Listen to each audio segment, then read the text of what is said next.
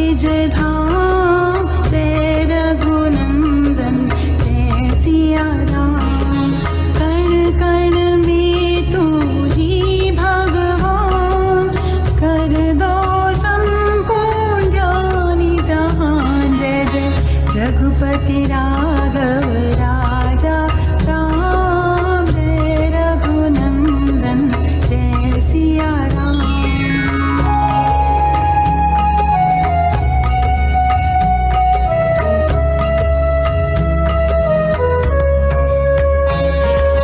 तू ही मीरा तू ही रहीम, तू ही राधा तू ही कबीर। हर बंदे में तेरी शान, जय रघुनंदन जय सिया राम। घट घट में तू है विद्यमान, कर दो संपूर्ण ज्ञानी जहान। जय जय रघुपति राघव राजा राम, जय रघुनंदन जय Siya Ram.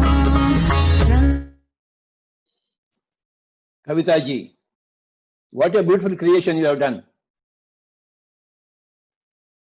Yes, sir. Thank you so much. How So did this you how did you do this? Sir, this idea came to me through you only. I know. You know what? Because there's a big statue. Yeah, I'm telling you, sir. When we went to Egypt and in the king's chamber, when we were meditating, the moment you started playing the flute, I was inside the chamber. You started playing. I don't know where I lost. I was lost. And you played, I think, for 2 hours, and I don't know where I was. I was lost. I don't know. I was completely lost. I was in some light. I was seeing some light. And when you started playing Raghupati Raghav Raja Ram, Ishwar Allah Tero Naam, and I was crying. Why, as a human being, we have created so many boundaries. We want so many, we keep fighting for power, for money, for so many things. When, as you say, we are the divine beings, with only this realization has to come. Then we are here for, just to experience bliss. And what we are doing, we are fighting. So that's when this came to me. We are all one. Aham Brahmasmi.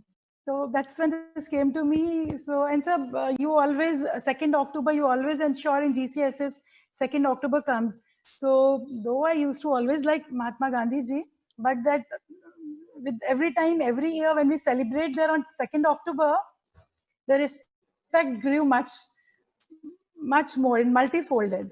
So that's how this idea came to me, sir. So again, I give credit to you only. Thank you. And you sang very beautifully. You are the father. Sir, you are the father. Today is the Father's Day. Happy Father's Day to you. Wow, So wow, your wow. love, it's your love, nothing else, that has transformed me. This creativity automatically, I never knew that I can write. And all of a sudden, I started writing poems. The words come to me, sir. When I get up in the morning, early morning, 4 o'clock, somebody is calling me. You take the pen and you start writing. And I write. And the poem, to my amazement, in 5 minutes, the poem is ready. And so from last 40 days, I'm sleeping only 3 to 4 hours because every night I'm recording. It takes me 3 to 4 hours and I'm sending audios to people in the group where I'm taking this 40 days challenge. And I'm totally energetic. That's the power of meditation. The requirement of sleep. Everybody in my house is worried about me. You'll get sick. I said, don't worry about me. I'm totally healthy, full of energy. And meditation gives me a lot of power. Don't worry about me. So, sir, that's what you have given to us. So this Anapanasati is that's why, sir, I call you Magic Pied Piper. You play the flute and you mesmerize everybody with your magic. And thank you for reminding that today is the Father's Day. We remember the father of the nation. Yes, sir. Oh my God, see. On the Father's Day, we forgot the father of the nation. See, automatically it came, sir. Yes, yes, yes. Thank you very much for that. Thank you, sir. One more small thing. On samsara, nirvana in samsara. One line statement from you. Because you are a samsari. You are also in Nirvana? Yes. Kavitaji, Yes, sir. speak a few Yes. words on samsara, Nirvana and samsara. So Nirvana, I think with meditation, I think sansar, we are in the, it's like lotus, being a lotus. You are in samsara, but you are already in that position. You are blossoming like a lotus. So that's the state, you know, being in sansara, you are, it's detachment. You're attached with detachment, like a lotus. So that's the state of mind. And that comes with one sentence, man. Dhiren Saab, Nirvana and samsara, a few words. Yes, sir. The same thing again, sir. We are divine beings out for human experiences. We are divine beings out here for human experiences. So when we are here in the worldly experiences, we should not have any kind of suffering. We should always be in a acceptance mode. That is very, very important. If we keep on expecting things, we will never be able to come out of the suffering. So nirvana is making us understand that we are the divine beings. We are here, we have sought this place uh, so that we can gain more experiences in the humanly affairs. So with that, the acceptance comes, and then we can definitely make it a nirvana in the sansar. That is how you start growing compassion also, you start having oneness also, and that is one thing how you get into a nirvana state. Yeah, yeah. Thank you, sir. Thanks a lot. Lakshmanaji, Nirvana and samsara. Namaste, sir. Yeah, we have come here to this worldly life. We'll enjoy all worldly bhogalu, pleasures. In line with and parallel to that, we'll also do our sadhana to enjoy nirvana rather than running to the Himalayas. At home, while enjoying the worldly life of samsara, all the grief, pleasures, everything, we'll equally do sadhana in spirituality to attain nirvana. So that's in my meaning of samsara nirvana. Valamurthy, Nirvana and samsara. Yes, sir. Sir, just it is a physical world is there and a spiritual world is there. So in samsara, that is samsara is a physical world, and the spiritual world, that is anapanasati meditation. So totally we can say that. So spiritual health is the root, and the physical health is the fruit. So both must be there. And in samsara, we have to get this nirvana like that. Rinkuji, Yes, sir. For me, Sansara, Nirvana in Sansara is like completing all the responsibilities in the world. Like I'm a housewife. So I'm doing everything. Like I'm taking care of my children. I'm taking care of my house. I'm doing all the worldly things. I have to see a groom for my daughter. So I have to get her married also. So I'm completing all the responsibilities and still doing my own sadhana, on my own practices. My house is my ashram, my body is my temple, and my breath is my God. So being in this worldly affairs and also doing my practices, that is nirvana in sansara. thank you, Rinkuji. Thank you, everybody. Thank you, sir. Thank you so much. Today's session was wisdom sharing with Brahmarshi Patriji. That's what we have done. Yes, sir, it sir, was, yes, sir, sir. we were, sir, It we was- were, sir, we were prepared to ask you the questions, and you turned. Yeah. The whole stage around, turned the whole stage around. See, if you put questions to me, I may fail. But if I put questions to you, you will fail. That's why I wanted this. But thank you so Breaking. much, sir, for the wisdom Breaking- from the breaking. ocean. So, Breaking the routine, that is. yes, Yes. Yes, you can go to the next yes.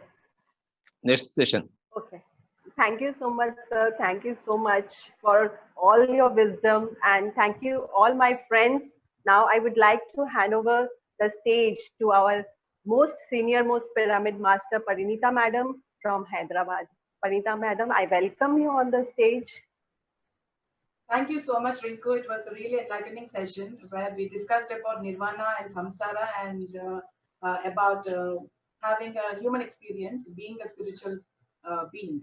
So thank you so much for that. And thank you, Patriji, for the enlightening session about the thing where you turned the tables around and asked them the questions instead. So, uh, uh, namaste, my dear friends. My name is Parinita, and namaste to all from India. Thank you so much for joining us today. And we are all having a great time, overwhelmed with great energy and love. First of all, tell about yourself. Who are Yes, you? yes. What are you? Okay. I'm Parinita, and I'm the elder daughter of Patriji. And I have been meditating since I was 4. And obviously, my teacher was my father, Patriji himself. And since then, have been meditating and have learned a lot through meditation and by reading books. And have learned that that meditation is the only way to attain enlightenment. Meditation is the only way to get happiness. Meditation is the only way to heal yourself, whether it be your physical, emotional, or mental bodies. And meditation is the only way to find your purpose of life, to understand yourself, and to be useful for humanity. And since then, have been teaching meditation and vegetarianism, uh, propagating meditation and vegetarianism, and about pyramid energy to each and every person that I come in contact with. Um, And today, it's a beautiful day today. Today is a new moon day, the day of the solar eclipse, Father's Day. Patriji, my father, I wish you a very, very happy Father's Day. And I also wish the father of the nation a very happy Father's Day. And most importantly, today is the International Yoga Day, where that's the reason why we are celebrating today since morning. So, I would like to speak a little about Patriji today, and would like to give a little small introduction about him. And here it goes.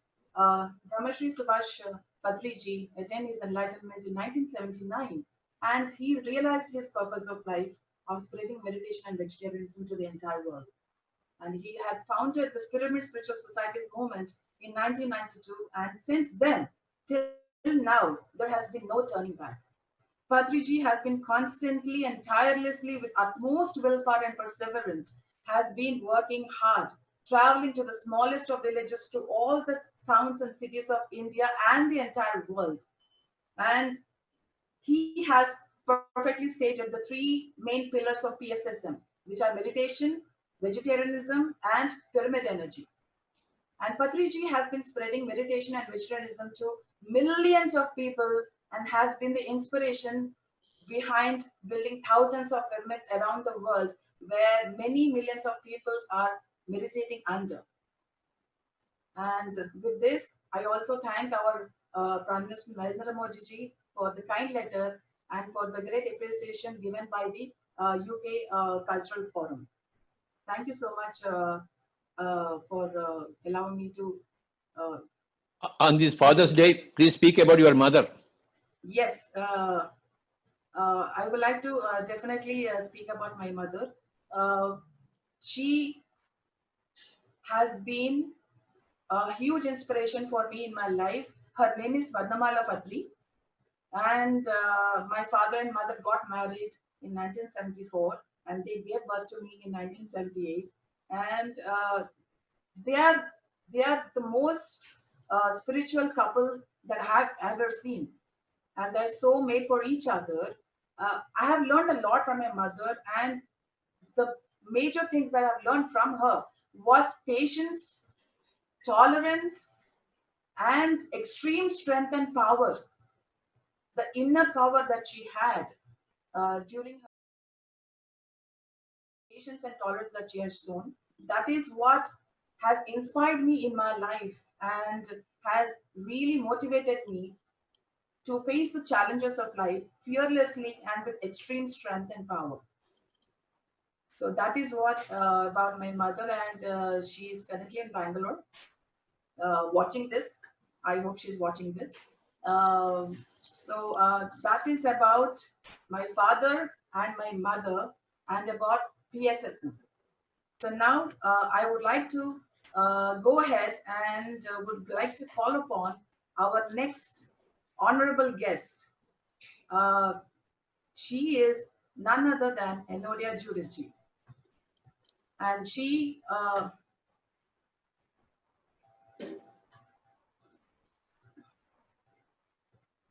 okay. She is a great person who has I'm sorry.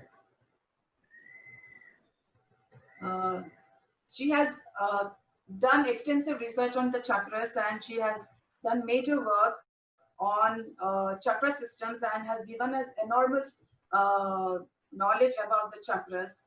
And she's a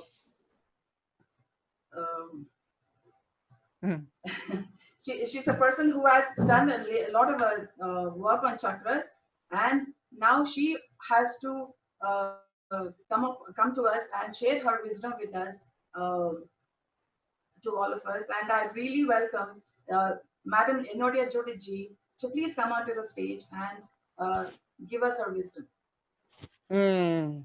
Thank you and namaste. Namaste, everyone, on this Namaskar. beautiful solstice day. This Namaste, international, Enodia Jodiji. Thank you so much, and the stage is yours.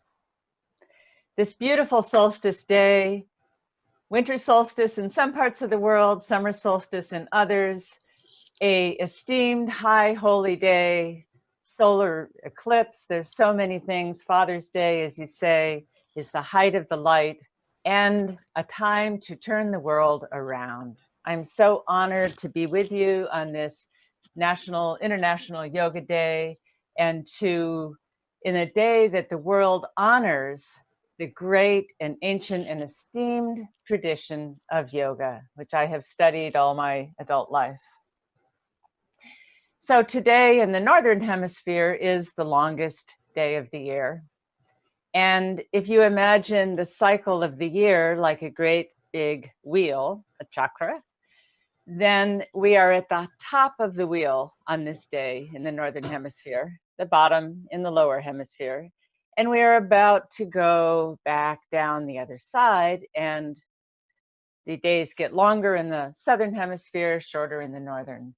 So we are at the top in the maximum light. So let's use that light to see where we're going in the world, to see where we are in this world, to channel that light down into our consciousness so that each of us can shed more light on the world to light the way forward to a healthy and sustainable and awakened future. In this holy moment of union, this moment that we have together, we can take inspiration, but we also have to take a realistic look around. Things are not well in our world. Humanity is very much in need of healing. We have millions of people sick right now. We have hundreds of thousands of people dying from this virus. We can't go outside without a mask. We can't touch each other. Our children, some can't go to school. We can't, we are afraid of contagion. And that is just one aspect of humanity's sickness right now. It's not just the virus, which has taken the world. But globally, our environment is stressed to the breaking point. Water is scarce. Soil is depleted. And we are going over the cliff of disaster of climate change. Most of our politicians care more about power and money than they do about people. And poverty claims lives on every continent. So we desperately need healing. Not just healing of this terrible virus that is a worldwide wake-up call, but the healing of civilization itself. Healing of the way that we live on this earth, the way we treat each other, healing of poverty, healing of ignorance, healing of fear, healing of our addiction to consumption, our mistreatment of each other. We can't remain in denial about this. If a person has cancer, it doesn't go away by pretending that it's not there. They can only heal through facing a higher truth and making a change of life. So here in the world, humanity is facing into a global rite of passage, an initiation to a new way of being, a new kind of human, a human that is not only connected to the divine, but that is actually becoming the divine. A human that can begin to create heaven on earth, which means bringing heaven, higher consciousness, down to earth. Not just going up and away and out to some distant place, but from our meditations, from our higher consciousness, from our enlightenment, bringing that down in service of the world for the healing of our world. And this global rite of passage is also taking us from our cultural adolescence to a planetary adulthood. And you know, this is a change, this is a growing up, a great growing up, a maturing for civilization. Adolescents use everything as if it's going to last forever, but adults provide for the future. Adolescents rebel against authority, but adults are the authority. Adolescents have grown nonstop since they were babies, but as adults, they stop growing physically and start growing spiritually. An adult civilization controls its population so that there is enough for all. Adults know how to care for each other, how to share what they have, and how to plan for the future. So it's not physical growth we need now, but spiritual, emotional, and social growth to new and higher order. How do we do this? Well, think of the caterpillar that goes into a chrysalis, that thing that forms around it so it can transform. Now, with the virus in the world, so many people have been shut down into their homes. Yes? Video வரல நீ click பண்ணீங்கன்னா video வருது இல்ல அவங்களுக்கு Please carry on. There's a disturbance. Okay. So a caterpillar has no backbone. A caterpillar eats everything in sight. But when it goes into the chrysalis, just like we are cocooning in our homes, we are forced to go inside. So we can't go out and buy things and do things. We're forced to come inside so we can undergo an internal awakening and transformation. And the caterpillar, as it goes into the chrysalis, imaginal cells wake up in the caterpillar body that are the cells of the new butterfly. And they begin to awaken in that confined state, awaken a higher consciousness that when that is mature, the chrysalis disappears, we can come back out, but we have transformed to a different kind of being. So we are dissolving our old way of being.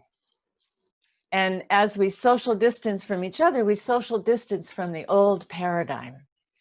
And what do we find in our meditation when we come into our core? A butterfly has a core up and down that the wings are attached to. What do we find when we come into our core but the chakra system? The system of energy centers that are aligned along the spine, along the sushumna, connecting heaven and earth, matter and spirit, mind and body, inner and outer, God and goddess, the integration of all that is in a holy connection from where we are as mortal beings to the supreme divine consciousness that is always our guidance. And so, as we find that sacred map of the chakra system, it is not only a map for our personal evolution and personal awakening, but for the awakening of the world, for the awakening of global consciousness, and a map for how to get there, how to take the journey. And that's what I want to share with you today, how that map gives us a guide for where we are in the world right now and how we can change. For in that map of the 7 energy centers, there are 7 sacred elements. And I know the old texts name only 5, earth, water, fire, air, and ether. In my work, because there are 7 chakras, I've given 7 elements: earth, water, fire, air, sound, because here's how we communicate, light, this is how we see, and consciousness. This is how we know, this is how we awaken. And since this is a day of light when the sun is high, let's begin by talking about the 7th chakra. Let's begin at the top. If humanity is going to make it through this rite of passage, we need a miracle. We need help from the divine, from God, from Goddess. And we need that from higher consciousness. We need that from tuning in to something bigger than we are, something holier, something more ancient, something wiser than we are that can inform our consciousness. But we also need a radically new idea of the divine, of our relationship, a co-creation with the divine. Not just where we pray to Lakshmi for more money or pray to Ganesha to remove our obstacles, not where we just blindly obey, but a partnership where we are reaching up like children and the parent reaches down. Themselves are evolving as we do and evolving our understanding of them, where we aspire to their principles, to their teachings, their power, where we begin to become divine ourselves. And I noticed in the previous talk, you were talking about humans having a spiritual experience and divine beings having a human experience. And this is the partnership. We are coming into an era of partnership. So we need to start thinking as gods. We need to start treating each other as if we were all God.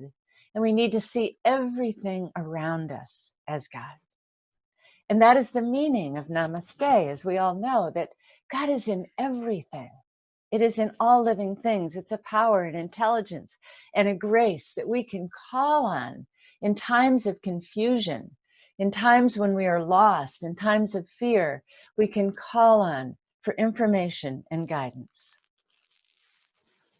So instead of sitting in meditation and asking God to do you a favor, sit in meditation and ask the divine to come through you, to speak through you, to move through you, to move through your breath, to move through your hands, and yes, even your feet, so that you can walk the divine path of service. For we can no longer see the divine as separate from the earth, but the animating force in all of nature and all of life. So ask God not for what you want, but for what you can give, what your service is, your destiny, your gift. And then you will begin to tap into this force in a new way with the power of grace to assist you. So 7th chakra, crown chakra lotus, opens to receive the grace like a flower opens to receive the sunlight. And our meditation point is a dimensionless still point, a bindu of consciousness in the middle of the lotus that is always unfolding. But from here, we step down into chakra 6, Ajna chakra, the third eye center, the center of vision, of imagination, of wisdom, of being able to see. This chakra is fed by light. And all we have to do is go outside. The light is shining from the sun. Look around with new eyes and really look at what you see. Even close your eyes and just bask in the light of the sun. Take it into your cells. We are all light deprived when we live inside all the time. And if we don't know if we don't see where we're going, go outside and look. Look where you are. Look at what you can do and imagine, even if you see suffering, if you see poverty, if you see having enough. We are becoming the imaginal cells in the caterpillar that is awakening into the butterfly, and we must use our powers of vision and imagination to imagine a new world, to illuminate our inner temple with the divine light of consciousness. But even at the height of light, we must also honor the darkness, which is the place of birth. The seed goes into the ground, underground, to grow up. The child in the womb is in the darkness until they are born. The eyes closed in meditation shut out the natural light to find the inner light. It is dark inside the chrysalis where the transformation of the caterpillar takes place. So as we go into the darkness and shut out what we're used to seeing, we can imagine a new world. We can see things we have never seen before, see things as they could be, as they should be. And we must use our powers of imagination to imagine a better future, a world we know in our hearts is possible. And from there, the sixth chakra, we can drop down to the Vichura chakra, the fifth chakra in the throat, a chakra of communication. And here we begin to speak a new language to each other, a language of truth, satya, connected to our core, connected to the divine, embellished by our vision, and fueled by human creativity, broadcast through our worldwide media that is connecting us all globally, just as it is right now. Just as we are doing in our Zoom calls, in our media, in our internet, we are connecting globally with a global brain, and we want to bring it into a global heart. And how amazing it is at this time of plague and virus on the world, we have this means of connection. Never before in the world has there been a virus when we've had the chance to connect digitally at the same time. So this is a very special and auspicious time of the world wiring up its global brain and its global consciousness. So as we come into the fifth chakra, know that we create through our words. Watch what you say. Watch what you say even to yourself inside your thoughts. Do you go on and on about how everything's wrong and all the negativity? Or do you give yourself encouragement? Do you speak truth that is uplifting to others and to yourself? Imagine that your words have power, and when you give your word, follow through with it, and your words will become more powerful. But if you say you will do something and you don't say it, and you don't do that, then you are weakening the truth of your word. Tune into higher truths that we can come from the divine, from our vision, and speak those higher truths to each other. The other part of the throat chakra, however, in communication is listening. That's why we have 2 ears and 1 mouth, so we can listen twice as much as we speak. So when you speak, say, "Are my words worthy of the silence that is broken?" We need right now more than ever to listen to each other, to listen to each other's hearts, to listen to each other's suffering with compassion and empathy, to listen to the voices of those who are oppressed, to listen to the earth, to listen to our intuition, our feelings, to quiet ourselves long enough to listen. And that is what meditation does. It lets us be quiet long enough to listen to the voice of the divine. And when we do, we find there is guidance waiting to be downloaded.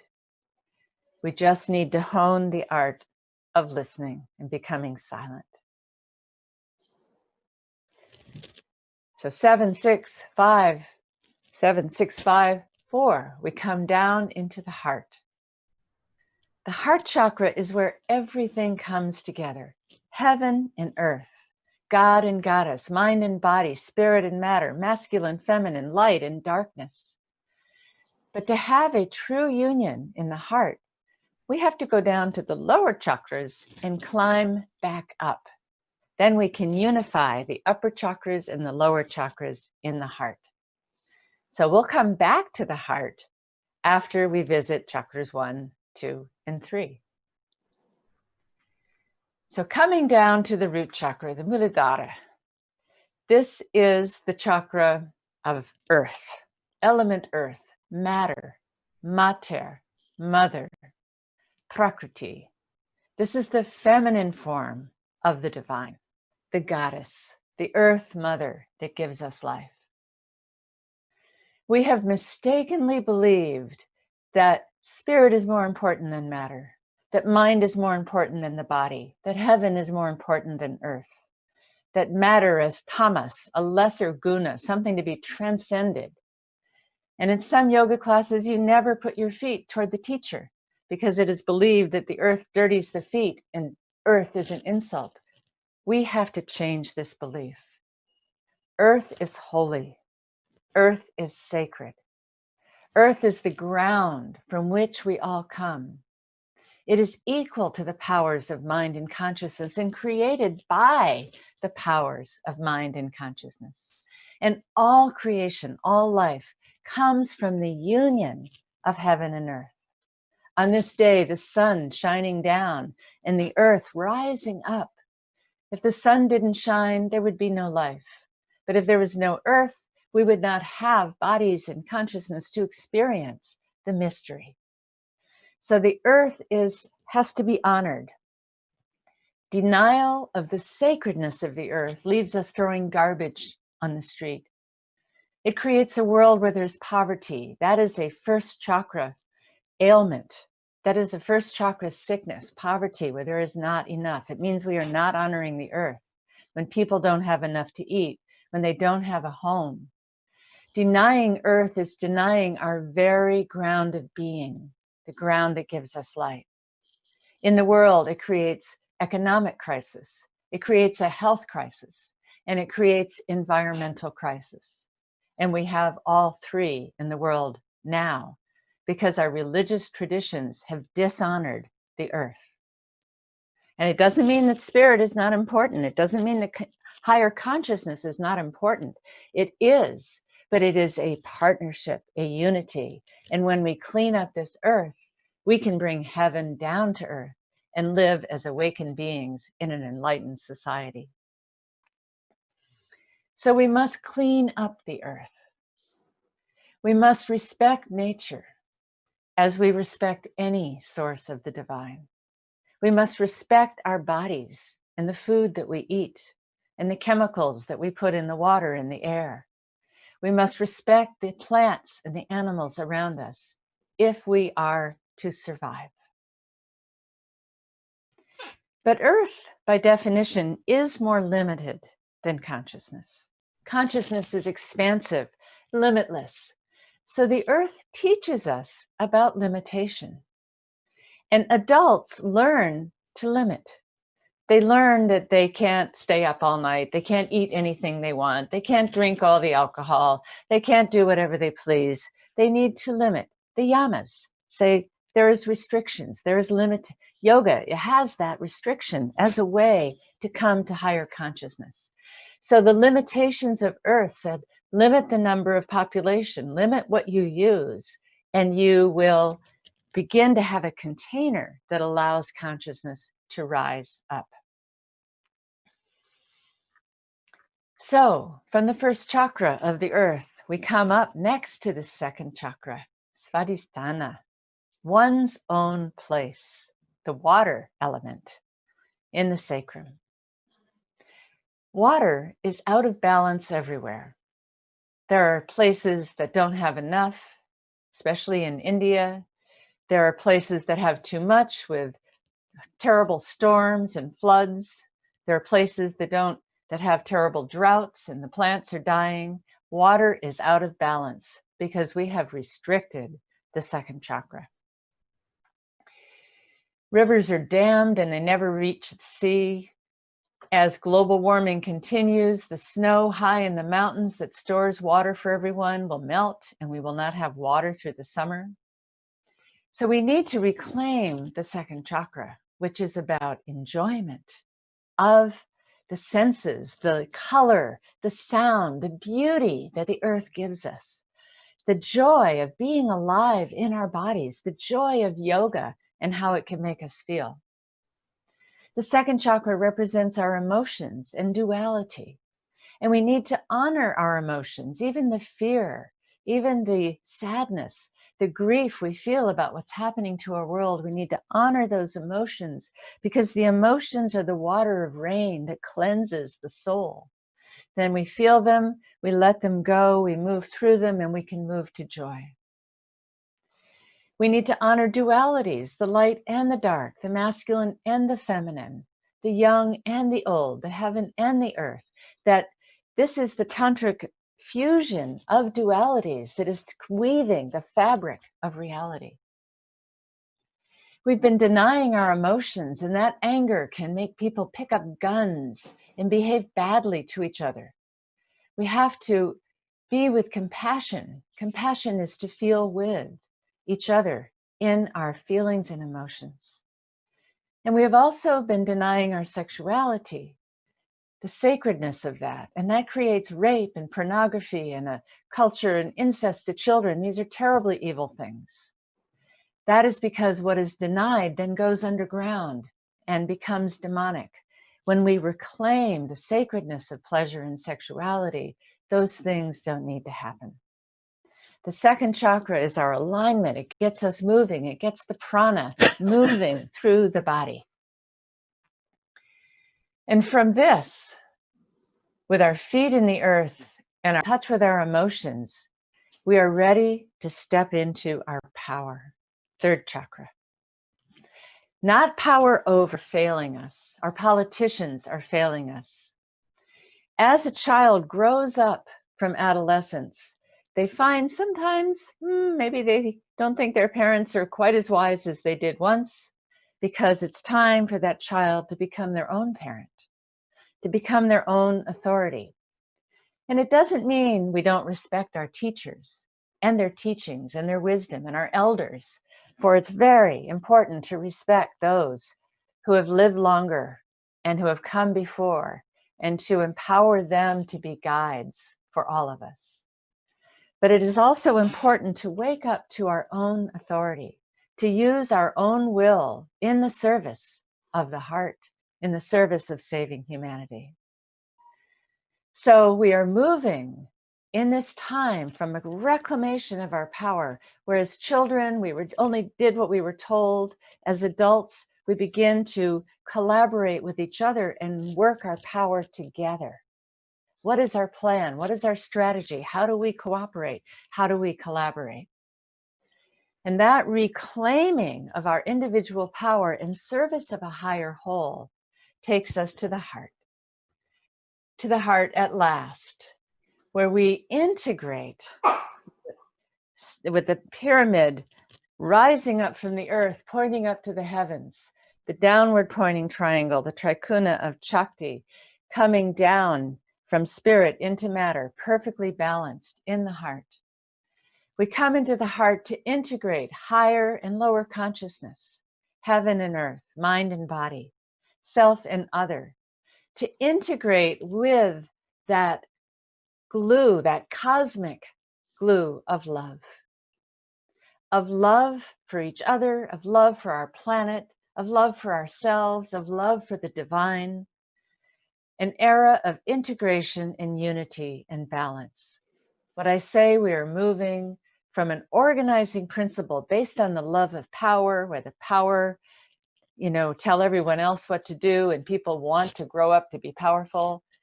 We move from the love of power to the power of love, a higher power, a higher organizing principle. And this is the power of adults. Children are told what to do. Adults make the plan. Adults work together and collaborate. Adults have compassion. They care. They care for their children. They care for their homes. They care for their planet.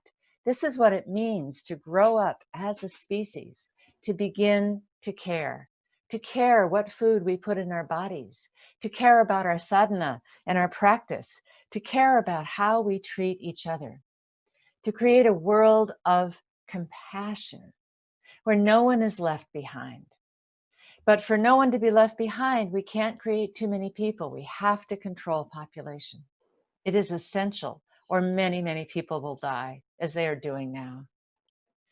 So this awakening of the heart, anahata, the sound of the heartbeat, it means unstruck, no fighting, no hurting, and the healing of our hearts to serve what we love, to live what we love, to claim what we love, for what we love and put our consciousness on, our attention on, what we appreciate, what we have gratitude for, it increases. If you love your children and you care for them, your children will grow up to be better human beings. If you care for your home is a nicer place to live. If you care for your community is a better place. If you care for the world becomes a better place. So in our hearts, we must learn to care and to care for ourselves as well. So in the heart is the ultimate step, not just the crown chakra, but to go to the crown chakra and bring the higher consciousness down into the awakening, down to inform us, to go down to the earth and bring the earthly consciousness, the prakriti, up to meet the purusha coming down, uniting in the heart, in the anahata chakra, in the sound of the heart beat, and that union of Shiva and Shakti. That is where we are going. That is our awakening, not to leave the world, but to integrate the world into hope and healing. And the chakra system is a way to guide us through. So let us look at this guide. Let us imagine, let us close our eyes now and imagine this world of the future that we would like to create, guided by the values, the virtues of each of the chakras. A world that is guided by wisdom, by ancient teachings, by practice, sadhana, meditation. A world that is guided by the divine, where the divine speaks to each and every person through our meditation.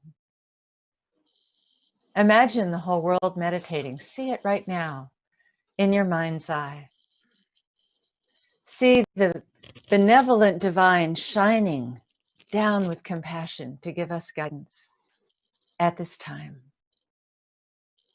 to show us how to go, to show us where to go, to show us what to do and how to be. Allow that divine right into your consciousness right now. Open the crown chakra to receive it coming down, like light shining down into a flower, into the 1,000-petaled lotus.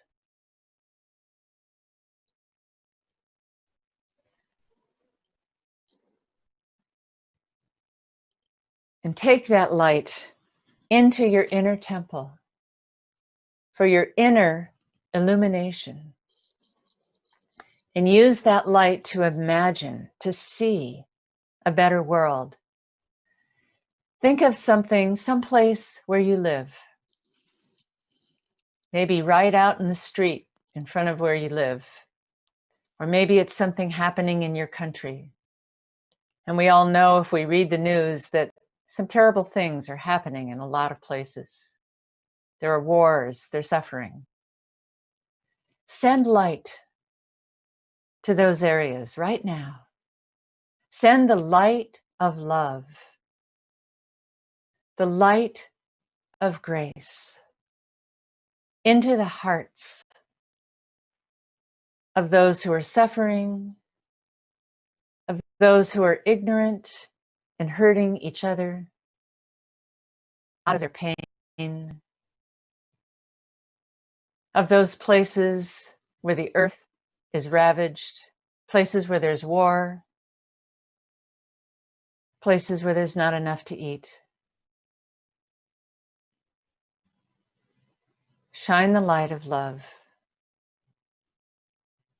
and see it awakening, a new green growth rising up from the earth, a miracle, just as the miracle is what comes out of the seed, what comes out of the womb, the miracle of birth. And in this case, rebirth. And come down into the throat. Maybe you have a mantra. Maybe you sing to the divine. But imagine this inspiration coming into your throat chakra to inform your words that you speak, your words that you share, to be words of guidance, words of truth, your Sat Chitananda, your words of consciousness and bliss, and informed by your meditation, by your vision, and opening to listening.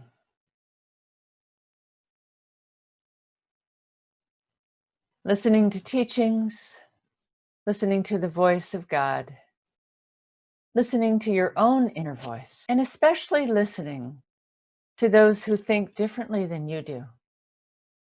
For only when they feel they are understood are they ready to understand something else.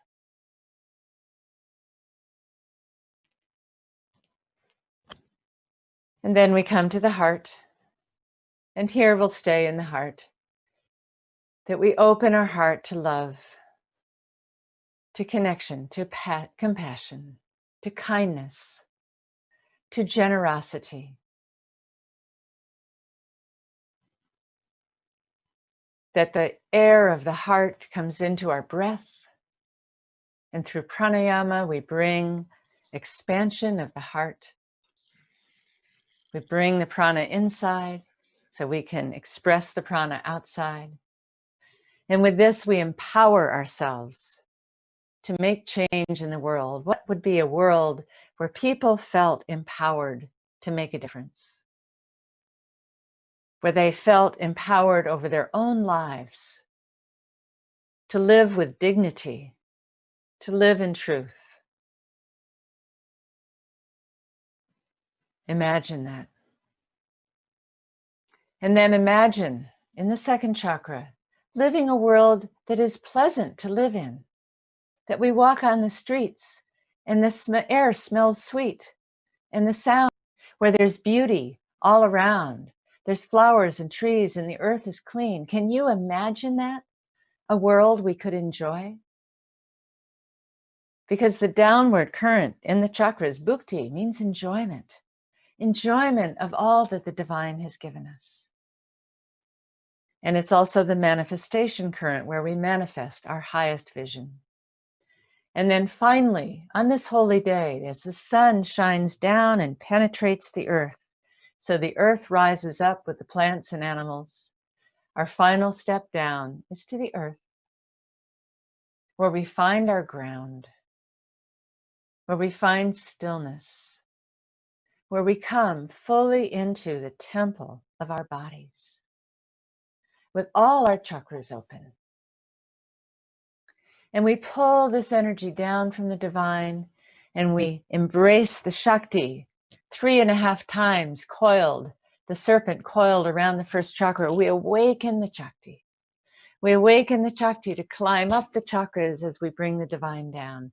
And once again, unify them in the heart, in the cosmic glue of love. Namaste, and thank you very, very much. Thank you very much. Long time back, I have read your book on chakras. Since then, I wanted to see you, actually talk to you. And today I got the chance. Thank you. I saw you when I came to the pyramid at the first Congress of Spiritual Scientists, and it was a very special experience. And I honor you so much for the tireless work that you do everywhere, teaching meditation and teaching to so many people, and all that you do in service of humanity. You are making the world a better place. And I am honored to be part of this International Yoga Day. When did you first come to know about chakras? I began in 1975 when I started my journey of yoga. And I discovered the chakras, and it was like a bolt of lightning came through my body when I read the word in a book. And it was like, whoa, that is my life's work. I didn't even know what they were, but I knew somehow it was my life's work. And I began to read, and I began to study, and I began the practice of yoga. And I was already a meditator, and meditated on them, and could see them in people, and read more, and practiced my yoga, and have just been studying many things. And I find the chakra system is a ordering principle for everything, for our psychology, for our world, for history, for everything. And the more I study, the more the chakra system is a map for the union and awakening of consciousness.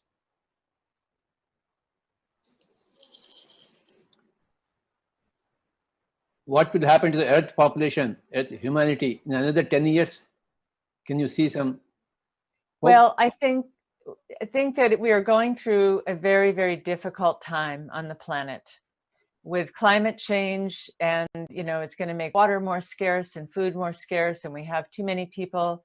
I don't know what is going to happen, but I think we have to go through this rite of passage. But a rite of passage is by nature difficult. Initiations are difficult, and they are designed to awaken something different that wasn't awake before.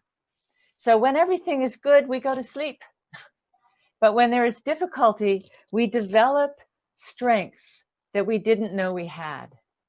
And I think that the difficulties that are facing humanity on this planet will awaken powers that we didn't think we had, powers of cooperation, because we can only combat climate change by worldwide global cooperation and agreement.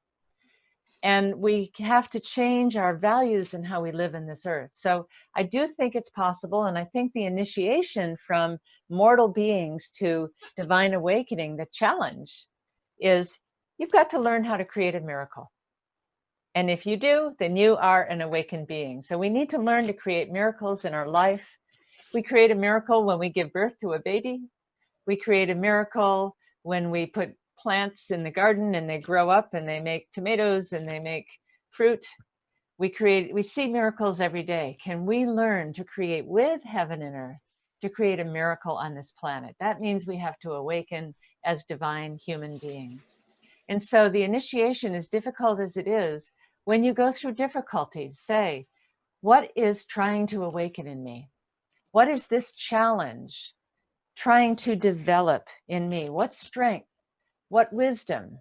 And it often brings people to humility, to their knees, where they open to grace. When we think we know everything, we don't open to grace. We have to go into the unknown to be guided sometimes. And so in a state of openness, we can be guided. And humanity is going to need guidance right now as we go through this rite of passage to awaken ourselves into our adult stage of culture. We've never been there before. I am blind to human suffering, but I am awake to animal suffering. My whole idea to live is only to remove animal suffering in the hands of human beings. I don't care for human suffering at all. I care for the animal suffering. Well, animals don't have any control over their suffering. Humans have some control. In human suffering, we can say, oh, I'm suffering. How can I do things differently?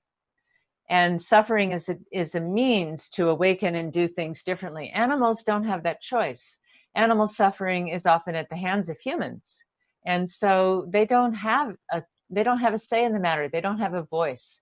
And that's why humans cannot kill animals. No, not for food, not for sport, not for scientific experiment. Yes. Yeah. I want to see that day. Yes. Yes. Well, you have worked tirelessly for that. Yeah. And I think part of, the initiation and is the changes is that As you know, animal food becomes more scarce, more people in the world become vegetarian, they eat lighter, and that will be a healing for humanity also. We can't cause suffering and be in the heart. Anahata, unstruck, unhurt, means that we are not hurting something else. And so we will only awaken to that when humanity stops causing pain and war and strife to other human beings, to plants, to animals. In which part of the USA you are there now? Yes, I am. I'm in California, the west coast of the USA. Okay. And I'm so honored to speak with you all, and I'm open to questions for the rest of my time. Yes. Hari?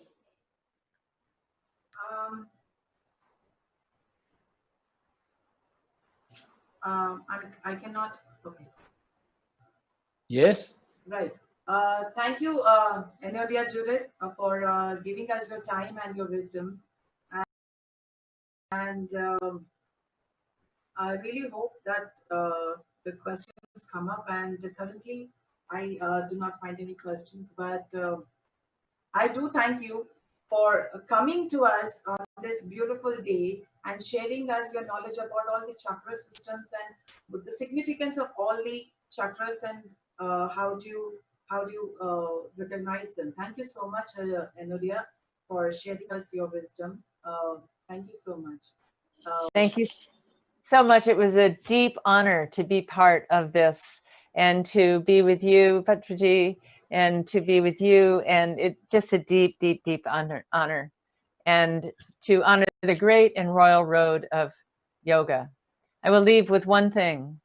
The body is the vehicle. Consciousness is the driver of the vehicle. Yoga is the royal road, and the chakra system is the map for the journey. Beautiful. And I do have one question which has come up right now. I would like to read out the question. What is the linkage between spirituality and psychology? This is my very area of work in life.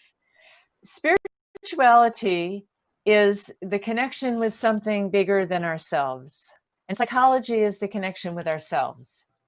Psychology is the forming of the psyche, of the personality. The larger soul is connected with the divine, but we cannot ignore the wounds caused in our psychology. And so it is an integration of the body, the psyche, and the spirit. And spirituality can help evolve the psyche, but we can't ignore those wounds. I've seen so many spiritual teachers who have a very dark shadow because they did not heal their psychological wounds, even though they were great meditators and could give Shaktipat and things like that. And this has happened much in America, for example, and because they did not heal the wounds. So, and then there's people who just spend all their time looking at themselves and their own wounds, and they never get beyond that because they don't have a spirituality that takes them to the larger picture, the larger wisdom. So I think we integrate both. We do our own healing, and we also use the techniques of yoga and meditation to evolve the soul and awaken our consciousness. Thank you so much. And I do have one more question for you, Enodia. What role can we expect from you in Pyramid Spiritual Society's movement in the future? What can be expected? I think your role in Pyramid Spiritual Society's movement. That more people come together in joy and awakening and celebration of beauty and love and meditation, and that they evolve their consciousness to create the seed for a new world. I see the Pyramid Society as imaginal cells. They're the imaginal cells in the body of the caterpillar that are waking up. And as those imaginal cells connect with more people, that's what happens in the caterpillar body. Biologists actually call them imaginal cells.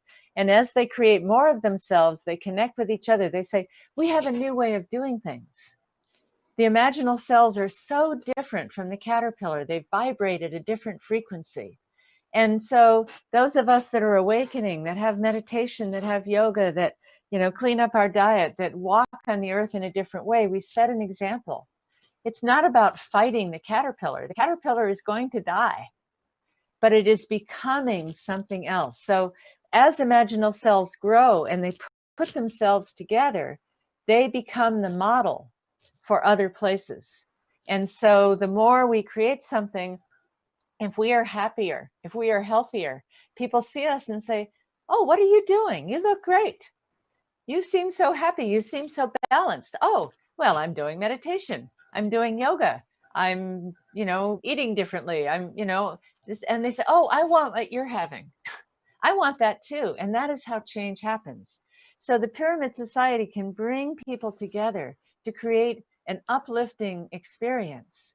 And then those people go back out into their world and they become lights for others. And so it's raising the net of consciousness. And we're moving from a chain of command to a web of connection. And so those spots of the pyramid are spots of light in the world that we can connect to. And you've created a beautiful thing there in Bangalore. Yes. It is amazing, that really amazing that we have a huge pyramid in Bangalore, which is called the Pyramid Valley International. And that is a huge energy spot that we have. And many thousands of meditators come and do meditation in that pyramid. And I invite every person in the world to come and visit the Bangalore Pyramid Valley to see the energy, the overwhelming energy of purity and love, to feel that energy. And when you come to India, the next time to India, please do visit again Yes. to Bangalore Pyramid Valley. I felt that energy when I was there. And when I sat in meditation in the pyramid, it was very, very powerful. And I really felt a lot of things come through. And I was so honored to be there. You have created something amazing and you're making change on the earth.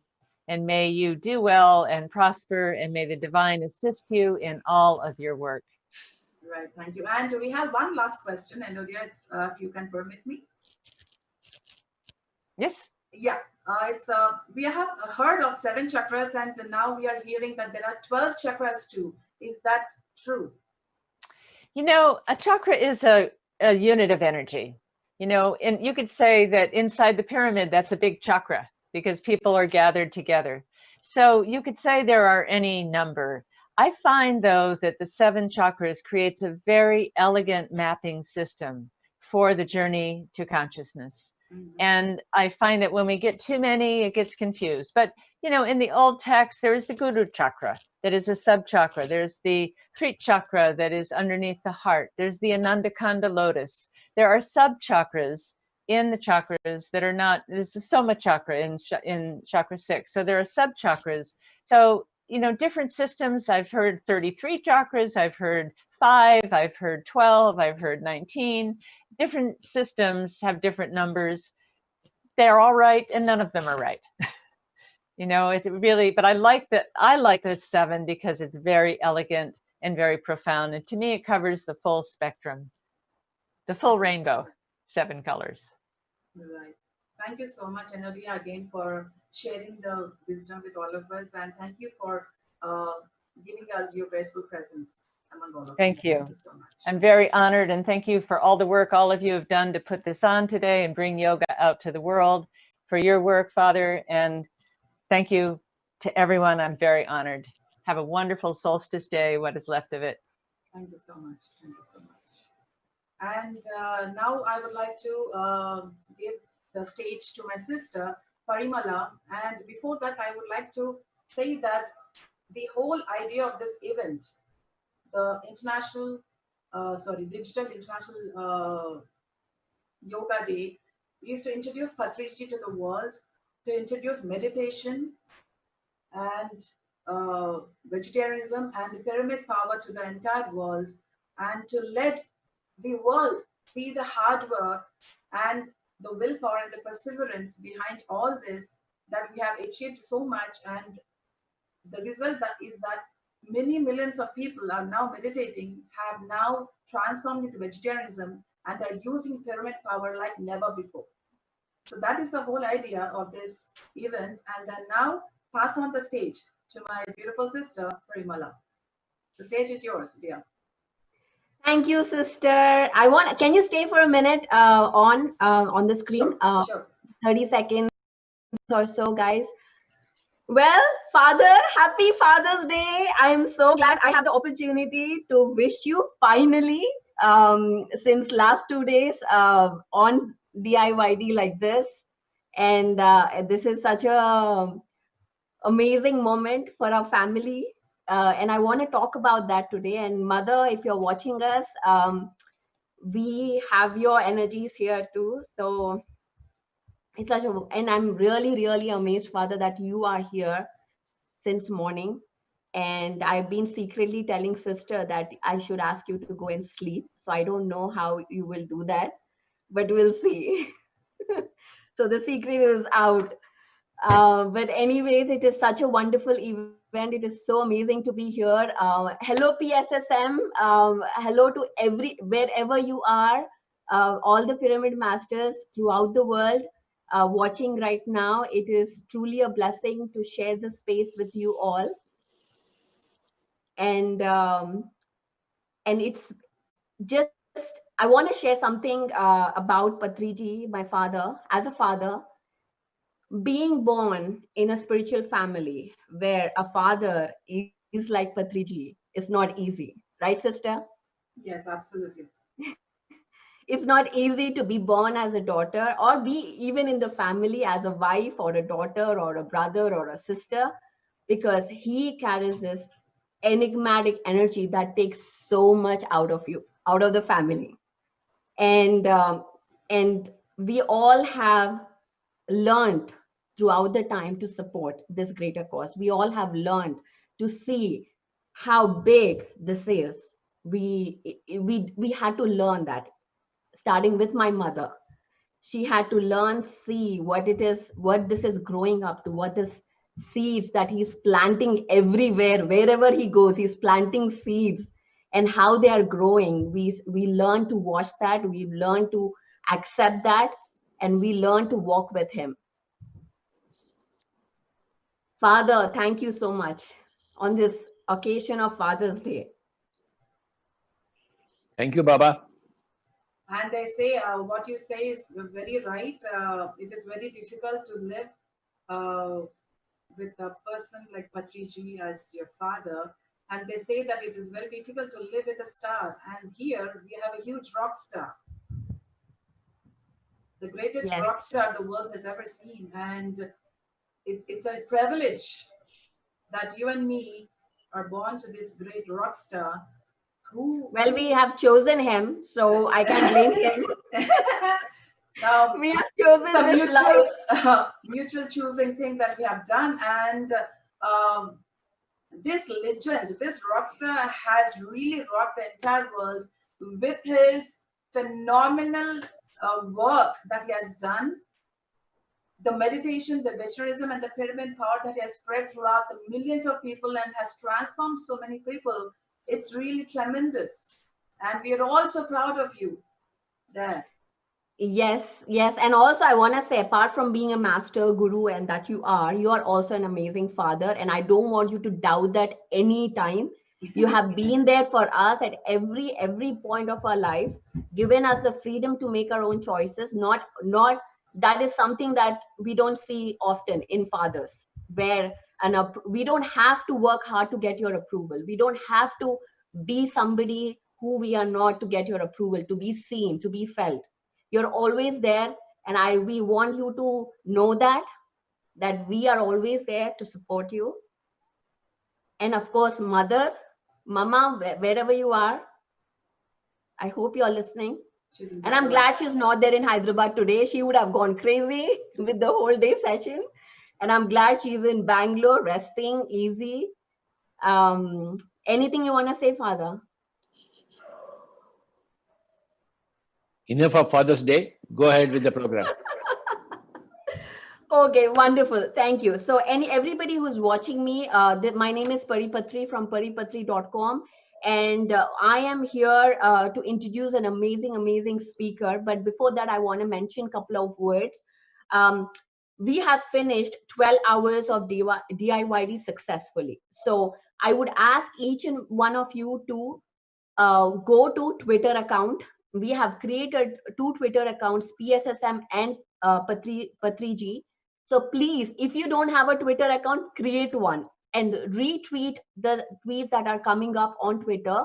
That will allow us to reach more and more people, because this event that we are doing and all the DMS that we are doing, the only mission and purpose is to spread this message, bring Patriji to the global awareness. This is our mission, to reach out to all the global leaders and spread this message and collaborate and work. So please go ahead and retweet. If you do not know how to do it, our members here reach out to any one of the pyramid masters here in the technical team. They will assist you.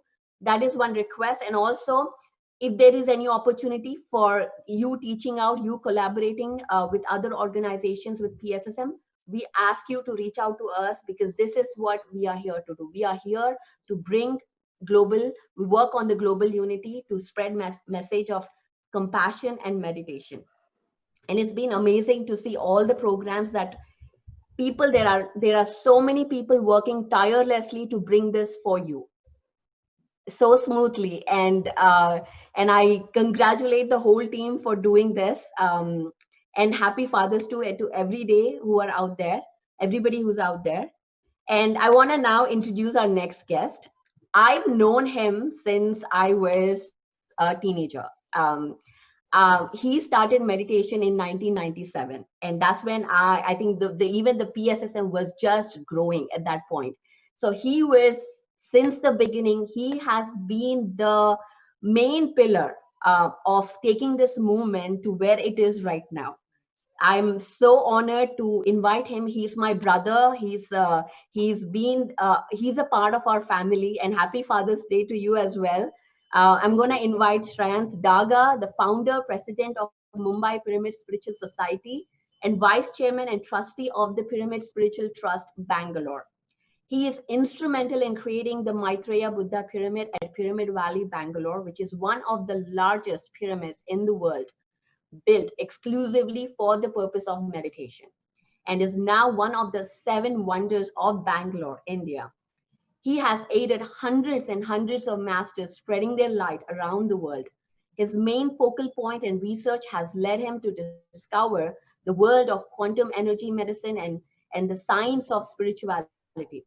He is now taking this to the masses, to them to transform their lives through love-based changes to create a brand new empowered reality.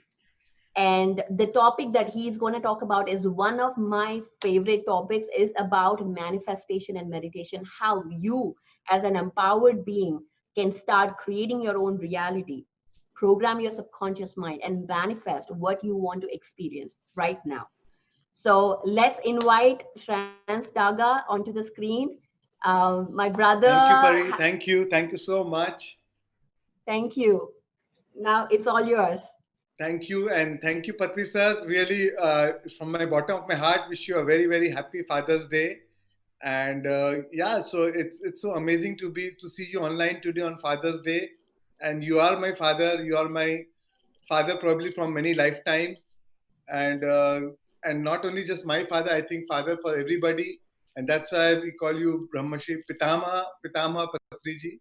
So I think you've been a father to so many families, and truly your essence is, everybody feels like when we meet you, we all see you.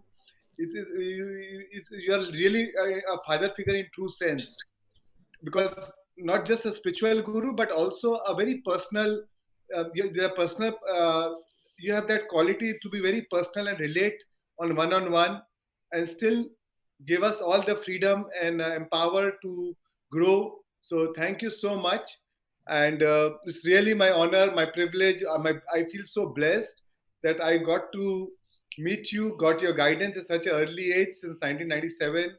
So really, bottom from my heart, I thank you so much and wish you a happy Father's Day. Thank you, sir. Swamiji, you are our best master. And with your help, the PSSM has grown in so many ways. So many people are indebted to you. So many pyramid masters are indebted to you. The whole world is indebted to you. Please shower your blessing on this important day. Thank you, sir. Thank you all. Thank you, Likhya. Thank you, Shastriji, and the whole team, the IVD team, for putting this all together. I really understand how much of hard work you all have put together to collect all the masters, gather all the masters from around the world. Thank you so much for doing this great work. Thank you for inviting me. Thank you for giving me this opportunity. Thank you to all the participants for spending so much time. I know it's been since morning, so thank you so much for giving your time. Okay, friends, so today my topic is meditation and manifestation. So earlier I thought I'll combine it with meditation, but I understand that there's a meditation session right after this. So I'll be probably just talking on the science of meditation and manifestation. And anyways, 11 o'clock, it is followed by meditation. And I'll be happy to share some of the meditation musics. Probably, maybe I'll announce in the end. You can always download the meditation music, and it is also, and I'll also share you a few of the YouTube links with all my recorded sessions are there on those YouTube links. Thank you, friends. So friends, how many of you have really believe? How many of you really believe in law of attraction? How many of you have seen the movie Secret? And how many of you believe that visualization, in the power of visualization, but tried so many times but has not worked, or it has not worked all the time, and you have failed?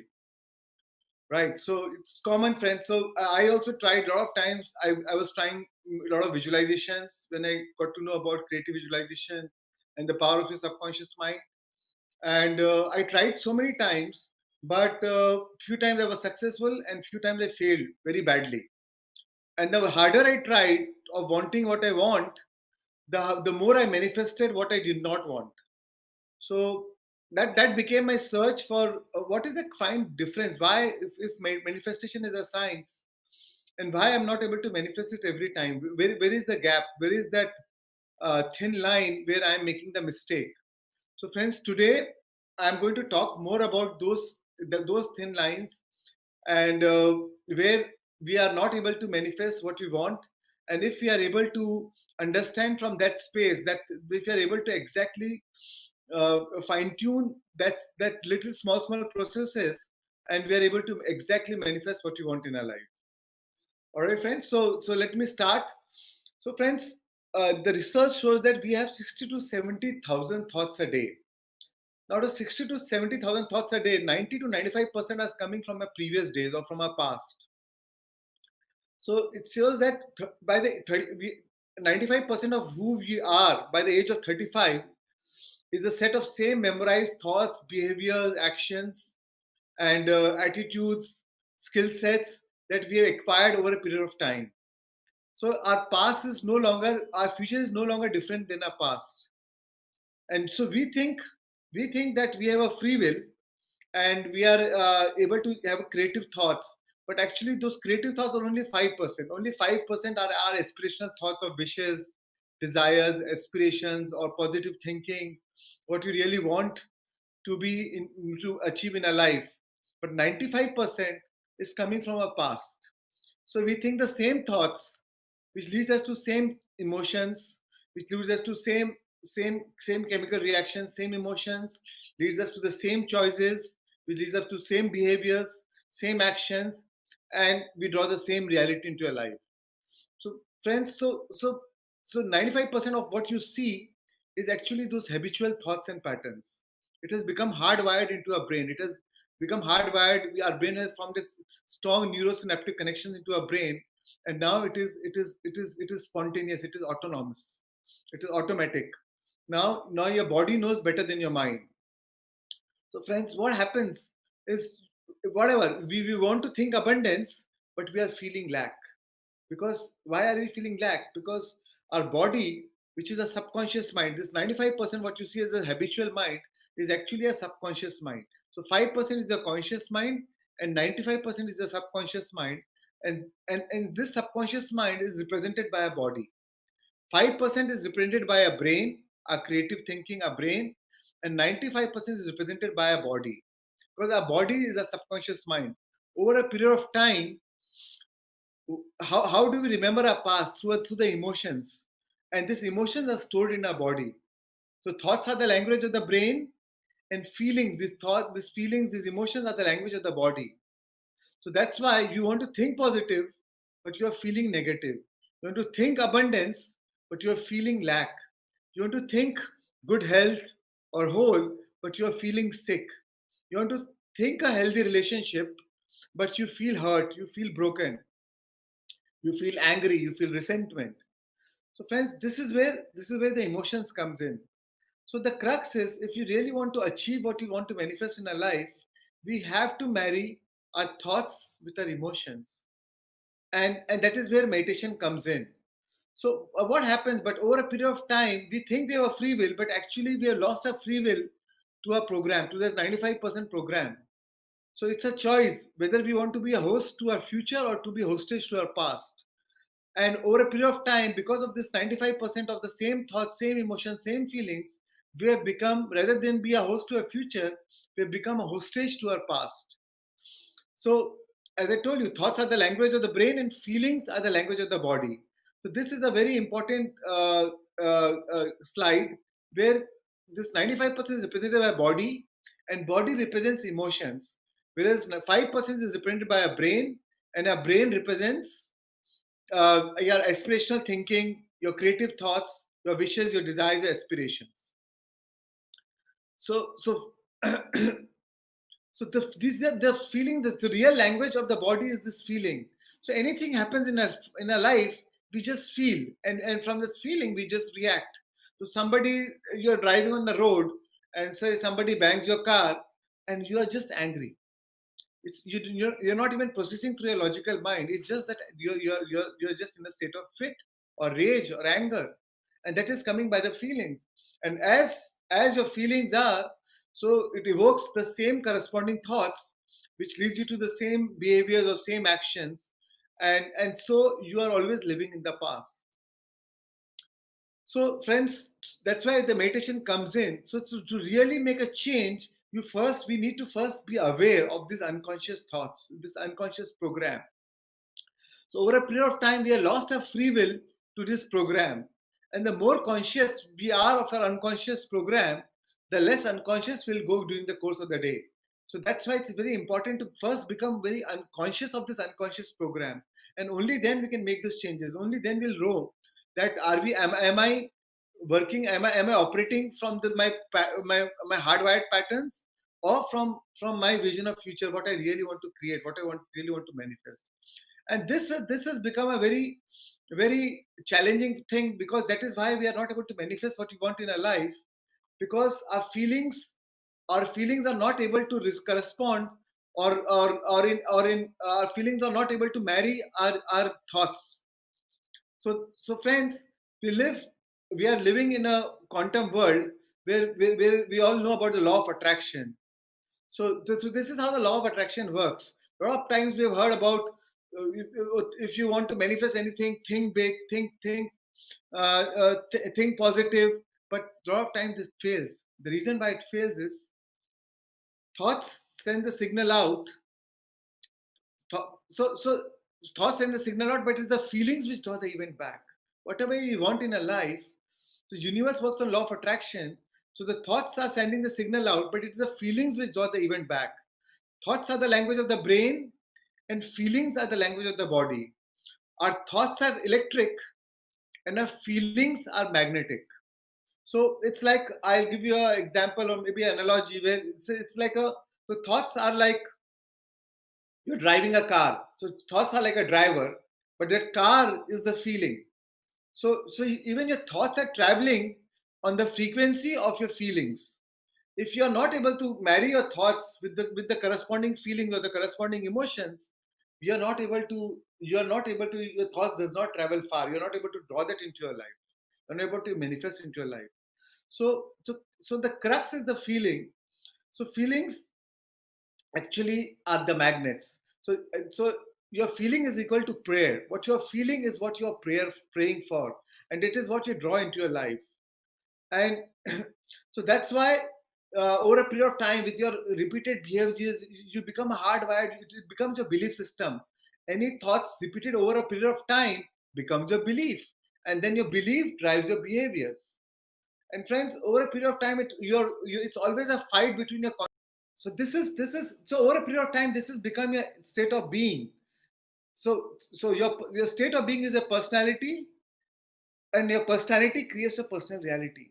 So you think the same thoughts, which produce the same chemicals. Every thought produces a chemical. With every chemical, you have the same. It produces a corresponding feeling, and the same feelings will signal the same genes in the same ways, which awake again the receptor sites of the genes again provokes the brain to think the same thoughts. So that because it is addicted to the same chemicals, which again produce the same feelings, and again which again signal the genes in the same ways. So over a period of time, this cycle of thinking and feeling of thinking has become so hardwired that we have become the prisoners of our past. So the emotions, what are emotions? Emotions are nothing but just the record of the past. And whichever situation which happens in our life, we're actually even analyzing it in the box of that past. Through the lens of this, we always see those events from the lens of those emotions. That's why same event, two people have a different perception, because your emotions drives your perception. And you're always seeing from the lens of your past, from the lens of your experiences in your life. And what records experiences is experiences recorded in a body in a form of emotions. So emotions are the record of the past. So friends, over a period of time, this cycle of thinking and feeling of thinking has become a state of being, and this state of being has actually turned into a habit. And what is a habit? And the habit is a redundant set of same automatic, unconscious thoughts, behavior, and actions. A habit is something that you have done so many times that your body knows better than your mind. In fact, your body is an autopilot.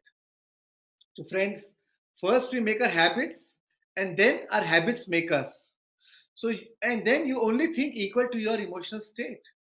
So if your emotional state is in as an act of fear or any survival based emotions, your thoughts will correspond to those emotions. If your emotional is a love based and oneness, your thoughts will always correspond to those emotions. You always think equal to your emotional state.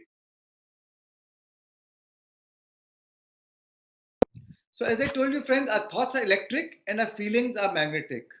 So how you think and how you feel, how you think neurologically and how you feel electrically, broadcast an electromagnetic signature into the quantum field, and that's how you draw that event into your life. So the thoughts send the signal out, and the feelings draw the event back, and thoughts are in fact being carried on the frequency of the emotions.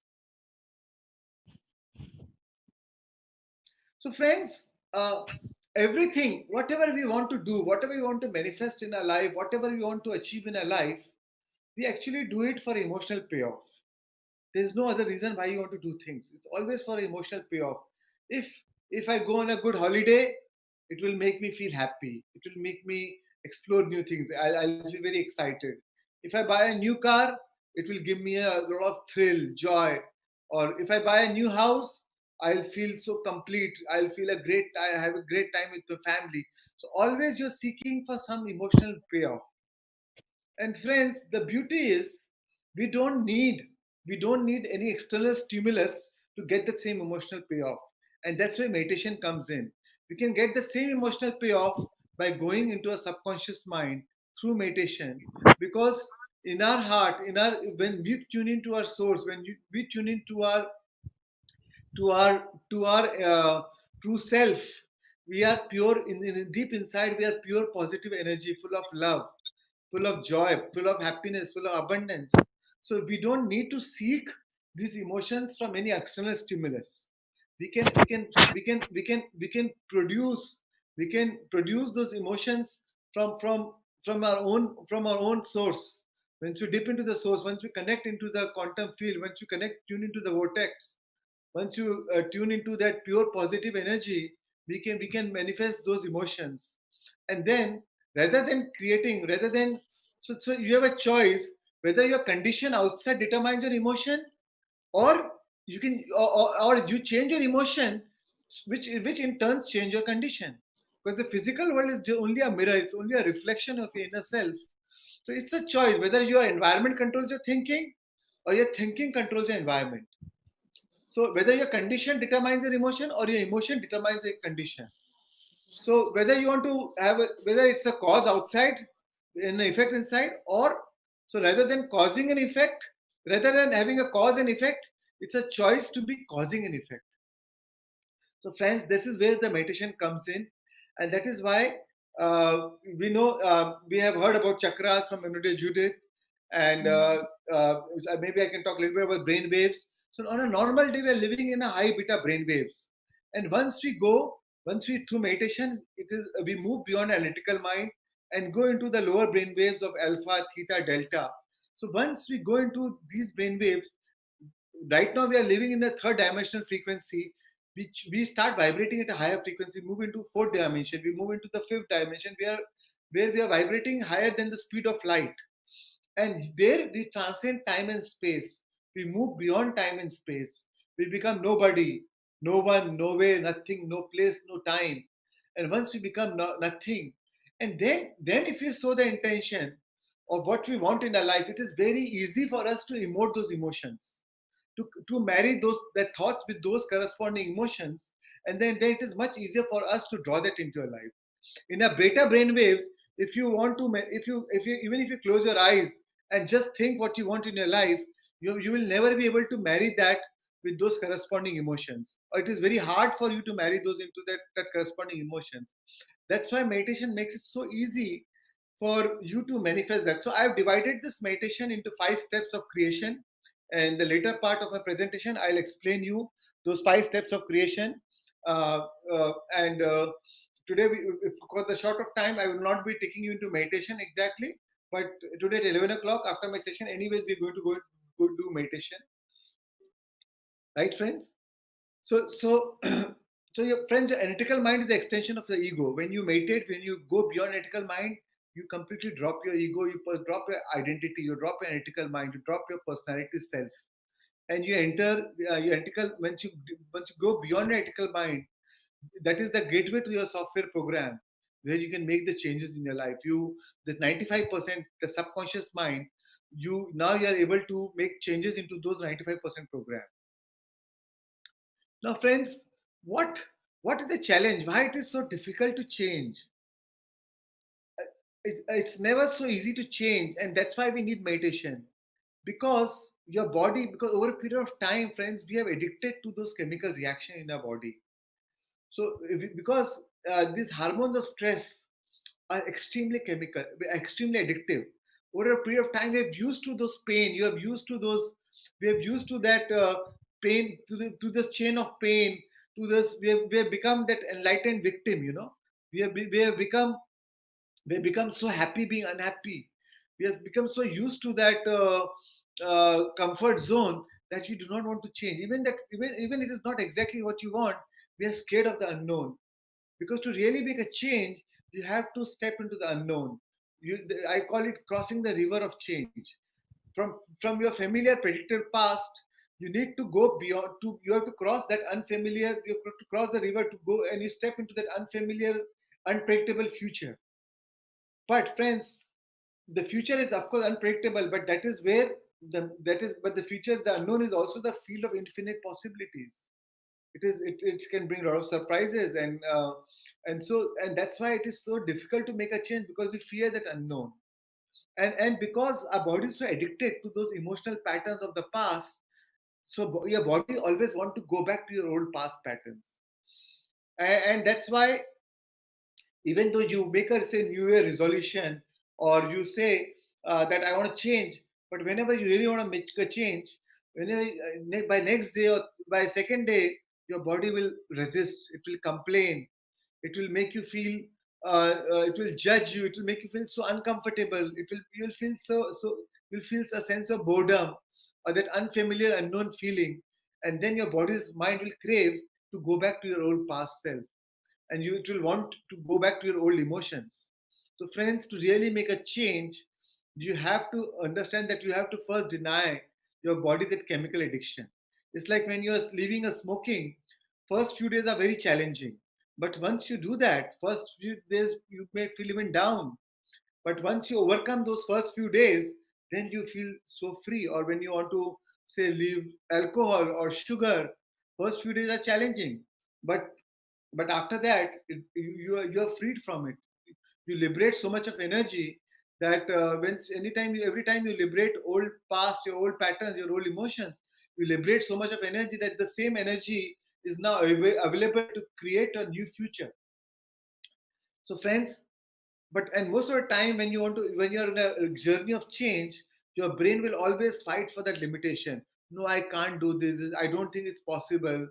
And so, like, for the longest time, I always had a stage fear, and I always thought that no, I cannot teach because I'm not a good speaker. I cannot speak on the stage. But 2 years back, I thought no, if I have to, I can speak on stage. If my passion is to teach, and if I really want to teach, then why do I limit myself? And today I am in front of you because as I overcome, that limitation. The only way, the best way to overcome that limitation is to do it. Just do it. And the more you do it, the more you go into the face of fear, the more the fear will dissolve. So this only way to do it is to just do it.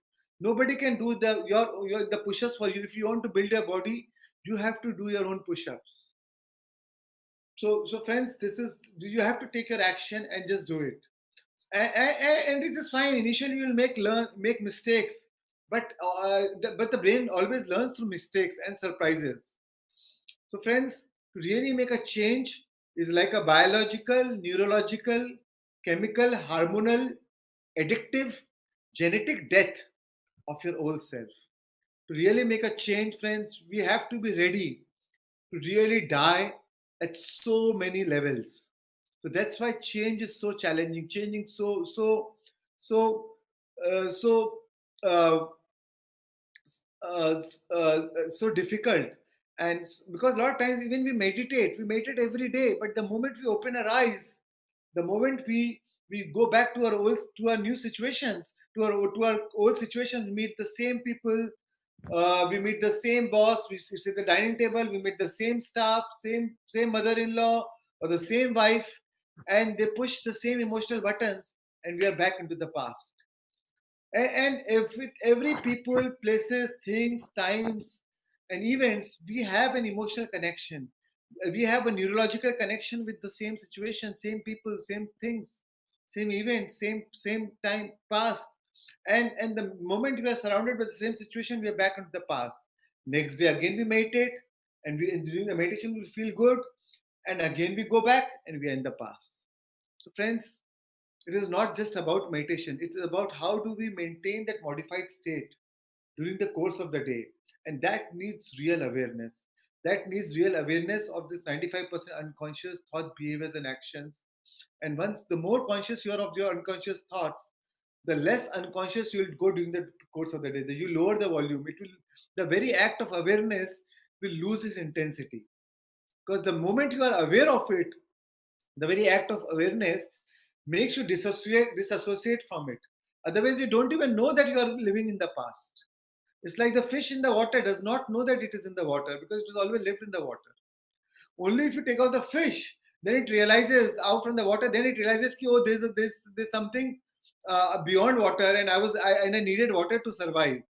So it becomes it becomes so natural for us to live in those unconscious thoughts, behaviors, and actions that we don't even realize that we are living unconscious.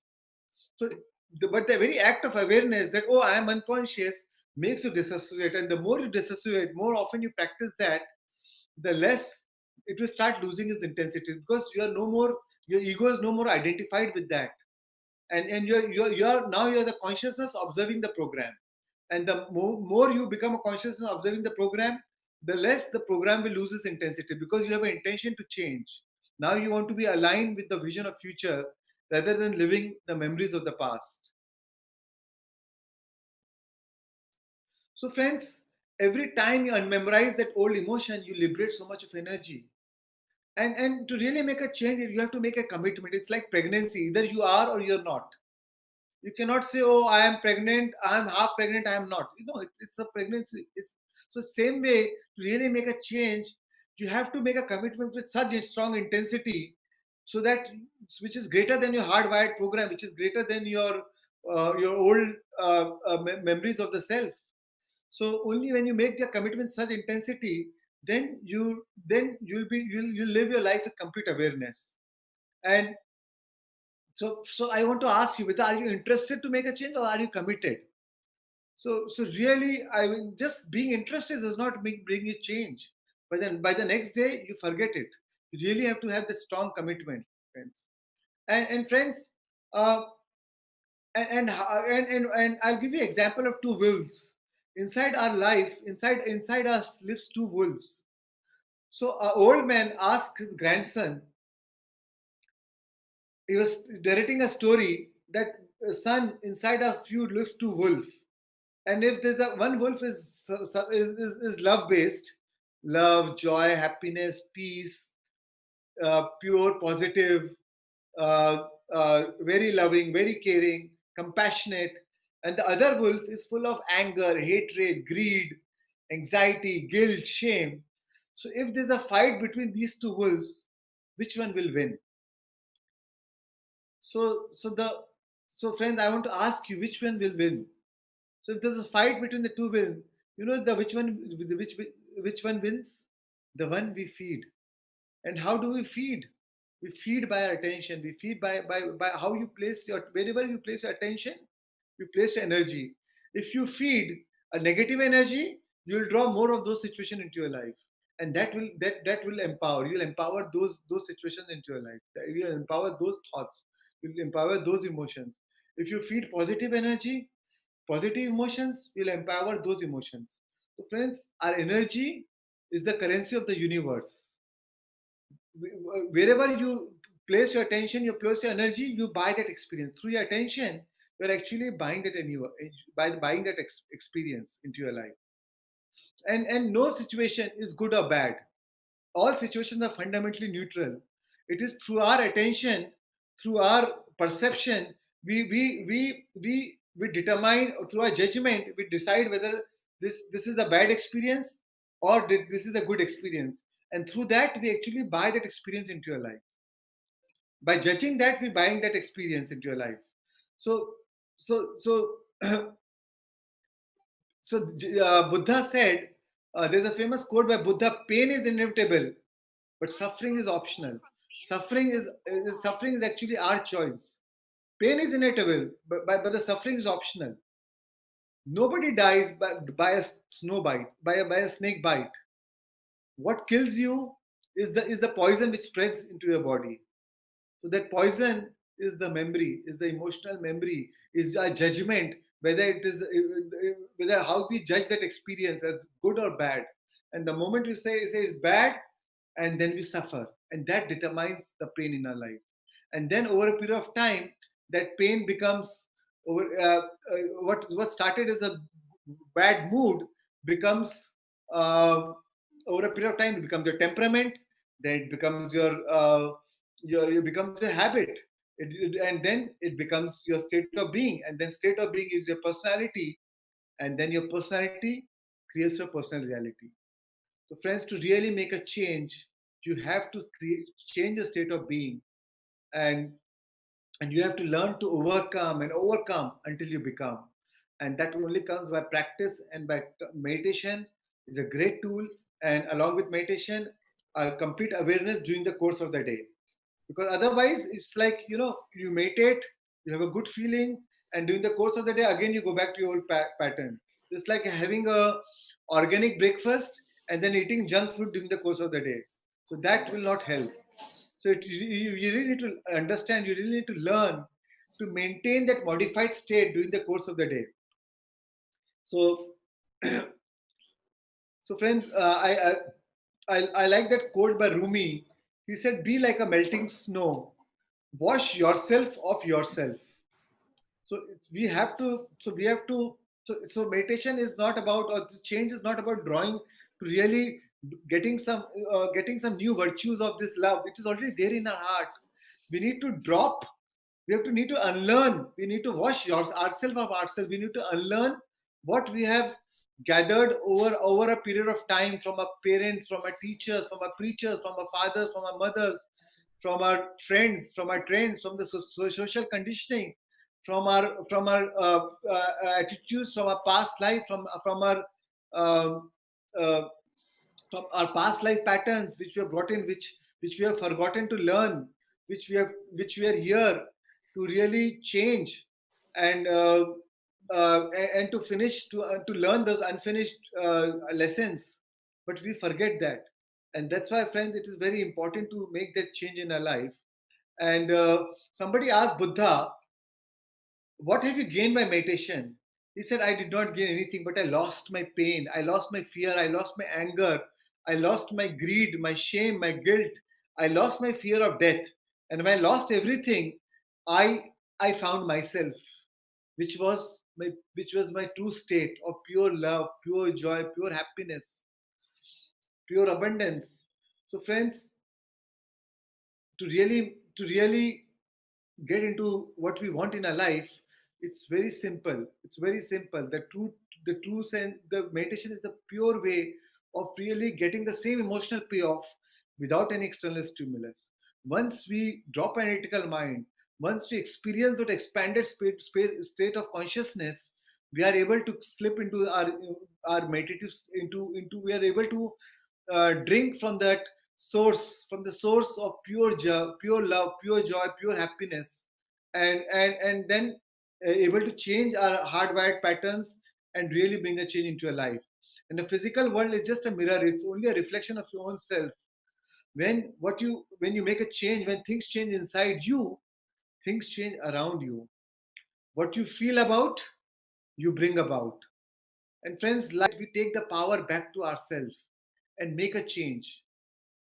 So, friends, this is some simple instructions on how to handle changes. I am not available right now, but thank you for caring enough to call. I am making some of the changes in my life. Please leave a message after the beep. If I do not return your call, you are one of the changes. Yes, friends. So it's not. I'm not joking, but a lot of times when you are making a change, when you are moving yourself into a high vibrational frequency, you may have a lot of challenges. You might all of a sudden lose a job, which is no more aligned with your higher vision. You might lose your friends who are no more aligned with the higher vision. You might lose some precious relationship. But friends, that's why change is tough, and you don't want to lose your past then. But if you're ready, but when you drop your past, you step into the unknown, and that is where the opportunities will come into your life. Life will be all of a sudden will be full of synchronicities, serendipities, surprises, coincidences into your life. Life will be full of new opportunities, and that's where the magic starts happening. So, friends, to really make a change, you have to first make that commitment that yes, I am going to meditate every day, and I'll not get up from meditation unless I feel like a new person. And during the whole course of the day, I'll maintain that modified state which is aligned to my vision of future. Only then, really, we can transform our life. So, friends, today now I'm going to talk about how to do visualization, how to use a creative visualization as a powerful tool to really make a change in your life. Friends, 40% of our brain is frontal lobe. This frontal lobe is a creative canvas. Only human beings has a big frontal lobe. So this is the creative canvas for our free will, intention, learning, invention, attention, speculation, all your decision makings, all your all the imaginative thinking happens in your frontal lobe. So, friends, this is your creative canvas. The image you create here silences the chattering of rest of the brain, and now the body starts considering this experience as a reality. So, friends, the beauty is your brain does not know the difference between whether you are imagining that experience or whether you are actually living that experience. So that's why sometimes when you are sleeping in the night and if you see a bad dream, you wake up scared. You're actually sweating because your body does not know. Biologically, it has the same reaction. Or say when you are watching a good movie, if there's a happy scene, you are laughing, even though you know it's a movie, but your brain does not know it's a movie, and it gives you the same emotions. If you are seeing a horror movie, you feel panic, you feel scared because your body feels the same emotion. So same way, friends, this is one weakness of the brain. Our brain is a super powerful thing, but this is one weakness of the brain which you can use it to our advantage. So it's our choice whether you want to use it to our advantage or to a disadvantage. So worry is a absolute, it's a wonderful art of speculating the worst outcome and increasing the probability of manifesting what you do not want. Because when you worry, you are speculating the worst outcome. You are giving an image to the brain of what worse can happen.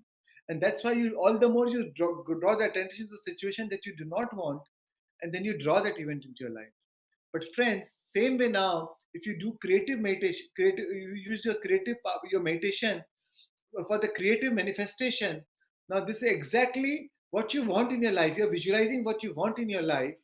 And when you match the thoughts with those elevated emotions as if it has already happened in your life, you will draw that into your life.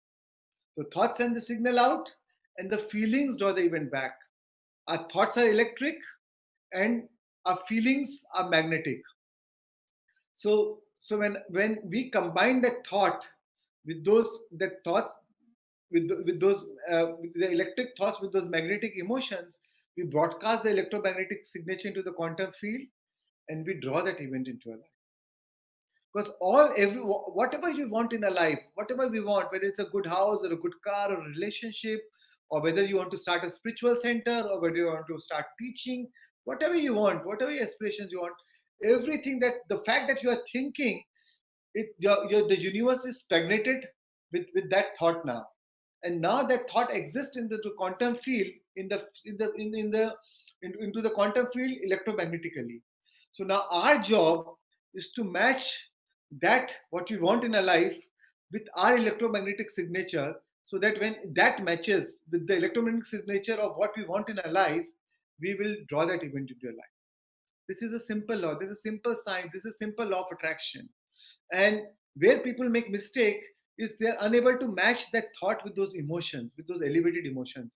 And only then our feelings is equal to prayer. What you are feeling is what you are praying for. So we have to, so the feeling is actually your barometer. Your feeling is your internal guidance system. You can always know what you're feeling is what the world will, what the universe will always mirror what you're feeling. So you can use this as an internal guidance system and always take time to change your feeling. Friends, your soul does not care what you do for the living, but what your soul cares. Nor will you care when you vacate your body. What the soul cares is what is your state of being while you're doing what you're doing. So friends, your state of being is very important.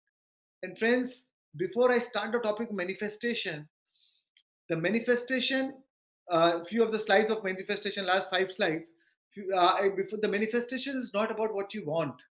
Manifestation is about what you are. So it's not about, so if you really want something in your life, if you're trying to visualize it from the feeling of lack, you'll drop, you are actually, you are empowering more of that lack feeling, and you're into the quantum field, you're imprinting more of that lack, and you'll draw more of that lack into your life.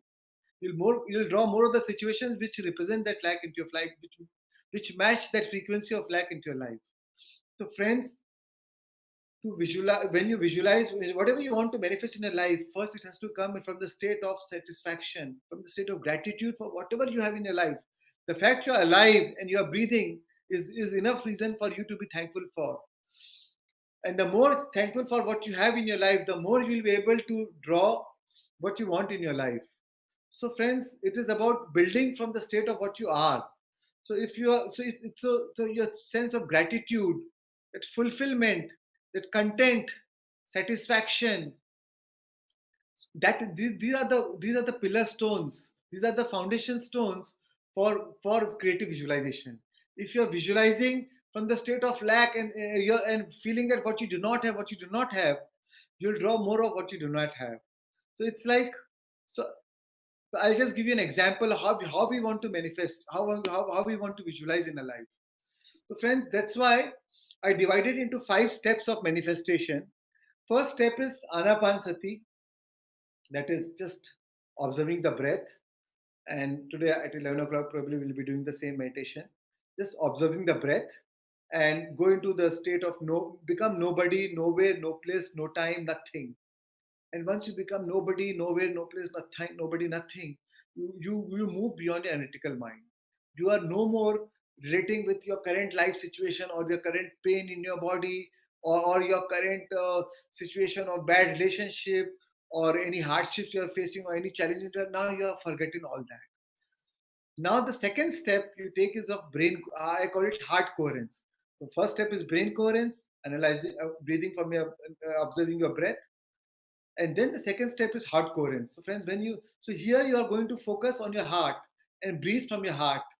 So when you breathe from your heart, now you are able to, where you place your attention, you place your energy. Wherever your thought goes, your energy flows. Now when you're breathing from your heart, you are able to focus, all the energy is focused on your heart, and slowly your heart will open up. Your brain will release a chemical called nitric oxide and oxytocin, which are love chemicals. You'll release a lot of endorphins, which are happy chemicals, and then you'll be able to feel a lot of love, joy, happiness, abundance, that feeling of oneness into you.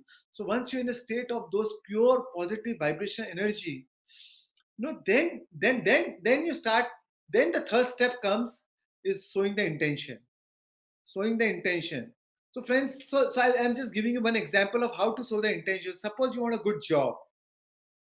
So then, and these are the conditions what you want. What is your vision of your good job? So be very clear of what you want in your life. So first thing is clarity. When you want to manifest what you like, first thing is clarity. We have a clear intention of what you want in your life. So suppose my intention is I want a good job. So my intention is I should work from anywhere in the world.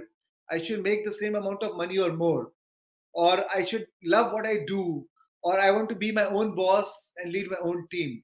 Now when you visualize what you want, think of what is the feeling of how would I feel if I manifest what I want in my life.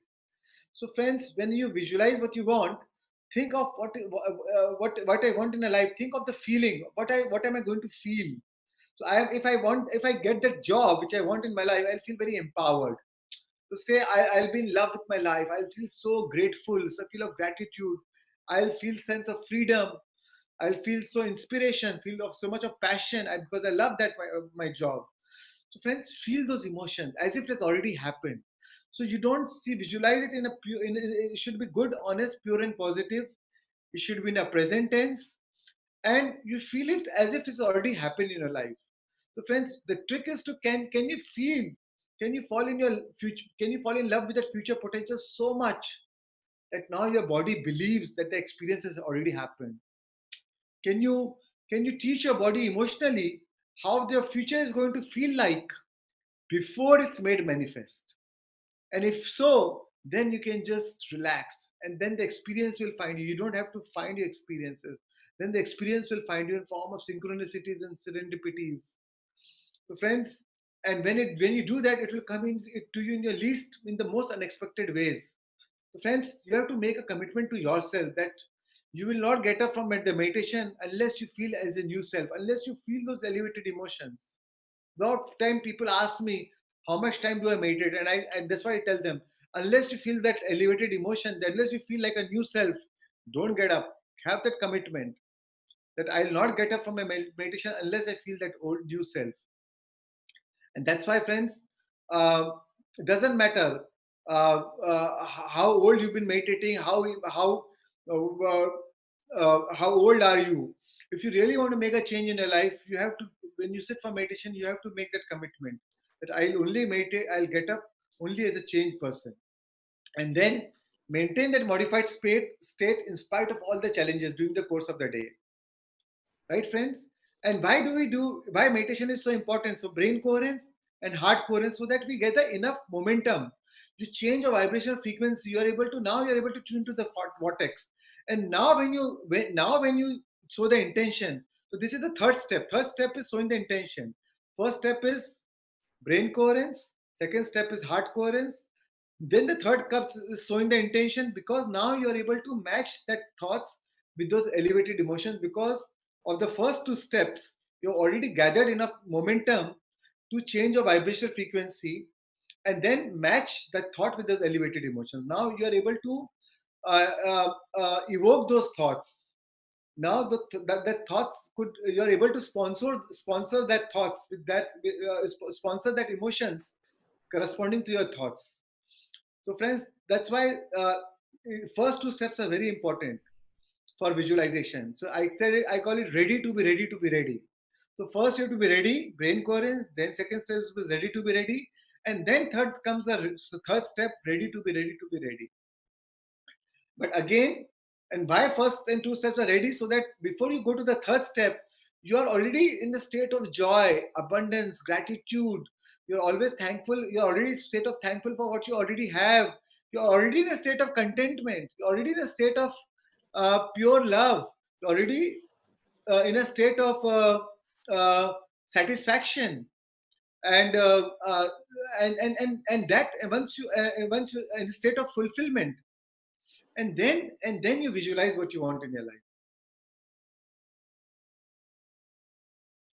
So friends,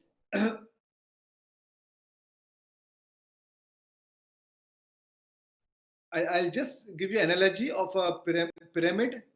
Next slide. Yeah. So friends, you know why we need to meditate. So as I told you, the slide of the brain waves. Once you change your brain waves, you move from the third dimensional reality to the fourth dimensional. So at the moment you enter the fourth dimensional reality, this is the nexus of the quantum. This is like the eye of the needle. The moment you become, you are, and you can only cross the eye of the needle as nobody, no one, no way. That's why the first step is important, brain coherence, and you become nobody. Now you're vibrating beyond the speed, more faster than the speed of light. So once you, and then you're in the fourth dimension, the time and space are collapsing. So friends, here the bottom of the pyramid is the third dimensional state. Here it is all about body, it's all about hard work and a lot of effort, and it takes long time for a matter to change matter, for an ego to change ego, for a brain to change the brain, or a program to change a program. And what happens over a period of time, people just burn out. Your survival, because your survival genes are always switched on. You're always in a state of creating cortisol levels, and this stress hormones are so addictive that eventually you just burn out. You know, then you are, by the time, even though you want to make money, by the time you have money, you have lost your health. Now you're not able to enjoy your money. And over a period of time, you know, people just then burn out, and then, so that's why it's important to it's not your goal, but the journey which is very important. That's why your state of being while you're doing what you're doing is very important. And when you are focusing on your state of being while you're doing what you're doing, then you're less likely to compete, you're less likely to rush, because you're always in a state of being, of joy, abundance, happiness, satisfaction, contentment.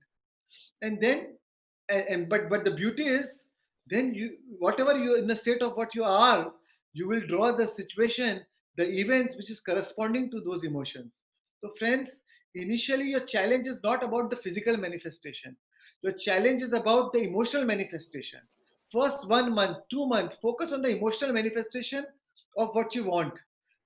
Are you able to stay in that modified state of that emotion of what if it has already manifested to your life? So once you maintain that emotional manifestation, then the physical manifestation will happen on its own.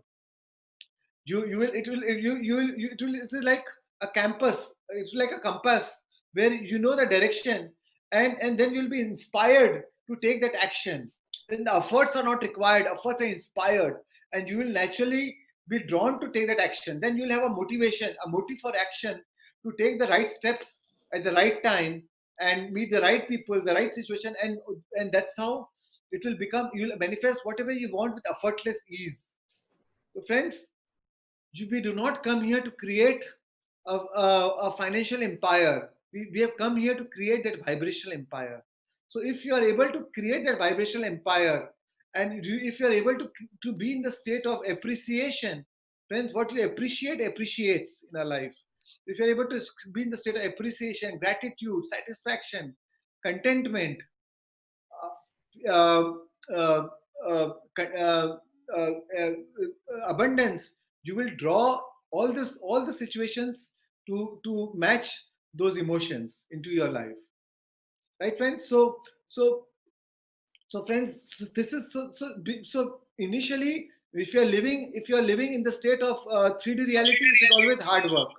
But as you move up the state in the pyramid, it is smart work. Then and as you move further, it is no work. So you have to move from body to mind to soul, and that then you collapse this time and space, and that's how you are able to manifest much faster, because you are vibrating at a much higher frequency. And the more you move up the pyramid, you are vibrating at a much higher frequency, and you are able to draw those events into your life. So friends, this is how you move from the lower chakra to the higher chakra, because now you are change your emotions. So at the bottom of the pyramid, you're in the lower chakra, and now you are change your emotions. You have crossed that eye of the needle, where we have become nobody, nowhere, nothing, no place, no time. So from somebody you have moved to nobody, and once you move further higher, now you become everybody. Now you have connected to the unified field. And friends, whatever we see in our life, whatever we see, any people, places, things, situations, objects have come from the unified field. It has all manifested from that unified field. And once we connect to that unified field, we are connecting to the field of infinite possibilities. And then nothing is impossible. Whatever we want, it's very easy. Once you tune into that frequency, once you tune into the unified field, it's very easy to draw that into your life. And once you experience the transcendental mystical moment, friends, we will never be the same again. It is that union of polarity and duality, is that wholeness. Then we feel that I am Brahmasmi. And friends, trust me, the divine lives in each and every one of us. And once we connect, it gives us in that most unexpected ways. And nobody in this audience is so special to be excluded from that phenomena, friends. So it's important to connect to that divine matrix, to pierce that wheel. And friends, trust me, once we connect that, it is the most familiar feeling you will ever feel in each and every cell of your body. And once you do that, you actually become super humbled. Then in spite of wanting, all you really want is to give. Because how can you want when you're so whole? And once you have created in your heart and in your mind, then you don't even care whether you will manifest that into your life or not, because you anyways feel so whole. Because everything what you do is for an emotional payoff. Now, without even having that situation, you already created in your mind. So, and you already have that emotional payoff. So you don't even care whether that manifests or not. By doing that, by already having that emotional payoff, you're no more attached to that outcome. It doesn't matter, because you anyways that emotional payoff, you're already living it now. So friends, that is the crux. That is the thin. So manifestation is a double-edged sword. If you are manifesting from the state of lack, you will manifest more of lack. If you are visualizing from the state of lack, you will manifest more of lack. If you are visualizing from the state of joy and abundance, you will manifest more of that. So first, to manifest everything, first we have to become nothing. There's a quote by Rumi: "Let's be nothing. I heard it lasts forever." There's a quote by Lao Tzu: "I do nothing and leave nothing undone." So friends, if you manifest from that state of emotions, everything becomes so effortless. You manifest from such an effortless, it's no more hardwire. It's no more hard work. It's smart work. It becomes really, everything becomes everything becomes everything comes to in your life with so much of grace, and with so much of synchronicities. Yeah. So friends, I'll just share the last few slides. So I've told you about brain coherence, heart coherence. Then the third step is showing the intention. Swamiji, Swamiji, it is time for meditation all yes, over sir. the world. Last 1 minute, sir. I'm ending now. Yes, sir. Last 1 minute, I'm ending. And then, friends, so third step is brain coherence. Then the fourth step, friends, is surrender. So you just don't meddle with the details and force the outcome.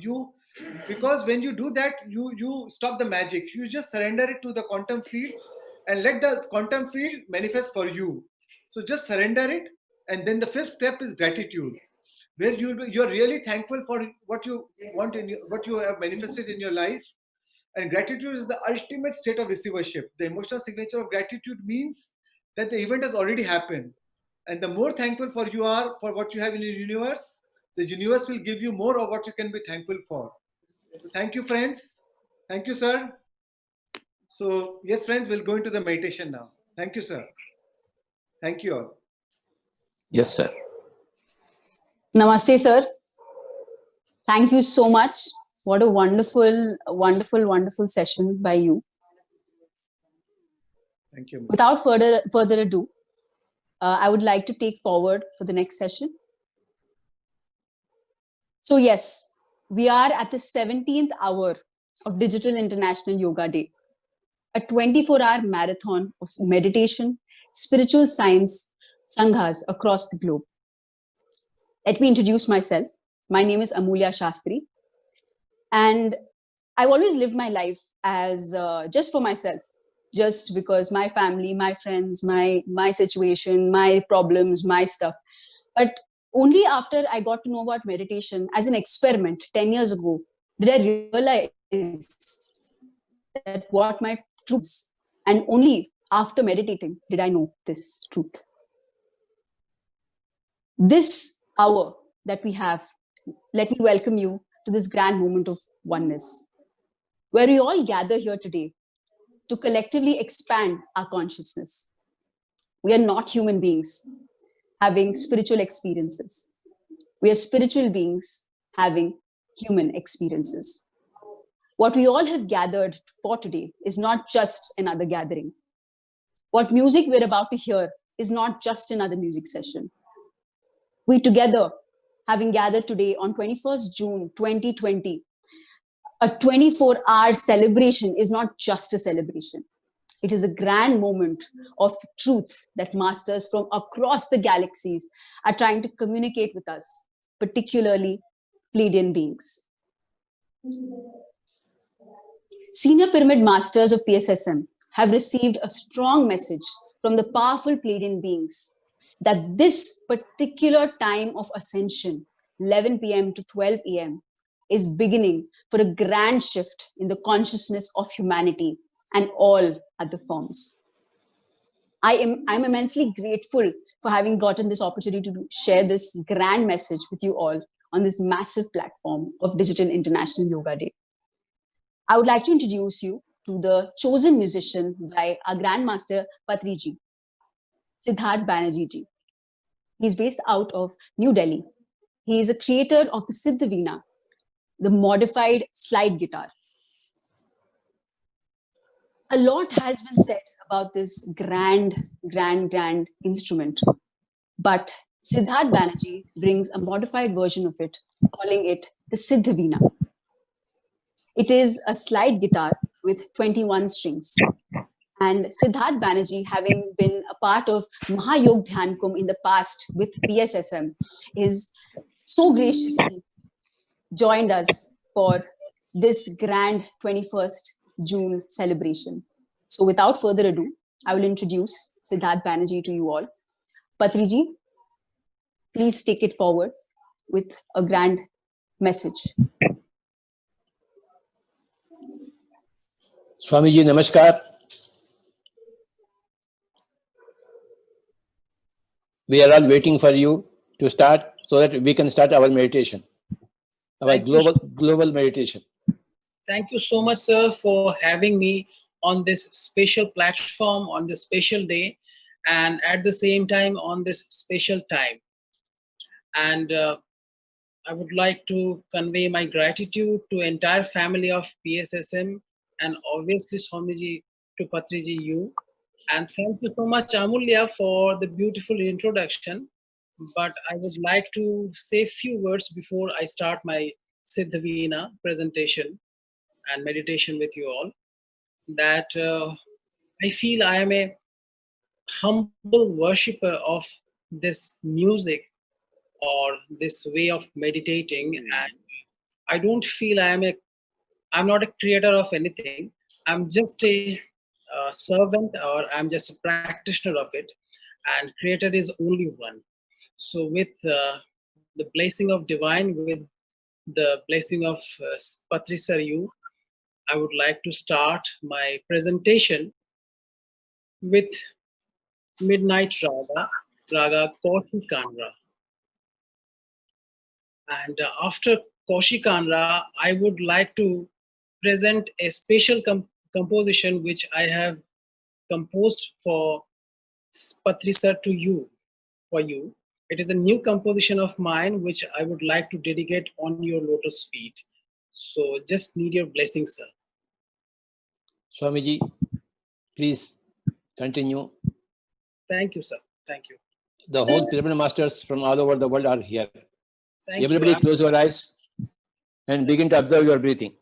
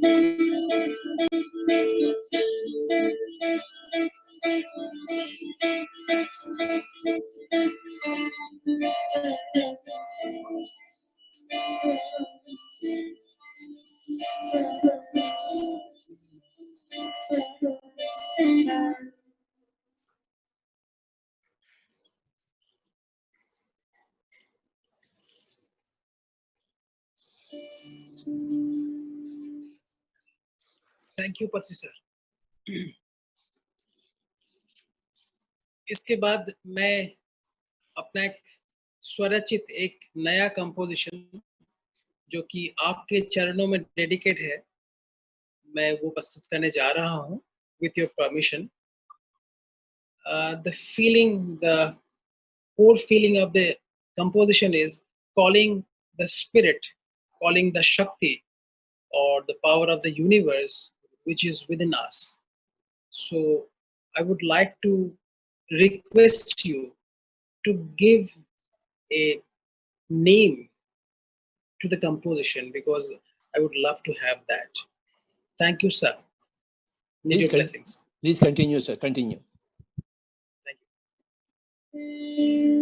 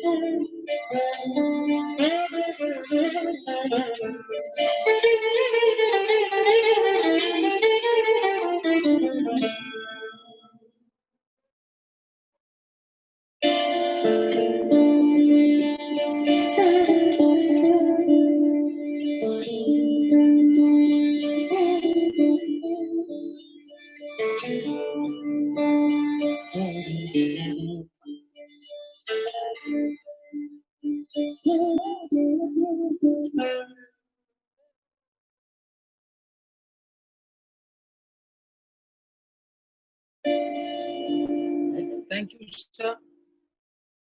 I'm going to conclude the part, this performance with the, as far as ritual concerned, with Raga Bhairavi, a composition from my album, Inner Voice of Siddhavina.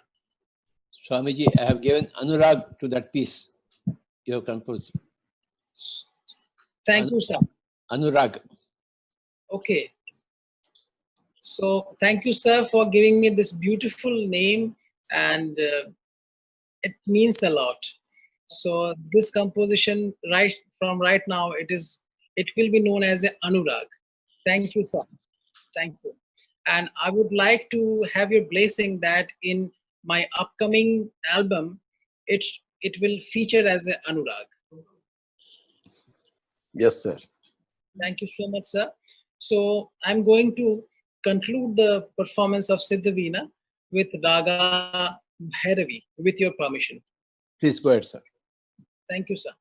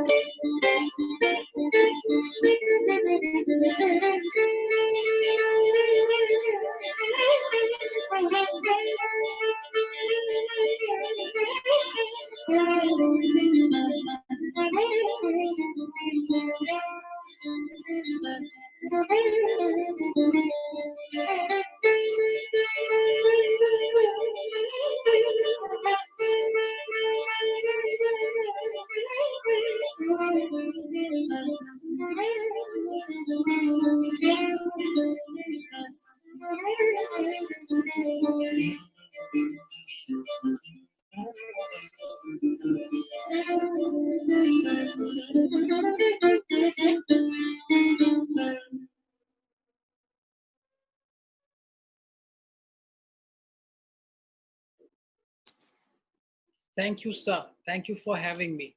You helped us to do meditation. All the thousands and thousands of pyramid masters. Thank you, sir. I feel blessed to be a part of DIYD 2020. Thanks for your blessing. Thanks for the beautiful name Anurag to the composition, which is actually dedicated to you and to the ultimate power of this universe. Thank you, sir. Thank you so much. Yes, Amulya.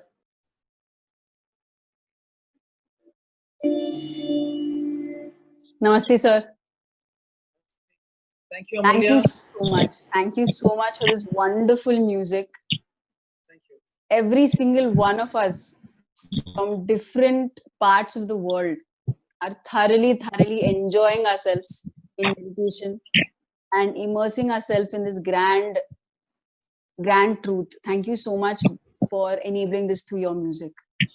It's entirely my pleasure, and thanks to all of you, to the entire family. It is not team, I think it's a family. So I call it family. Thanks to Shastri ji, thanks to mom and everyone who is there.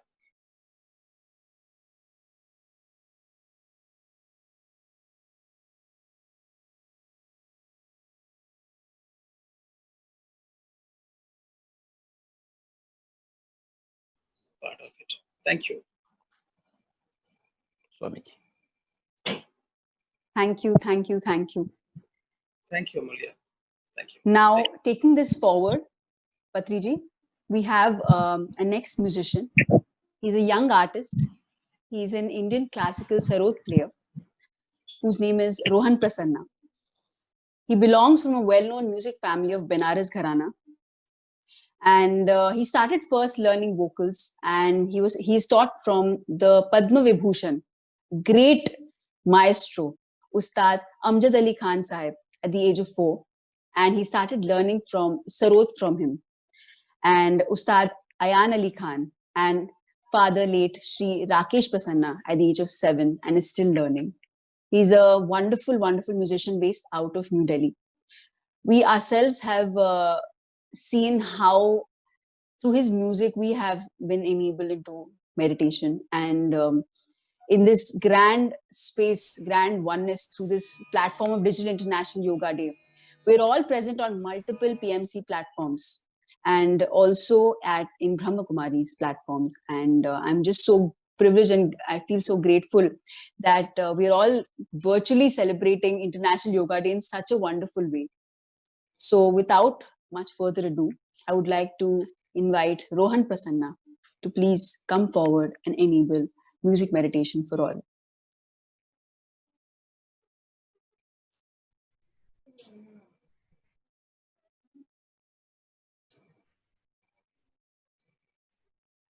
Unmute, please. Oh, I'm sorry. Yeah, so namaskar, and I'm very grateful to be here. And it's 12 a.m. exactly. So, kind of, yeah, let's see, it's gonna be like I'm gonna play this rag for the first time at 12 a.m. So, the rag that I'm gonna play is rag Bhageshri. It's a late night raga and midnight raga, so as it is, what it is right now. So I'll just start, and thank you for giving me this chance, and I just want all of you to bless me and keep blessing all of us, just like, spread positivity and all. So I'll just go. Thank you. Namaskar.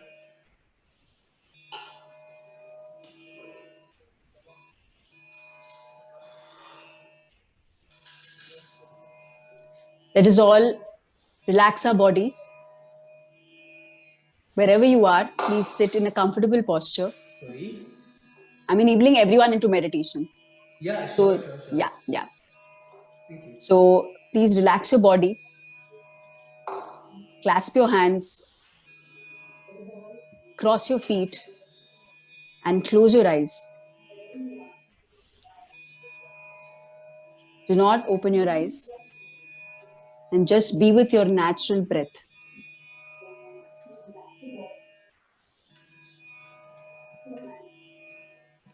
With the wonderful sarod, let us all go deep into meditation.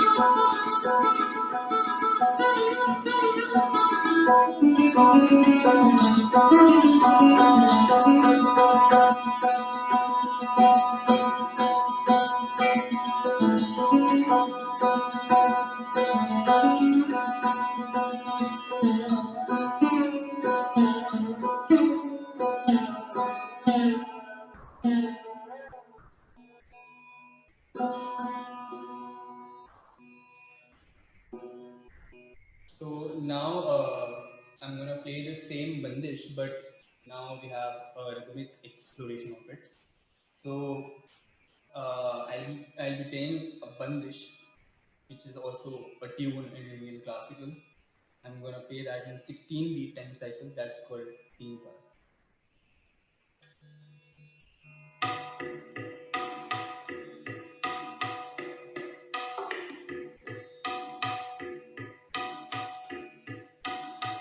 So you call it like this: 1, 2, 3, 4, 5, 6, 7, 8, 9, 10, 11, 12, 13, 14, 15, 16, 1. So this is a cycle of 16 time, 16 beats basically. So yeah.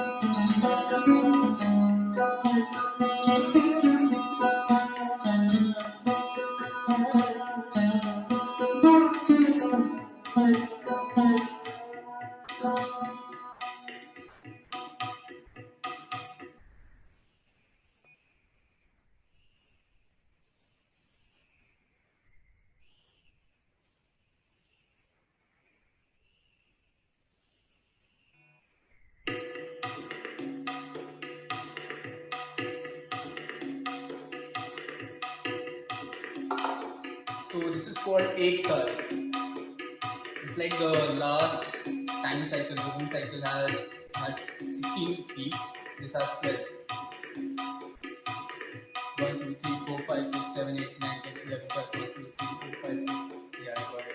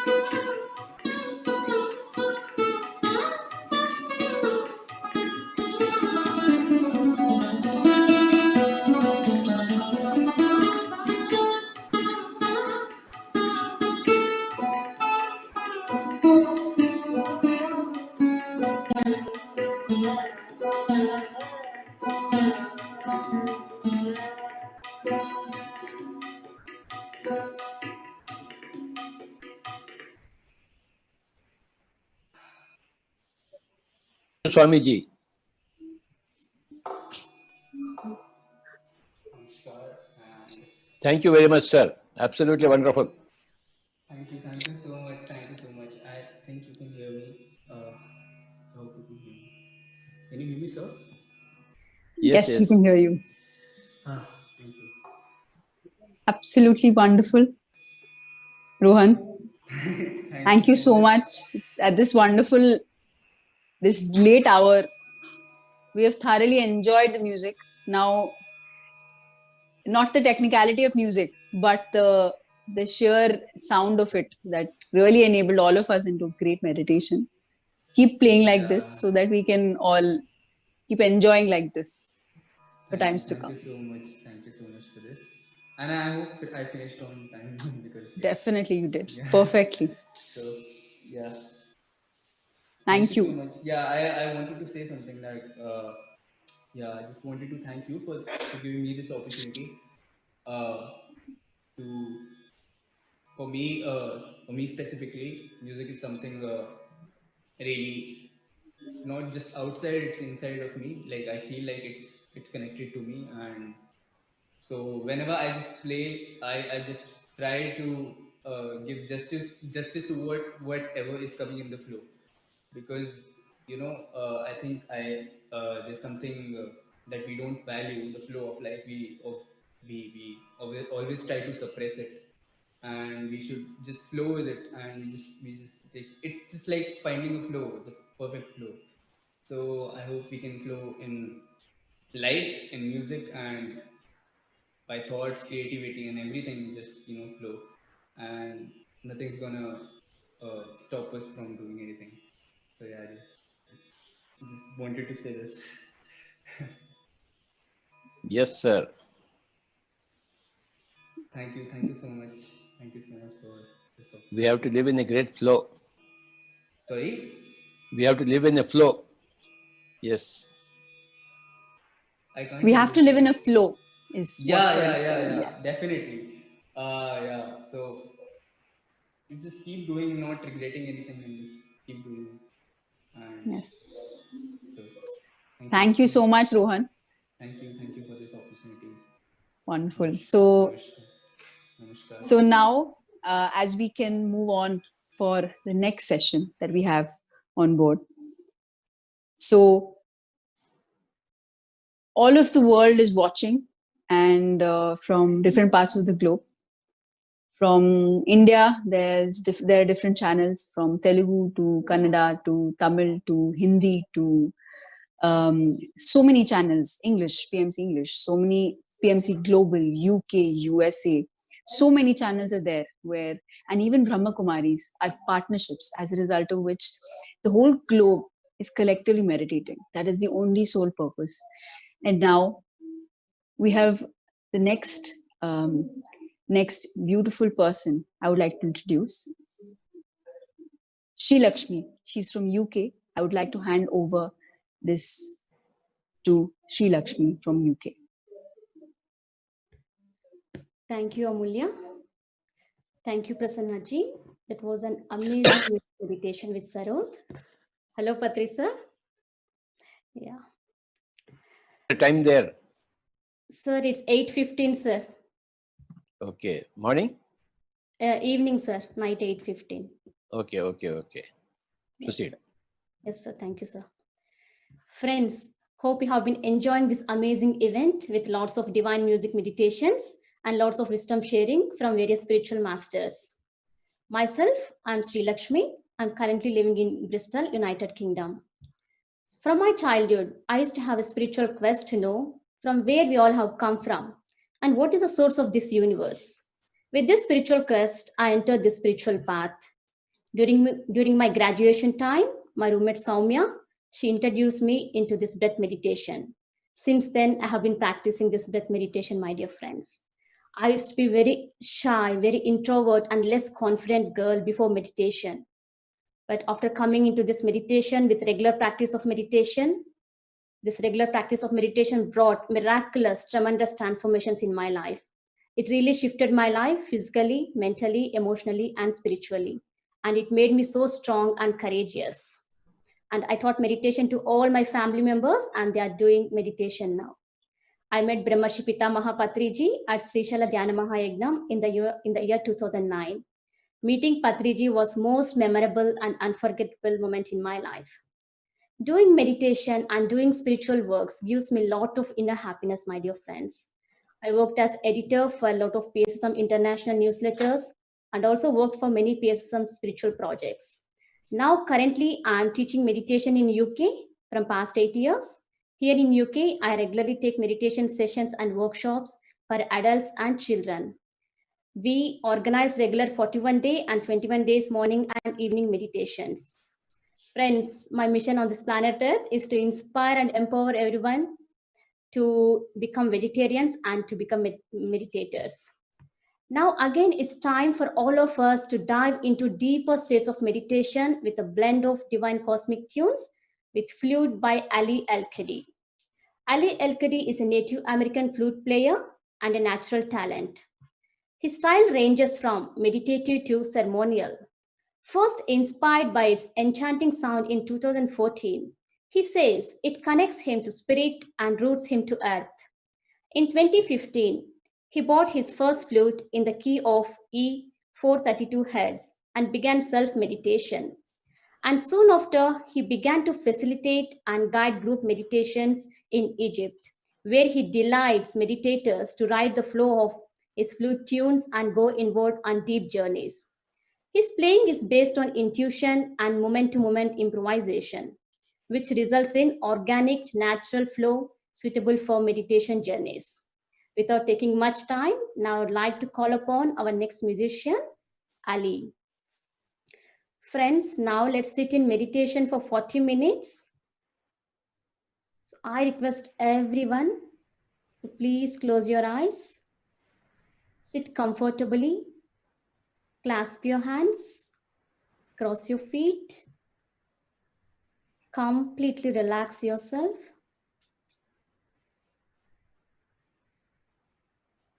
Make your body as comfortable as possible, my dear friends. Now, start observing your normal and natural breath. Meditation is all about calming our mind.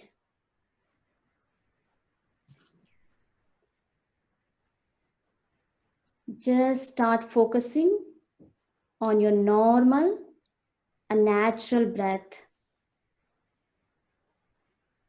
Connect to this present moment without any judgment. Now, Ali will be taking us into deeper states of meditation with his divine flute music. Yes, Ali. Namaste, everyone.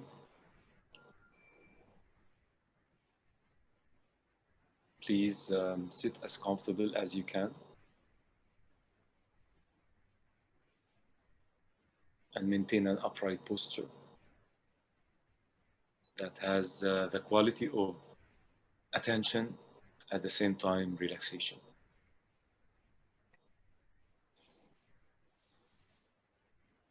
And just be with the sound of the flute.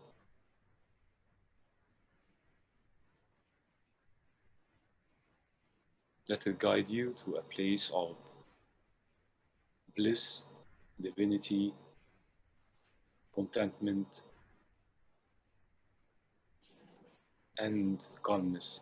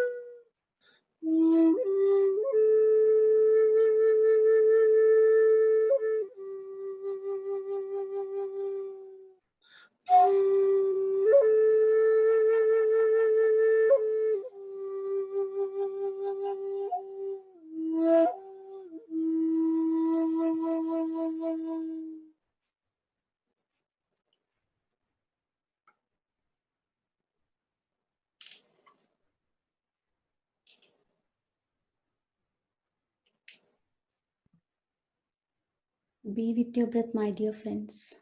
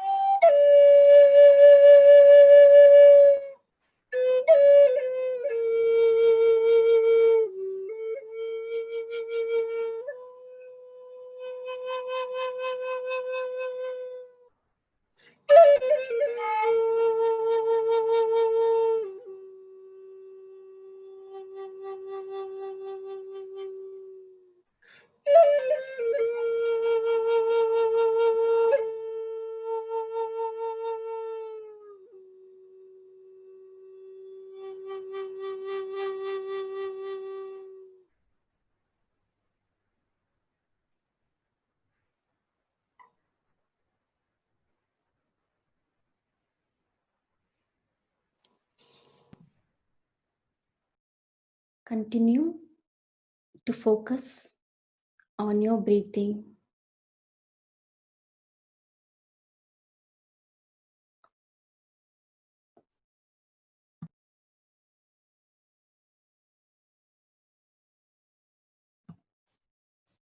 Meditation is absolutely making our mind empty, my dear friends. No thoughts whatsoever.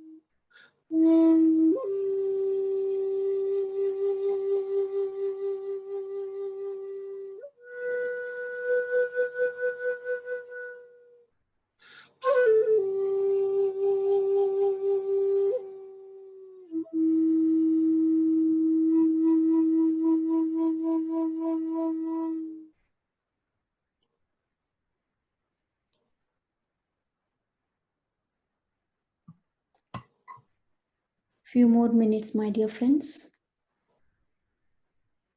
Keep observing your normal, a natural breath.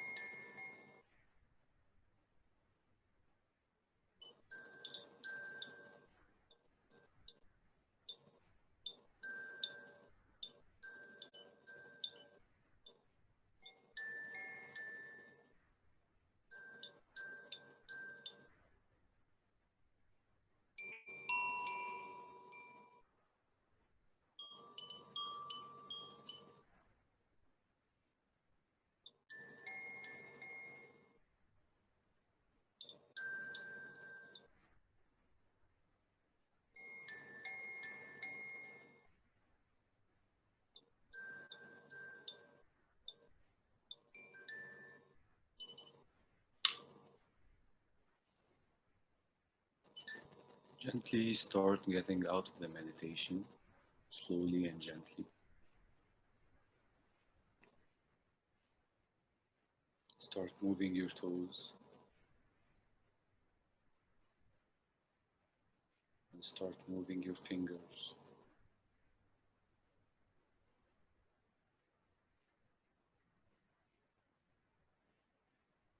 Rotate your shoulders.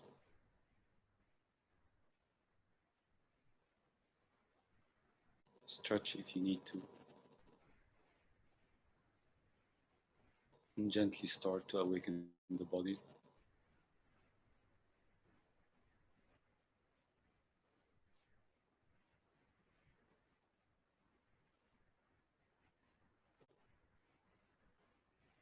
And when you're ready to end your meditation,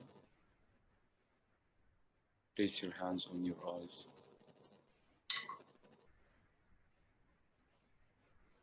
And then gently open them.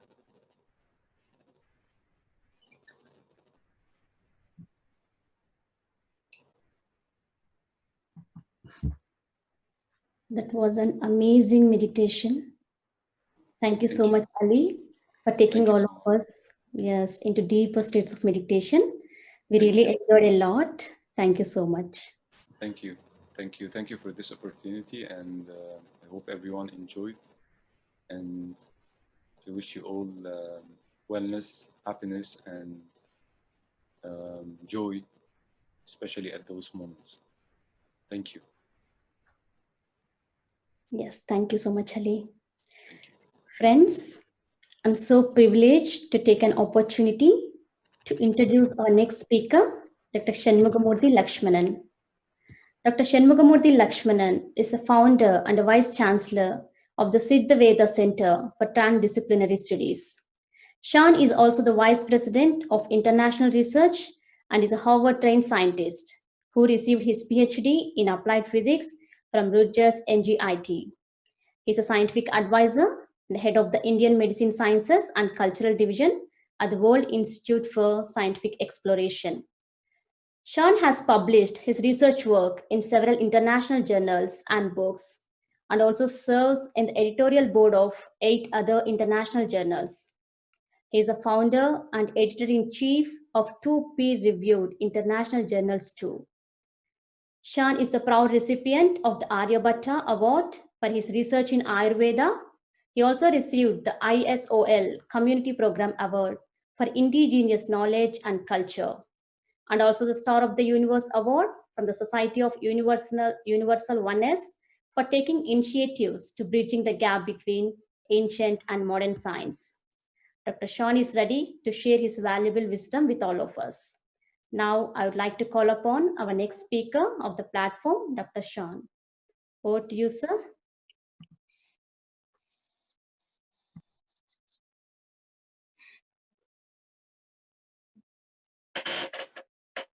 Namaste.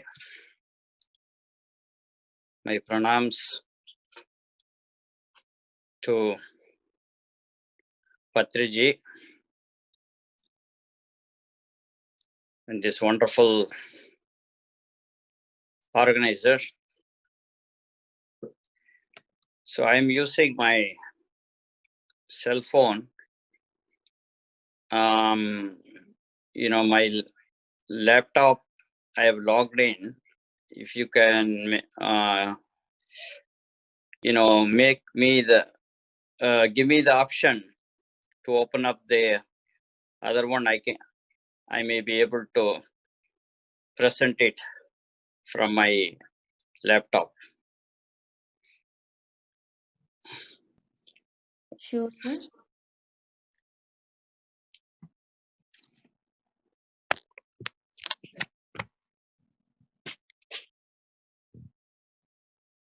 Okay.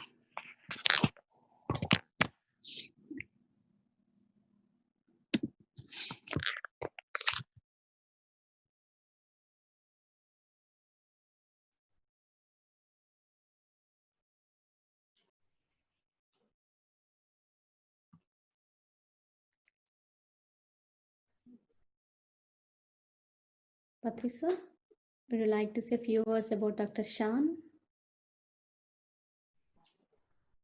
We're all eager to hear him. Okay. All right. I'm connected again, I think. Hello.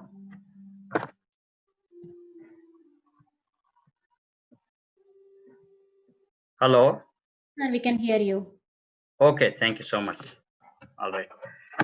So I would thank you, Patriji, for this wonderful thing. I want collaboratively working on this. So we have so much honored to be part of this this program.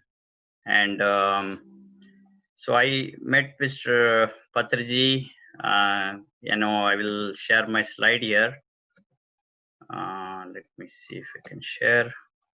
Host disabled, so you need to enable me so I can share my slide, so I can show the first picture with Patriji where we met.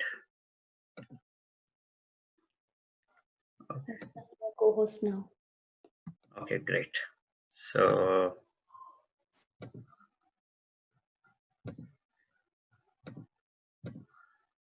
this is hope you remember Patriji, this picture. Okay, so this is taken at Chicago after we conducted we jointly organized a conference in Chicago where Swami Vivekananda gave his talk. So that's how I got introduced to Patriji, and thereafter, you know, our Shastriji, you know, through them, you know, we met several times, and Patriji came here. Bunch of times we went to Mount Soma, you know, and we were looking for place where we can have some pyramids here in the United States. So we, you know, really, you know, wanted something very transdisciplinary approach. So I'm going to talk about transdisciplinary approach and what the organization has been doing already, which really matches with what we are doing, and that's what the approach is needed today. You know, so today all of us have you know, a different approach. So individuals are becoming organizations. Why is that? Everybody says I have an organization, I have a company. You know, that's how they work, people. Because our knowledge has expanded, we no more work as individuals. So we work as like networking and, you know, the you know, through organizations, through contracts, through MOUs. So this is the approach we work, and that is the right approach. So when I went to Bangalore and stayed at the ashram, Patriji was not there that time. But what I realized that was Shastriji was there, I think. So you know, the way the approach today, we are looking at a transdisciplinary approach of doing things, that is integrating everything together, and that's the need of the hour. Integrating everything together is what only will work for today. Collaborating with people, collaborating with organizations, and working together. So a binding organizations. So these are very important for expanding the yoga. So it's not only yoga. So when we saying yoga, when we're talking about generally yoga, everybody knows that, you know, people talk about yoga is beyond, you know, but what is this beyond? So we have the faculty to expand our uniqueness. See, that is part of the consciousness. The consciousness doesn't want you to be the same as somebody else. It wants you to be different. And that's why different gurus are appearing every time with different kind of knowledge. But now there is a real problem here. We usually you know, say that, okay, when I am connected to this organization, only do this. All the other masters, what they are doing is wrong. You know, when that comes, we become fanatics, becomes very religiously fanatic to a master. So I see Patriji a little different in that approach. Is little opened up in this area, and that's why we were able to sync together. So we went and had a very pretty good trip at the Mount Soma, trying to look at where we have a location, creating a pyramid structure and other structures. I was interested in bringing all our sage scientist statues to the United States, and I call them sage scientists because there is a reason for calling our people sage scientists, and you are calling them spiritual scientists. It's a magazine. It's a well-known magazine now. So now because calling them spiritual scientists or sage scientists is very important, because today, if you look at how science has shifted, we usually think that science means modern science. Anything answer means you will immediately go to modern science. You link through modern science. So what happened is, overall, people are being drugged with this idea of modern science, which is very, very wrong. And you'll have, the consequences are there. People are already seeing these consequences of being drugged in the name of modern science, trying to answer everything using modern science words or techniques. This is eventually going to end up in failure, and there is a need for a bigger science, which is already there, because our ancient sage scientists, there are several thousands of sage scientists. We are just trying to pull everything and giving it in a different format. So what I call this as the transdisciplinary science. So now the transdisciplinary science. So what is transdisciplinary science? So we will go through this. How much time do I have? I have 1 hour, I guess, right? Maybe 15 minutes. Okay. Half So an you hour. can. Oh, all right. Okay. So some random questions for you. Are you happy with your current health condition? Do you have any idea about how much you want to earn and what will you make you happy? You really love your job from heart. Can you continue doing this job if you are not paid? What's your aim in life? Who gave the knowledge about that aim? So these are some of the fundamental questions. You can chat if you want to be interactive. But the idea here is that we have some everybody has some fundamental questions. So we within these fundamental questions, we would like to have our answers, and the answers are not coming from somebody else. So at some point, we have to find our own answers, because we are the one who are suffering when we have a pain, right? So so typically, what is this? Where does this knowledge come from? Everybody reads some book or listen to some YouTube videos, whatever it is. You're getting knowledge this way. This is one way of getting knowledge. And usually, you may be strong in knowledge. If you're listening 10 times, it becomes part of your knowledge. And this is what we're going to repeat. And, people, based on how much we know, people think that you're a greater soul, because you know a lot. And that's how, we make judgments. But we have to know that knowledge in general, knowledge is not just one type of knowledge. There are different types of knowledges that are hidden in us. So we call this knowledge. If you call the knowledge as a big K knowledge, then under that we have a smaller types of knowledges, which is within that divisions of knowledge. We have knowledge, which is the general knowledge, and then we have intuition, instinct. We have perspicacity, traditional experiential knowledge, oral tradition, and wisdom. So these are some of the other type of knowledges. So what our current system is doing is filling with this knowledge alone. And everybody is thinking that this knowledge will have all the answers.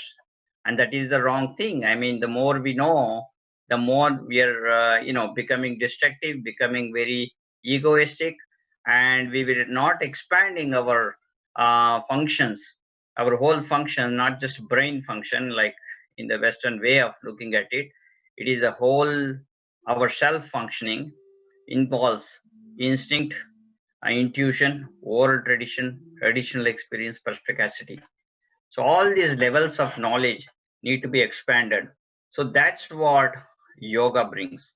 So the yoga is not for expanding knowledge, not for knowing that, oh, this is the thing that we are doing, and you know, you learn this much of asanas, and that's a separate thing. That's a smaller part of it. But the overall, what we really need is to expand knowledge in different dimensions, where we can deeply have an instinct, deeply have an intuition, deeply be able to project ourselves, project our consciousness, and finally enter into our own self.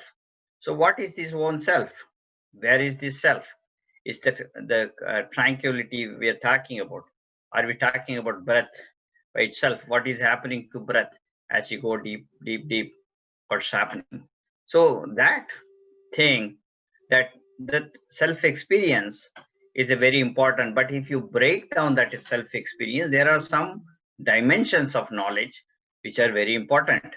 And those dimensions, because we have to live, and we are not here to just attain samadhi and that's the end of the life. It has, life goes, and we will have pain, pleasure, everything. But we call in one of the sage scientists called Nilaichar Anubhavam. That is, you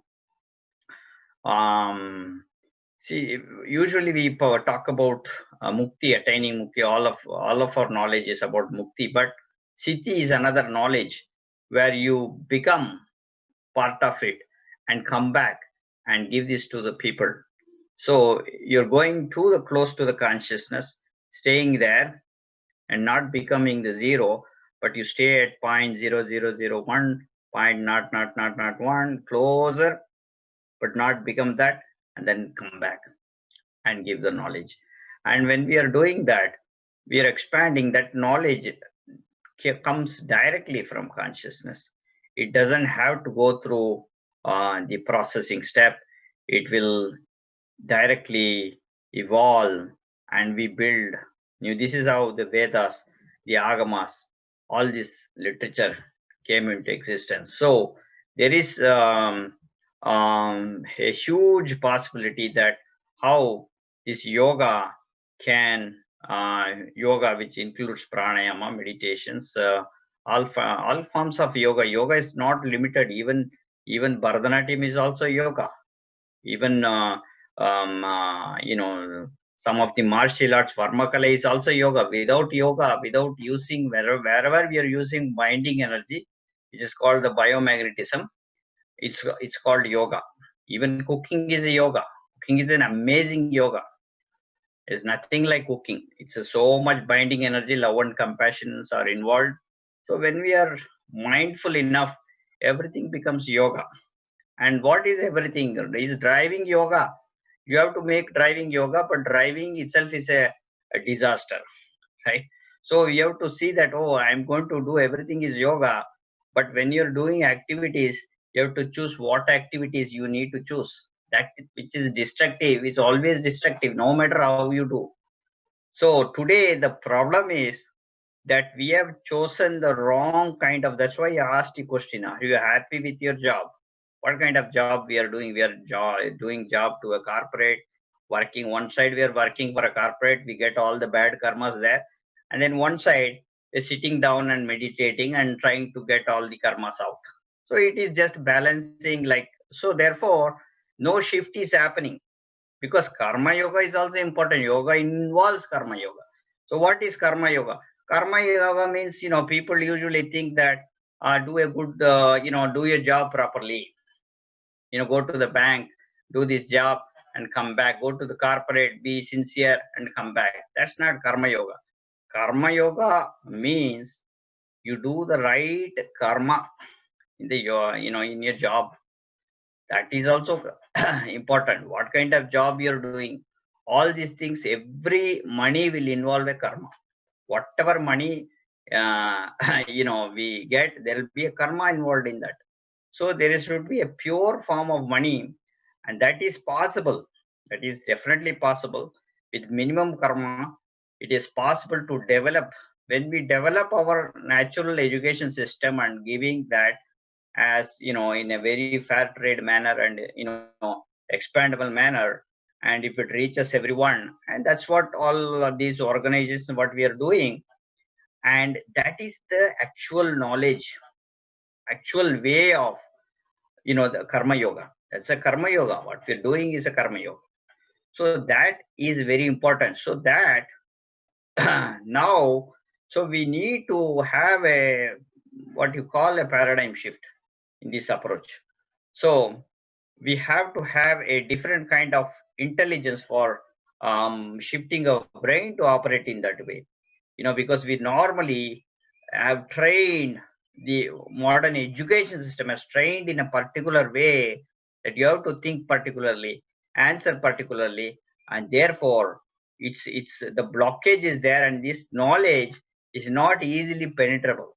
See, there are so many things today people are doing, but why we are not able to give this knowledge? And many people are not, see, the population wise, not many people are celebrating yoga. We are thinking this yoga is becoming very big, but if you look at what your neighbor will be doing right now, they will be watching some TV and things like that. So we have to expand this knowledge, and therefore there is a need for a different kind of education system. So when I'm talking about knowledge, knowledge is in books, and that could be even the ancient knowledge. Even I'm not talking about modern knowledge. Even with ancient knowledge, you can be very skillful in ancient knowledge. But even that knowledge, that's the wisdom-based knowledge. But that knowledge alone is not enough. So we move on to oral traditions. Oral traditions are like, I give you an examples of knowledge versus oral tradition. Oral tradition, for example, just through listening, mantras, Carnatic music, and your some trainer trains you Varmakalai, etc. They know, but it's not available in any books. But they listen and keep on going. Party Vaidyam we call it. Like see your grandmother passed on to you, and you pass on to. So like that, these are oral tradition. They are highly documented, valuable things. So it's not that because these are not measurable, people will not measure this. Like somebody knows a Carnatic music, they do not know that it's a very highly powerful music. Or it could be vocal, it could be instrumental, but that dimensions of knowledge is a very big, great intelligence, right? It is structured in such a way that our mind, the level of frequency is always close to the consciousness. That's how it's structured. Even though whether we are doing it very with sadhaka pitta or bhakti or not, even then it works, right? So so traditional experience and knowledge, many of the traditional experience knowledge, you look at these things, this is from a Thoda village where they build the houses typically here, or even our chakras and all these things. These all are traditional experience, somebody building a vastu type of house. All these things have the pyramids, etc. They have a traditional experience and knowledge. So that is hidden in our DNA. So that knowledge, everybody cannot do that knowledge. Only when you are going into a deeper level of yoga, you can actually get access to this kind of knowledge, because this knowledge also has been done in a very low frequency of mind. So the moment we get connected to these frequencies around us, we are able to build even beautiful than structures and things like that. So this is also very important type of knowledge. Intuitions include some things, all intuitions. Sometimes we will know what happens even from here. Sometimes my grandmother passed away, I was able to see from here when she passed away exactly at 1:30 in the night time. And then I called my dad, what happened? She passed away. Yes, she passed away just now. And many of you have this kind of experiences. So intuitive knowledge, even though there is no evidence based for intuitive knowledge, there is nothing called evidence based. You cannot make it, doesn't mean it doesn't exist, or you cannot explain this in a modern scientific way. It doesn't mean it doesn't exist. So this is a different level of knowledge. We have to develop that knowledge. If you're filling ourselves with knowledge just by YouTube videos and other reading books, that's not going to be really useful. At one point we will not fill the whole consciousness by knowing different things. Similarly, instincts are different types of, even animals have instinct immediately. Even a chipmunk, it want to cross the road, it'll stay, whether you're looking at the yellow line, it'll stay there for some time, right, before it crosses. So there is it knows this is a line and when to cross. All these things, animals, they just don't cross. They see that if there is any, the car or something, they try to escape the maximum. So this is instinct. But humans have a little more bigger instincts, right? So we can, that is very natural to us, and that's also a type of knowledge. And so therefore this kind of knowledge we cannot measure, like example what Thiruvalluvar has done, or Martin Luther King, or our MS as have, their dimensions are very different, and these cannot be compared. The knowledge what these people have cannot be compared with a ordinary language, or saying this is the best. So they have in some form, they have in a very low frequency, meditative frequency, the adaptions. Okay. So, and the next one is perspicacity. This knowledge also develops through yoga. So perspicacity is a very important thing. If it's Tirigala Jnanam, we call it. So knowing the past, understanding the present, and experience with understanding the present circumstance, and then predicting the future consequences all together instantaneously, and making a decision at that time. It's called Tirigala Jnanam. So this is another dimension of knowledge, and not everybody can do this. But when we are living in the agami karma, the present karma, we'll be able to do this. So, and then finally comes wisdom. So wisdom is wisdom doesn't come from somebody else. Wisdom comes from ourselves. It has to come, no matter what. You can have a knowledge that is very conscious knowledge. That is not wisdom. Wisdom comes from inside only. Your own guru inside you will only have to guide. Okay. So if there is a time, you can chat. Let me see the chat. There is how many people? Okay, so all right. So now I will tell you something little bit about the sage scientist and why this is important at this moment. So we have published a paper, myself and my friend from Harvard, another medical school. He is from Harvard Law School. So law school professor and myself, we have published this paper. This is available for you to view in our what you call the website is vripress.com, or you can even Google this. It may be available in PubMed and other places. So here, what we are talking about is traditional knowledge. Today, yoga is a traditional knowledge, and that's an intellectual property of indigenous people. So like many other things that we are talking about, yoga is also an intellectual property that belongs to a community. So that we have to understand. We are today giving freely yoga, which I don't mind, but to some level, some kind of benefit need to go to the community from where this, because the community is one who protected this knowledge for a long time. So that community should have some kind of benefit from yoga, because yoga is $1 billion business today, and therefore give me a second please. Some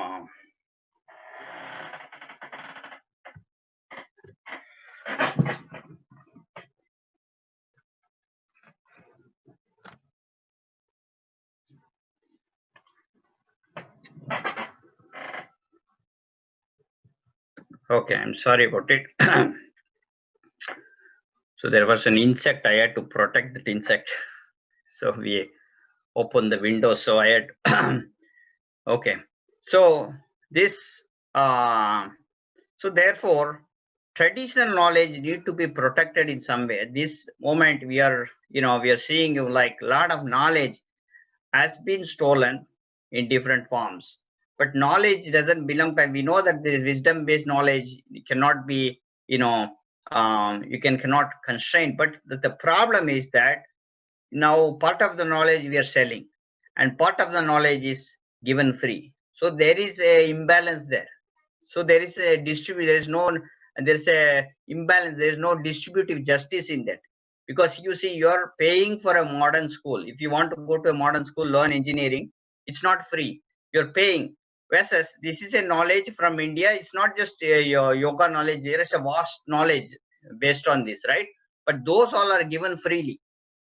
So how do you now become, how do you really generate some kind of jobs and everything? You have to again do the modern science. So there is a need for monetizing this. Okay, I'm not saying monetizing as an individual, but it could be going to the community who protected, or organization or the country. So this is very important today. So, and then we have, so that's why what we need to do. And so this is one of the plans that I have. I submitted this proposal to when Manmohan Singh period, but it didn't move. And this time we are trying to get it in through the government, but we haven't been successfully we wanted to do a big conference with all the prime minister and other ministers, but it didn't happen. And it was supposed to happen in October, and with things cancelled out in Bangalore only. So in a in a bigger way. So the reason why we wanted to do this conference is to declare all our sage scientists. These scientists should be recognized by government. So why they should be recognized by the government? They should be recognized as the government as sage scientists, because they have scientific contributions alone. Also, apart from the religious, forget the religious, they still have a lot of scientific contributions. So today what we are learning is all from the Western scientific contributions. So which all happened a few years back, when separation of religion and science happened. So all today what we are learning is coming from the only 200-300 years they separated. Before Aristotle was the scientist, and till Aristotle, we are all calling it as the sage scientists. They are called sage scientists.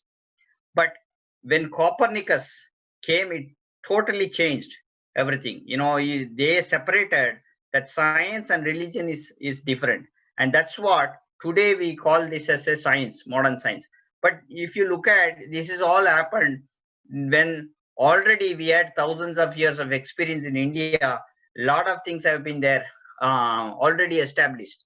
So people just marketed this science as the whole for the whole world, and Western science has been marketed in such a way that it suppressed everywhere, every culture, every tradition. Mayans, Egyptians, Native Americans, all these cultures have been suppressed because this knowledge is dominated now marketing. So we need to have a distributive justice. I'm not denying on Western science. There are certain things that are very useful in the Western science, but whereas we already have so much of knowledge. We have Nalanda, Taxila, and in the south we have amazing universities. So all this Kumarikandam, Lemuria continent, all the hidden secrets are there, for us to develop. So when we have so much of knowledge, why do we have to read all these books that are not giving any jobs? Look at all the engineers. We have no jobs. All engineers, they become engineers in India.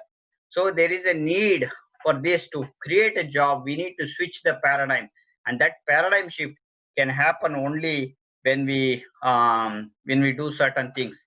So the collective wisdom of all the traditions we bring, and it should not be restricted or inclined to any dogma, neither limited to modern Western science dogma or any religious based. And we should be having statistic based model for everything, that can be not just going by merely numbers, but we should value that system through another way of valuing that, not just ordinarily just by showing some numbers. So uniformity in legislation worldwide, it should happen, including the UNO, which is today dominated by only few countries. And they have the veto power, and then whatever you say, they have to tell. Corona means we will have to just follow whatever they told. It's just ruled by one kind of a community. So open to the whole world without infusing sectarian axioms. Only if people can live in different cultures, because that's very important. If you live in different cultures and understand different cultures, we respect each other, there will be a mutual tradition. So so these are some things that need to be done for yoga, so we can protect this knowledge. Our knowledge comes from ancient, even our concepts of ancient physics concept comes from absolute consciousness, where for everything came from absolute consciousness. That's the space, and from where atoms came. All this knowledge is there. We are taking a lot of classes on this. We have now started for young kids, little kids, all the traditional knowledge, starting from 6 years to up to 13 years. We are giving them, and then we have higher level classes, and then for also for adults. So we are teaching them now from the beginning what is our ancient physics, what is our ancient chemistry, alchemy is developed, how we are building, from there botany. We are teaching them ancient mathematics. So all different levels we are teaching them, and this is going to replace. It's not about some other thing, just yoga alone. There are so many dimensions of things that we are giving, and this knowledge is very important for the whole generation of life to come. We call this as a transdisciplinary approach because it is not limited to a guru. I call this as a Mahaguru system. So whenever I call this as a Mahaguru system, you're talking about not just one guru. We, like how we are creating physics. For example, you don't just read Einstein's book and say, I know physics. You have to read Einstein's book, Heisenberg's book, Newton's, everybody's book. Together you call it as physics. You do not learn by human beings or personality-based books. But in India, we do that. We have Ramakrishna Paramahamsa book, Vivekananda book. But by doing something different, like how Vedas and Agamas have been done, it is you compile everything together and do the subjects. Say, for example, consciousness as a subject, or lifestyle management as a subject, and give that as a curriculum. Then everything is going to change. And that's how we need to do. Now we have equal respect for all our sage scientists. They should be valued, and same time it goes into the curriculum. They will not think it as religious. So now today, whenever we are talking about some Tiruvallur, they will tell this is a religion. You talk about Ramana Maharishi, this is a religion. But the moment we bring this fusing these together and giving it, then there is, this is absolute. So this is what is needed. And definitely, when we are doing that, there is a huge potential for India to bring this knowledge to other countries, and other countries can also learn, so the education system can be marketed, and a mutual economic benefit will be there for India. And that's how it should be done today, instead of giving some things freely and buying something that is unnecessary. We are spending money in one thing. So if you are able to monetize this, India in a big way, we can really achieve this. And traditional knowledge should be definitely protected, because people change names and give different kind of things to this, the flavor and everything. And so that is a copied knowledge, and we, to some extent, they should repay the community no matter what. And this is one of the things that we need to do right now, because not many people are thinking in these lines. Oh, we wanted to give yoga, we let it be free, so everybody should. That will come eventually when world peace. Eventually we have to work for world peace, but there is a temporary situation where one kind of population do not have anything to eat, but they have so much of knowledge. You have cooking knowledge, you have dance, Carnatic music, every knowledge is there. But that knowledge need to be monetized in a global scale. I'm not talking about just local, I'm talking about global scale. When it is marketed, there is so much of potential, and that will create a lot of job opportunities, and that will change the whole planet. And eventually our goal should be world peace, because this is what the sage scientists have told. This knowledge even doesn't belong to India. This knowledge has to go beyond India to all countries, because all these boundaries are also created by human being only temporarily. So what people have done mistakes in the past, that karma we have to now undergo, but we can change. Our future can change. Fusing through different tradition, different cultures, we become one as a one globe, one planet, one world government. So that should be our aim, and hope this approach what Patriji is taking is coinciding and with what I'm talking about, and he has also a very great vision of, and I hope we can all work together to make this happen at one point. So I mean, definitely I put the first person whom I will be collaborating will be Patriji for this. So thank you. For any I will any questions are welcome. So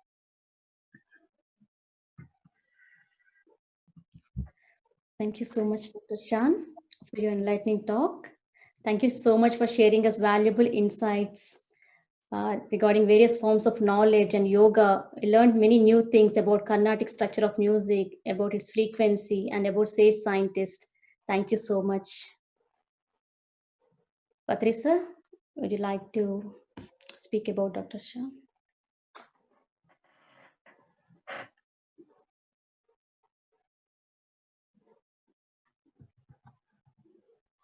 It's all objective.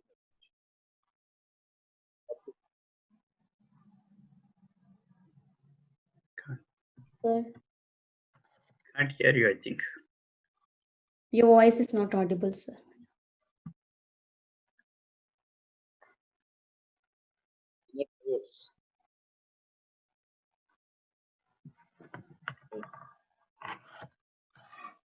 Sir, your voice is not audible, sir. Okay.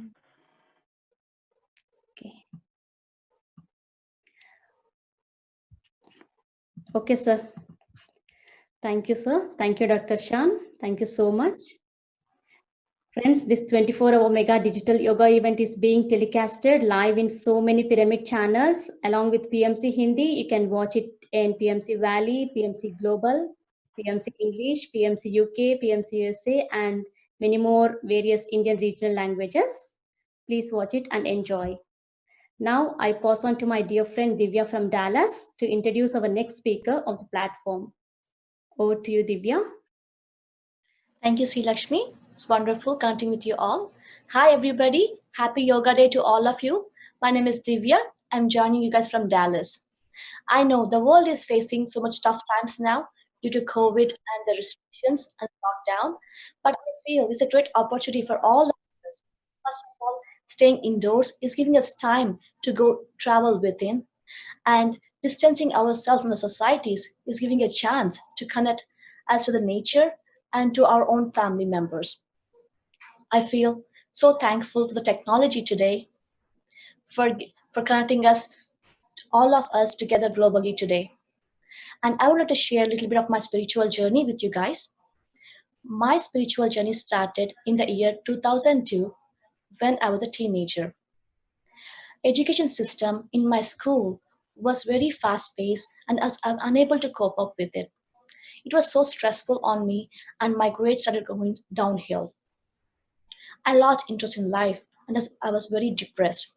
And that was the time my mom, Padma, introduced me to pyramid meditation. I thought, okay, let me give it a try. I used to meditate about 15-20 minutes a day before my study hours and in between classes. Miraculously, within few weeks, I regained my confidence levels. I was able to focus better in my education and my grades started going uphill again. And this attitude and this confidence I gained from meditation really helped me a lot. And from then, learning has become so much of fun, and my life became so much of purposeful. Meditation has also helped me to build relationships. I got married in the year 2009. My marriage was typically arranged by my parents, and being in a new relationship took a toll on me, both physically and mentally. I used to have arguments and fight with my husband every day. That was a time I took meditation more seriously. I used to meditate more and more every day, and my attitude towards life has changed a lot through meditation. The more I changed myself, I felt that the more my husband changed. I saw so many changes in him. Slowly, our bond between us started growing better and better. We became good friends. It's been about 9 years now. I should admit that we both are very good friends. We're proud parents of two small kids, Rishi and Agastya. There are two spiritual quotes that inspired me a lot. The first quote is Samsarme Nirvanam. It implies that we don't need to renounce the world to be in the spiritual path. We can lead the normal family life. The second quote is Sahaname Pragati.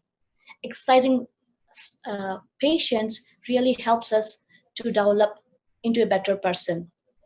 These two quotes really helped me a lot.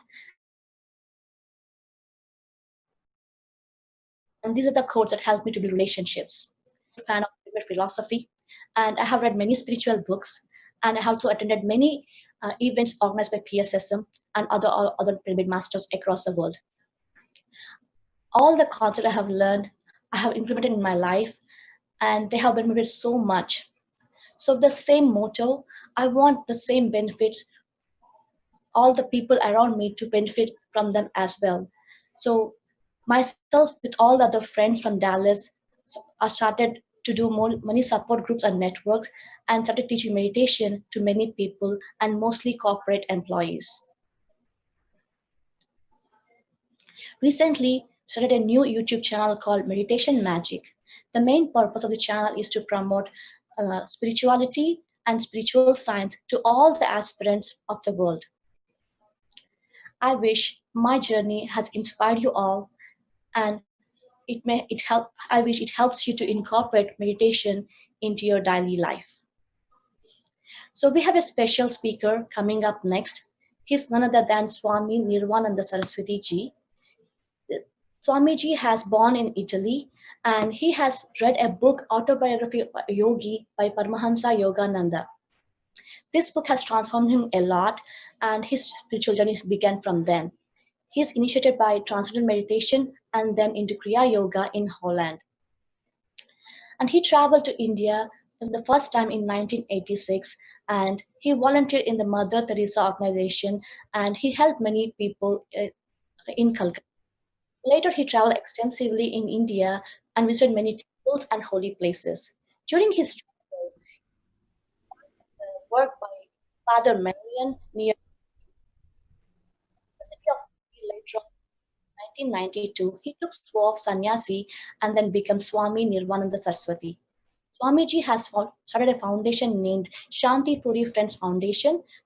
To this foundation, he has taken up many projects like Mercy Village Leprosy Colony, Betre Schools, Father Marian High School Project, and Open Cup, 1 cup of milk a day, and Save Children projects. With these projects, he has inspired so many people and touched many, many souls. Let's all welcome Swami Nirvananda Saraswati ji. Swami ji, welcome. Namaste. Thank you. Thank you. I'm so happy to join you. I'm very, very happy. Thank you so much. That's That's wonderful. You know, yoga changed completely my life. So this day is so special to me. So special. I would like to share one chant.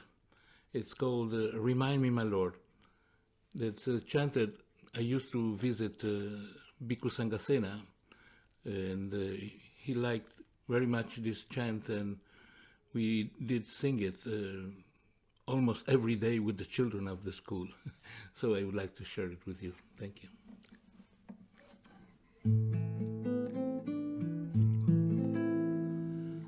Remind me, my Lord, remind me, my Lord, remind me, my Lord, who I am.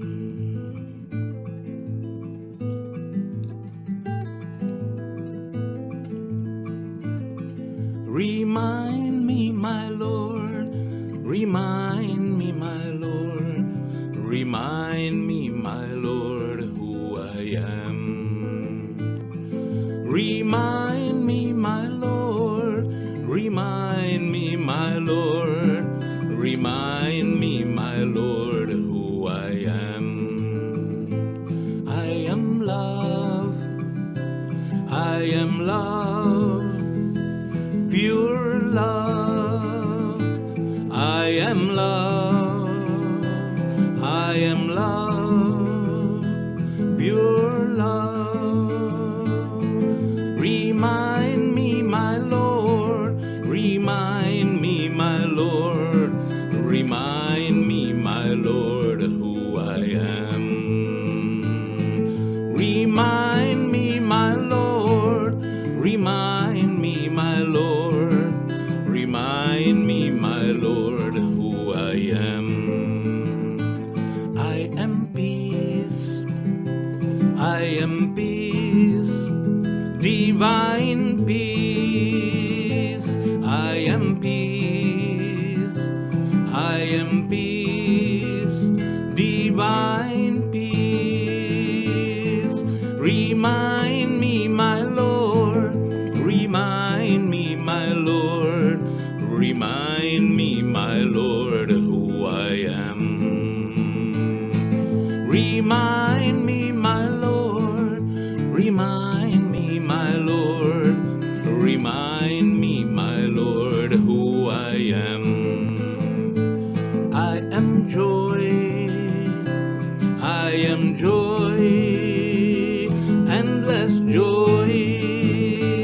I am joy, I am joy, endless joy. Ananda Swarupa, He Prema Swarupa, Ananda Swarupa. Ananda Swarupa, He Prema Swarupa, Ananda Swarupa. Shanti Om,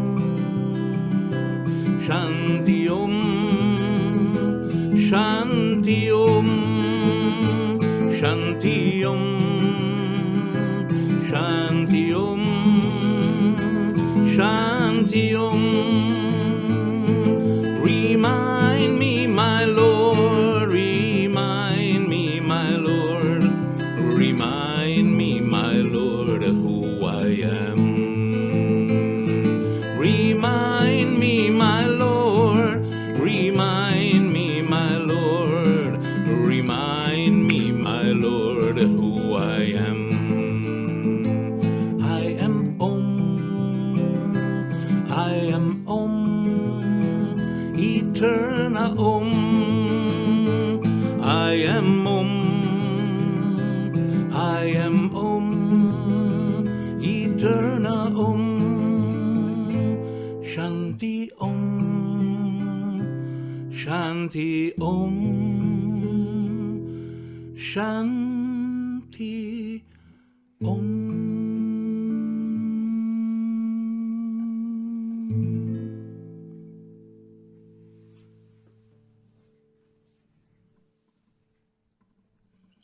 Wow. Thank you. Namaste. That was very great, Swamiji. Thank you very much.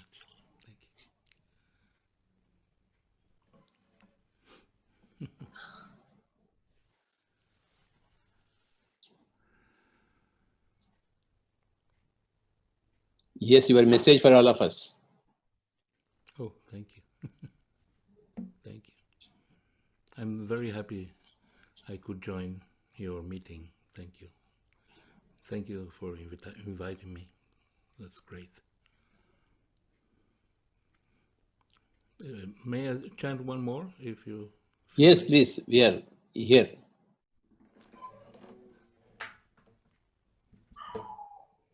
Just would like to chant for the Guru, my beloved Guru.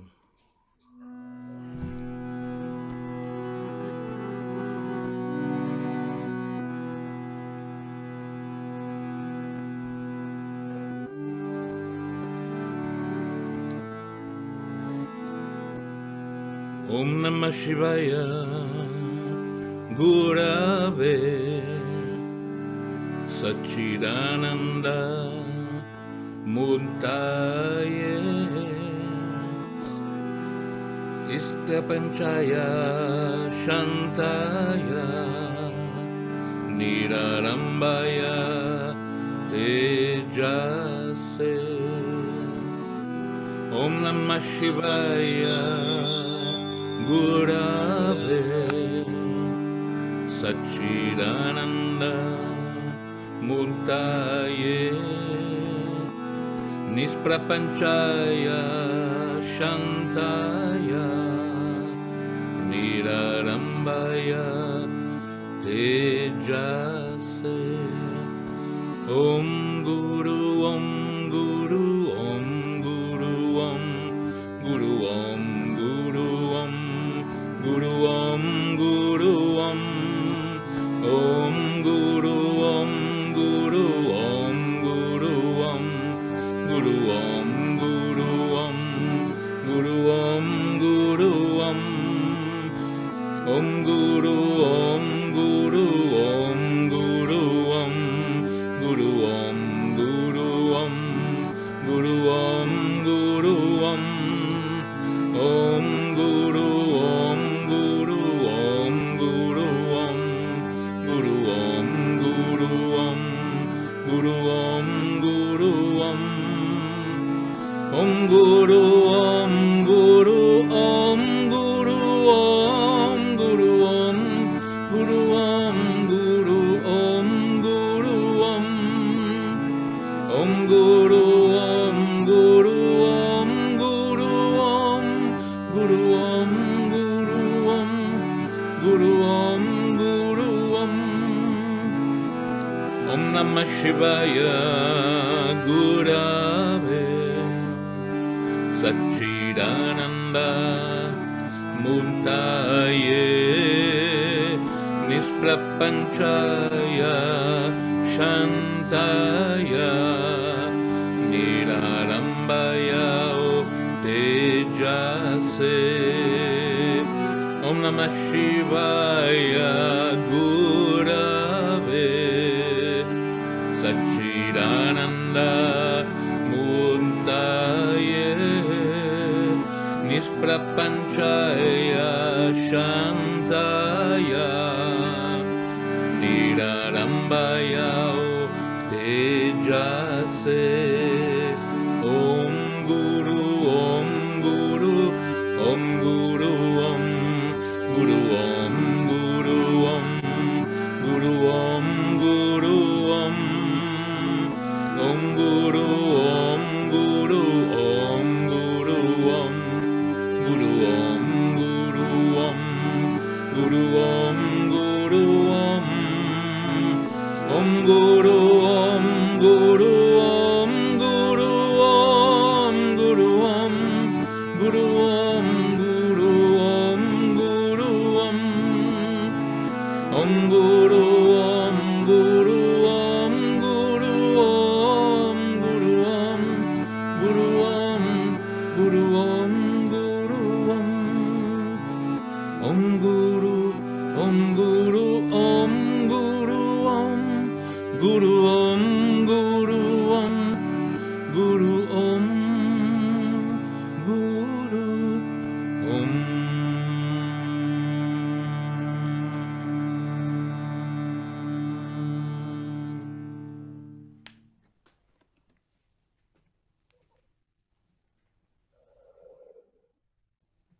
Thank you, Swamiji.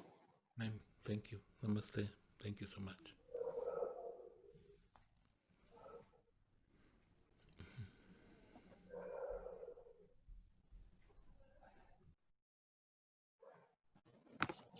Thank you so much. Thank you for joining us today. Thank you. It was a joy for me. Wonderful. We wish to collaborate more with you from the PSSM Yes, and please. co-travel with you and create better humanity. Contact, please. Once again, Swamiji. Hari Om. Thank you. Thank you so much. Hello, viewers. Let's move on to the next session for today. It's going to be music meditation session from Peter Popsil from Czech Republic.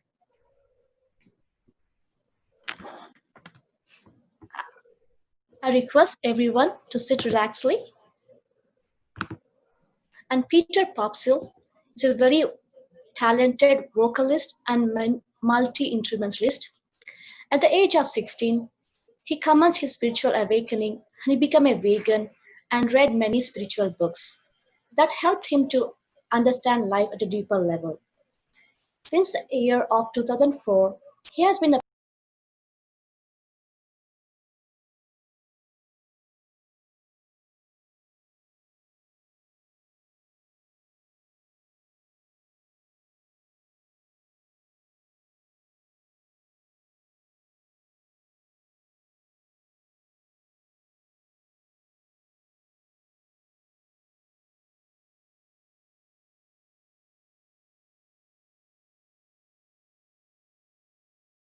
I realize that the words you hear shape you, but the most important word you will ever hear in your entire life are the words you say to yourself. Marissa Peer is legendary. She was voted Best Therapist in Britain by Tatler magazine. She's received multiple awards. And you think about the A-list movie actors that you see in the cinema, odds are Marissa has worked with them. She's also worked with the late Princess Diana. She's worked with billionaires, with Olympians. She's worked with me and transformed my life. She is probably one of the greatest molders of the human subconscious. Obviously, when it's you, don't look out there. Don't look externally for how to grow your self-esteem. Look internally, because then when you do it, it's your power. And it lasts for your entire life. It never goes away. It doesn't wane. It doesn't diminish. You don't need to upgrade the stuff you bought to feel better, because you are totally responsible for feeling better. And it's such an easy thing to do, and it changes your entire life. The beliefs you're carrying around every day that are hurting you, harming you, limiting you, are not yours. They don't belong to you. Somebody gave them to you.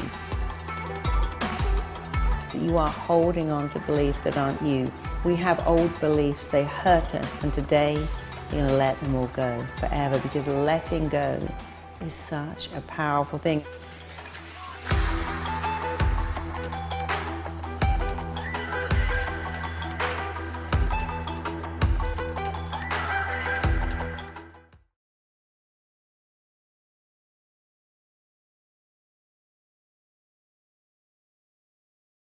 Yeah.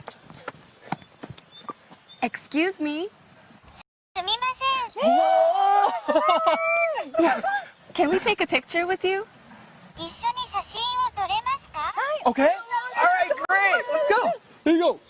3. Excuse me. I don't know how to buy this ticket.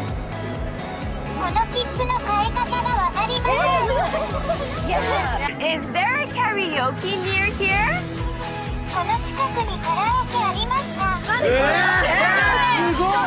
I want to stay at a room with a nice view.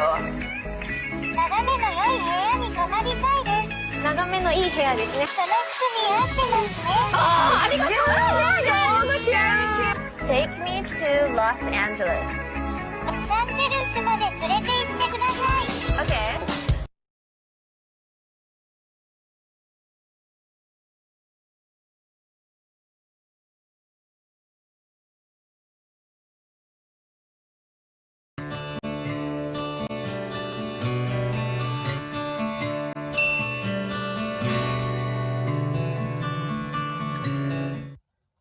Pyramid meditation channel प्रेक्षकों को मेरा नमस्कार। आत्मा की यात्रा की इस तीसरी कड़ी में आप सबका स्वागत है। आत्मा की यात्रा में हम पिरामिड मास्टर्स के ध्यान, स्वाध्याय, सज्जन संगत और ध्यान प्रचार के अनुभव सुनते हैं, क्योंकि दूसरों के अनुभव से हमें प्रेरणा मिलती है और दूसरों के अनुभवों के सुनने से हमारे कई प्रश्नों के उत्तर मिल जाते हैं। PSSM के 18 आदर्श सिद्धांतों में ध्यान अनुभव और आध्यात्मिक अनुभव बांटना एक मुख्य सिद्धांत है। पत्री सर कहते हैं प्रत्येक पिरामिड मास्टर महान है। वही कई जन्मों में ध्यान साधना करके ज्ञान अर्जित कर केवल लोक कल्याण काम के लिए धरती पर आए हैं। चलिए आज मिलते हैं ऐसी एक महान मास्टर से जो एक सॉफ्टवेयर इंजीनियर है, बेंगलुरु में रहती है। बचपन में ही वह आत्मज्ञान की तलाश में है। वह 9वीं कक्षा में ही ऑटोबायोग्राफी ऑफ योगी की पुस्तक पढ़ी है। जब से ध्यान शुरू की है, ध्यान प्रचार में जुट गई है और कई कार्यक्रमों में, PSSM के कई मुख्य कार्यक्रमों में भाग लिया है, जैसे ध्यान यज्ञ, IFSS, GCSS में मुख्य भूमिका निभाई है और पिरामिड लाइट हमारी आध्यात्मिक इंग्लिश पत्रिका में संपादकीय भूमिका निभाई है। पिरामिड सेवा दल और पिरामिड पार्टी ऑफ इंडिया में भी मुख्य कार्य कर चुकी है। चलिए मास्टर्स, आज मिलते हैं सत्या राजशेखर जी से। नमस्कार madam.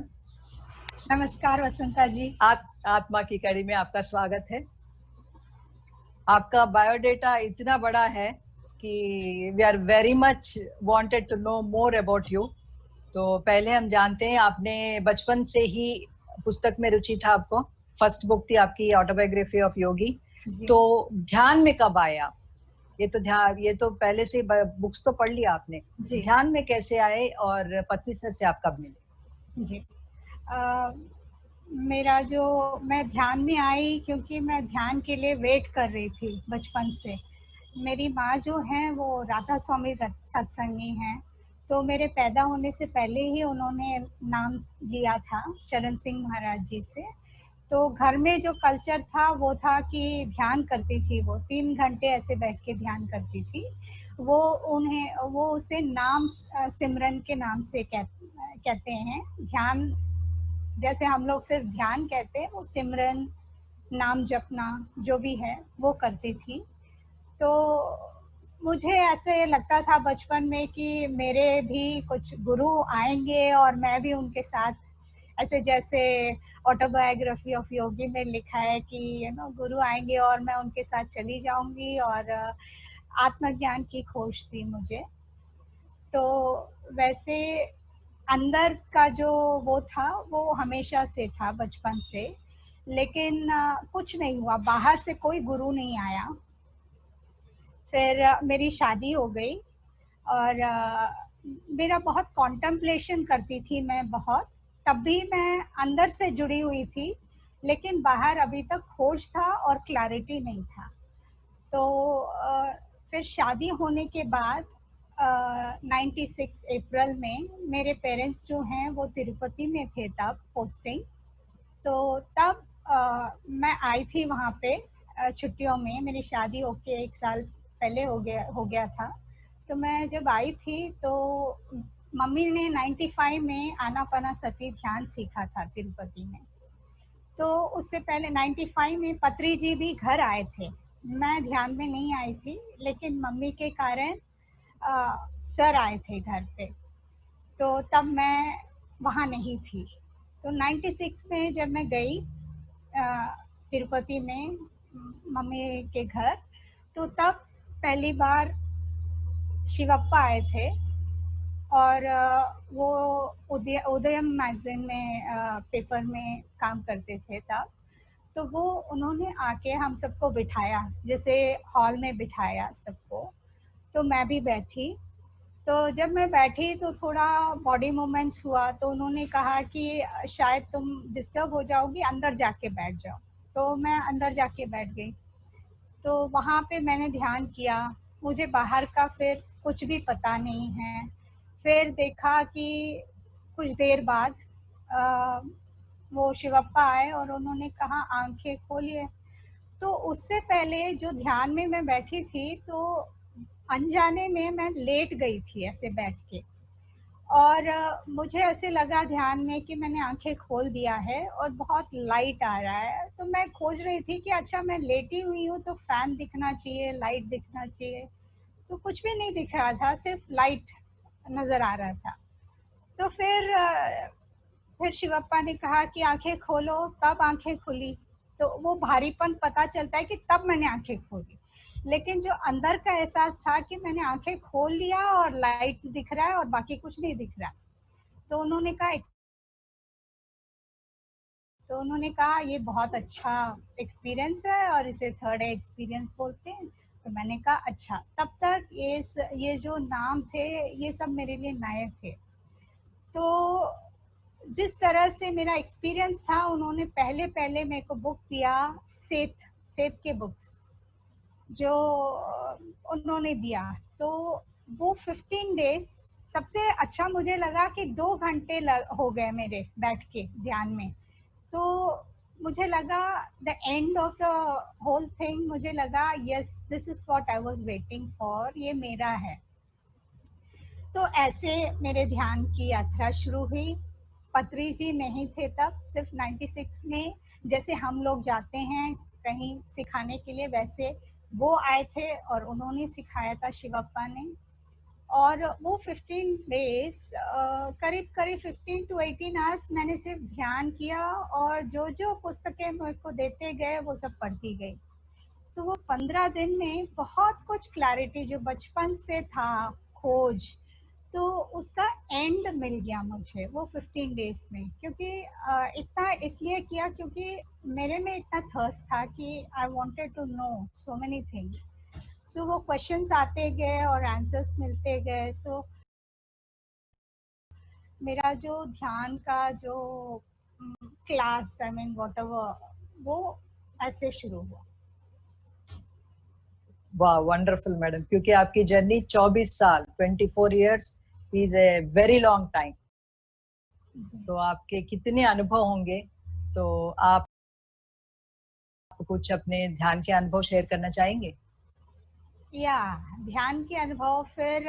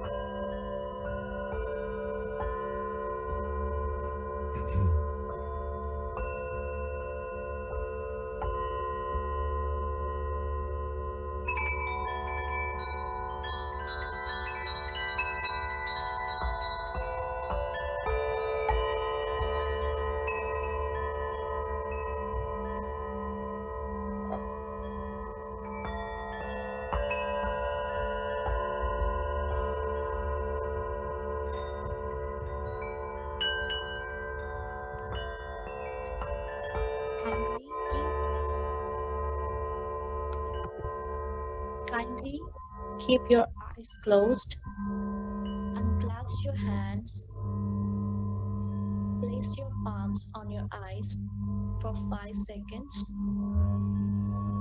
5, 4, 3, 2, 1, 0.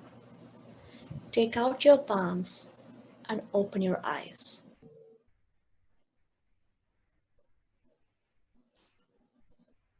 Thank you, Peter, for amazing sacred sounds and chanting today. We all went into deep state of trance and into deep meditation. What a great thing we all done today. Meditation is the greatest gift we all can give to our own self. All the viewers, kindly stay tuned in for next few more hours. We have more wisdom sharing sessions and music meditations coming up. Now, I take the privilege of inviting our co-host and the Senior Pyramid Master from Colorado, Madhavi Makam. Welcome, Madhavi Makam. Thank you, Divya, for your introduction. And thank you, Peter, for such an amazing music meditation. Hope you are all having fun. Share your love and comments in your YouTube channel. We are happy to read them and cherish them. Hello, everyone. My name is Madhavi Makam, and I live in Colorado, USA. It has been a journey. A journey of 1,000 miles starts with the first step, and my journey in meditation started with many years ago with a lot of starts and stops. The journey started with my parents who tried to get me to meditate over 13 years ago. My parents, Patti Rajagopal and Sulochanamma, knew Patriji from the time when the third pyramid of PSSM was to be built in Guntakal. For a person who did not believe in temples and gods, seeing my dad believe in and follow Patriji and take up the practice of meditation was something that made an impression on me. They tried many times to get me to meditate, but like many other people, I did it when I was told, but I was not habit and regular practice. About 11 years ago, I went to a 3-day Vipassana retreat with my parents when I was visiting India. As with everyone, the pressure of family, kids, and day-to-day life can sometimes be overwhelming. And at that retreat, I found real peace and finally understood the value of meditation. I felt calm and felt that I can manage the stress and not let the stress manage me. Despite the positive experience, I was what you would call an intermittent meditator. As this continued over time, we moved back to India and it allowed me to take advantage of doing meditation at Pyramid Valley in Bangalore and the Dhyana Mahayagna in Hyderabad and felt the bliss of meditation. The journey continued, and a few years later, we moved back to the US to Colorado. In the early days of moving to Colorado, I was contacted to host a disciple of Patriji, and that became a catalyst for me. As I organized the event, I made a lot of friends, and that motivated me to talk about and inspire these friends to meditate as well. Over the past 1.5 years, I'm so happy to tell you that we have a Denver PSSM meditation group, and I'm proud to have led the group in building the first ever public copper pyramid in the US here at Sai Baba Temple in Colorado. I'm working with various PSSM teams and have hosted a few sessions of live with Patriji as well, so that we can get the message of meditation, which is so important in these stressful and uncertain times of COVID. I want to leave you with 3 things that I had from my journey of meditation. 1, think of meditation as an investment in yourself, just like you save money so that you can use it when needed and don't wait to save. Similarly, meditation is how you train yourself to manage and stress and not do it when there is a crisis. 2, make it a habit by practicing Start with 11, 21, 41-day goal. As Patriji says, meditate for the same number of minutes as your age, and very soon it will be part of your life. One of my friends has a smart way of doing this. He will not have his lunch and dinner without meditating. So no matter what he eats, he starts with meditation. Thank you for your attention. Now, let's guess who is our next speaker. I will give you a hint. In the past few months, through her wisdom sharing series in 3 languages on a famous book telecasted on PMC channels. Your guess is right. She is none other than Saroja Gollapalli. Saroja Gollapalli is an engineer and a former senior corporate professional from Melbourne, Australia. She is a founder of Saroja Self-Empowerment Platform. She is an award-winning motivational speaker, holistic counselor, and the author of the book, The Red Rose, inspired by Brahmarshi Pitamaha Patriji. She received Victorian Multicultural Award for Excellence from the Australian government in recognition of her meritorious service to the community. She has also awarded the title of Brahma Vidvanmani at one of the largest spiritual congregation, MDMC, in Karthal. In 2019, she was a chairperson at the 5th International Conference on Integrating Spirituality and Holistic Living in Organizational Leadership in 2015 in Chicago. She has been doing community work for the past 15 years under the umbrella of Saroja Self-Empowerment Platform. As part of her community work, she has conducted over 100 workshops and sessions in Australia and abroad in the last 10 years. She has numerous support groups running all over the globe. Her mission in life is to live in the present with complete awareness because of the whole life exists only in this moment. She's going to talk to us about calm in the storm. Saroja madam, the stage is all yours.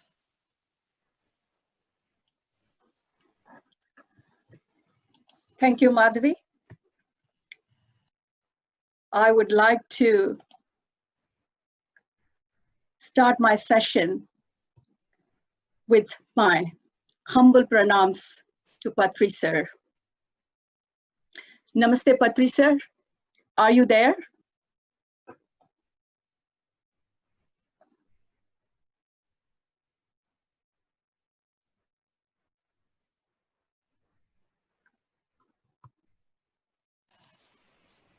I don't think he's here, ma'am. That's all right. That's all right. That's fine. My dear friends, masters, and gods of the universe, as my gorgeous host introduced me, I'm Saroja Gollapalli, and I live in Melbourne with my beautiful, loving family, my husband, a daughter, and a son. As Madhavi explained, my journey of spirituality started on a beautiful afternoon of October 2002. I was in Chicago in a business meeting, and it was on the last day of my 2 weeks meeting. Just in the middle of the meeting, I felt as though my life stopped. And 3 questions peered at me, my dear friends. What am I doing? Why am I doing? And is this what life is all about? And in the next few days, my spiritual guru came into my life, who taught me meditation, introducing the bliss that I was looking for. And that was the beginning of my transformation. Though my journey started in Chicago in that meeting room, but my spiritual transformation happened with that 3 hours of meditation, which one of my neighbors, who happened to be my first guru, entered into my life. And shortly after that, my friend, my philosopher, my guide, my guru, Brahmarshi Pitamaha Patri sir and PSSM came into my life, which enhanced my life even more with his teachings on meditation, Swadhyaya, and Sajjana Satsanga. My dear friends, that is my spiritual journey in a nutshell. Today, my topic that I would like to share with you is calm in the storm. A few days ago, one of my friends, Raj Shekhar, master from UK, shared a great post on WhatsApp. It said, according to psychologists, there are 4 types of intelligence quantified by quotients. 1, intelligence quotient, This is the measure of our comprehension ability, which we all know, like solving maths, memorizing things, and recalling subject matters, etc., etc. Number 2, emotional quotient. This is the measure of our ability to maintain peace with others, like, be responsible, be honest, respect boundaries, and, be humble, genuine, and etc. The third one is the social quotient. And this is the measure of your ability to build a network of friends and maintain it over a long period. So my dear friends, normally your EQ represents your character and your SQ, which is your social quotient, represents your charisma. But that's not enough. Now there's a fourth one, my dear friends, a new paradigm. And this is the adversity quotient, the measure of your ability to go through a rough patch in life and come out without losing your mind. Adversity quotient determines who will give up in the face of troubles and may abandon families and societies. My dear friends, what we are going to talk in the next 40 minutes is how do we sharpen our adversity quotient? Or in other words, how can we train ourselves to maintain calm in the storm or maintain our sanity when we are going through a rough patch in our lives and being swept away by the storm of negative emotions. Dear friends, this topic is apt for any situation in life, and all the more now, because in the current context of Corona, many professionally successful people are going through bouts of depression because they haven't seen such an unprecedented situation and thus are unprepared for adversity. Most of us experience a life full of wonderful moments and difficult moments. But for many of us, even when we are most joyful, there's always a fear behind our joy. We fear that this moment will end, or we may not get what we need, or we may lose the people we love, or that we are not safe, anything. Often our biggest fear is the knowledge that these bodies will cease functioning one day. So even when we are surrounded by all the conditions for happiness, our joy is not complete.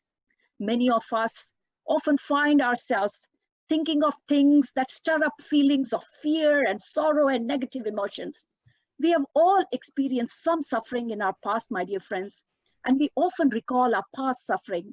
We revisit the past, reviewing it and watching the films of the past. But if we revisit these memories without mindfulness or awareness, every time we watch those images, we suffer again and again and again. We likewise can prepare for the future without getting consumed by our minute plans.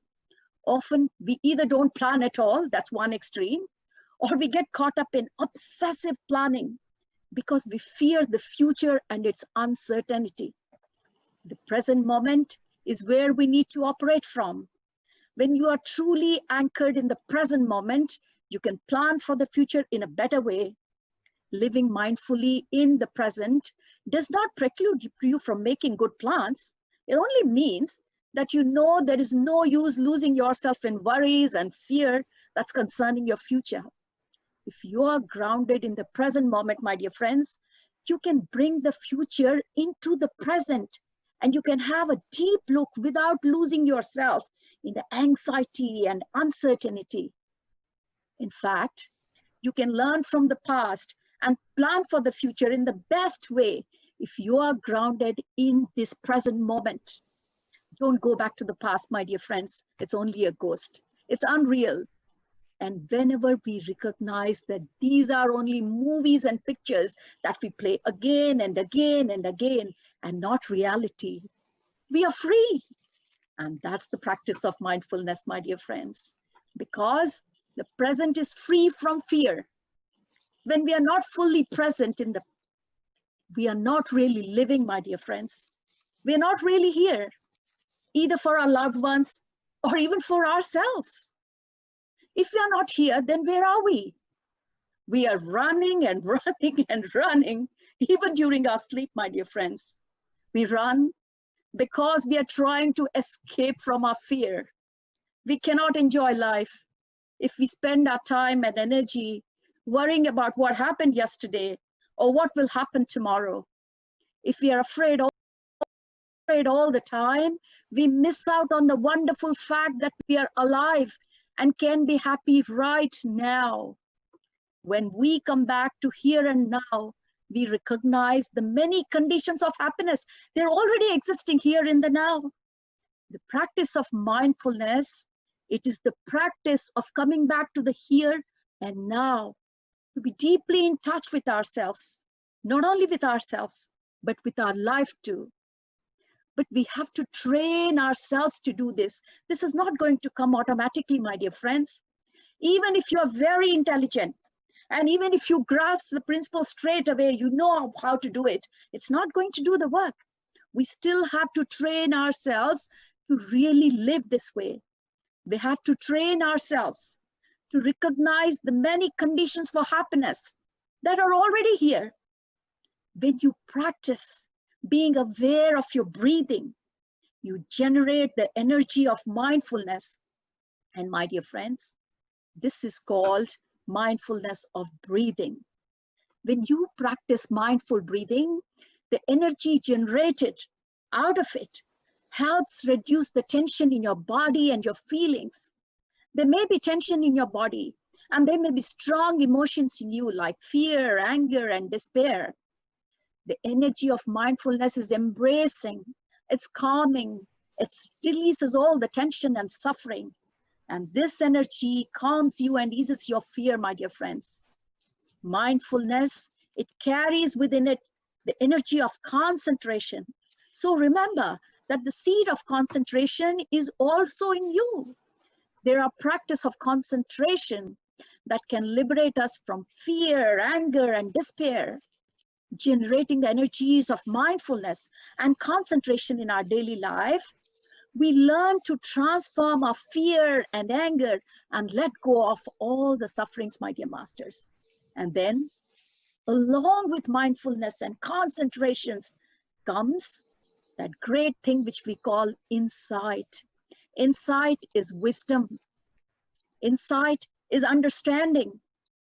The seed of wisdom, of perfect understanding is there in each one of us, my dear masters. Awareness is mindfulness. Awareness is concentration. And awareness is insight too. In fact, in the first quarter this year, I had conducted several workshop series on awareness because it's so important to us in our lives. I conducted in 3 languages, my dear friends, Hindi, English, and Telugu. If anyone is interested, you're free to visit my YouTube channel, which is called Saroja Self-Empowerment Workshop, and you'll find all my workshops there. Today, we are talking about this topic, calm in the storm. What kind of storm are we talking about? Let's think about it for a minute, my dear masters. Every time we feel a strong wave of fear, anger, or jealousy, we can do something to take care of this negative energy so that it doesn't destroy us. When we have a strong emotion like fear or despair, it can be very overwhelming. But with practice, we know we can learn how to embrace our fear, because we know that in each one of us, there is this seed of mindfulness. And if we practice touching that seed every day, all the time, while walking, sitting, breathing, smiling, eating, doesn't matter what you're doing, we begin to cultivate that energy of mindfulness. And then anytime we need that energy, we just touch that seed, and right away, the energy of mindfulness will come up when you need, and we can use it to embrace our emotions. If we succeed just once in doing so, we'll have a little more peace, and we will be less afraid of that strong emotion the next time it comes up. Suppose you have a lot of pain, sorrow, or fear deep down in your consciousness. Many of us, as you know, have got big blocks of pain and suffering in the depth of our consciousness that we cannot bear to look at.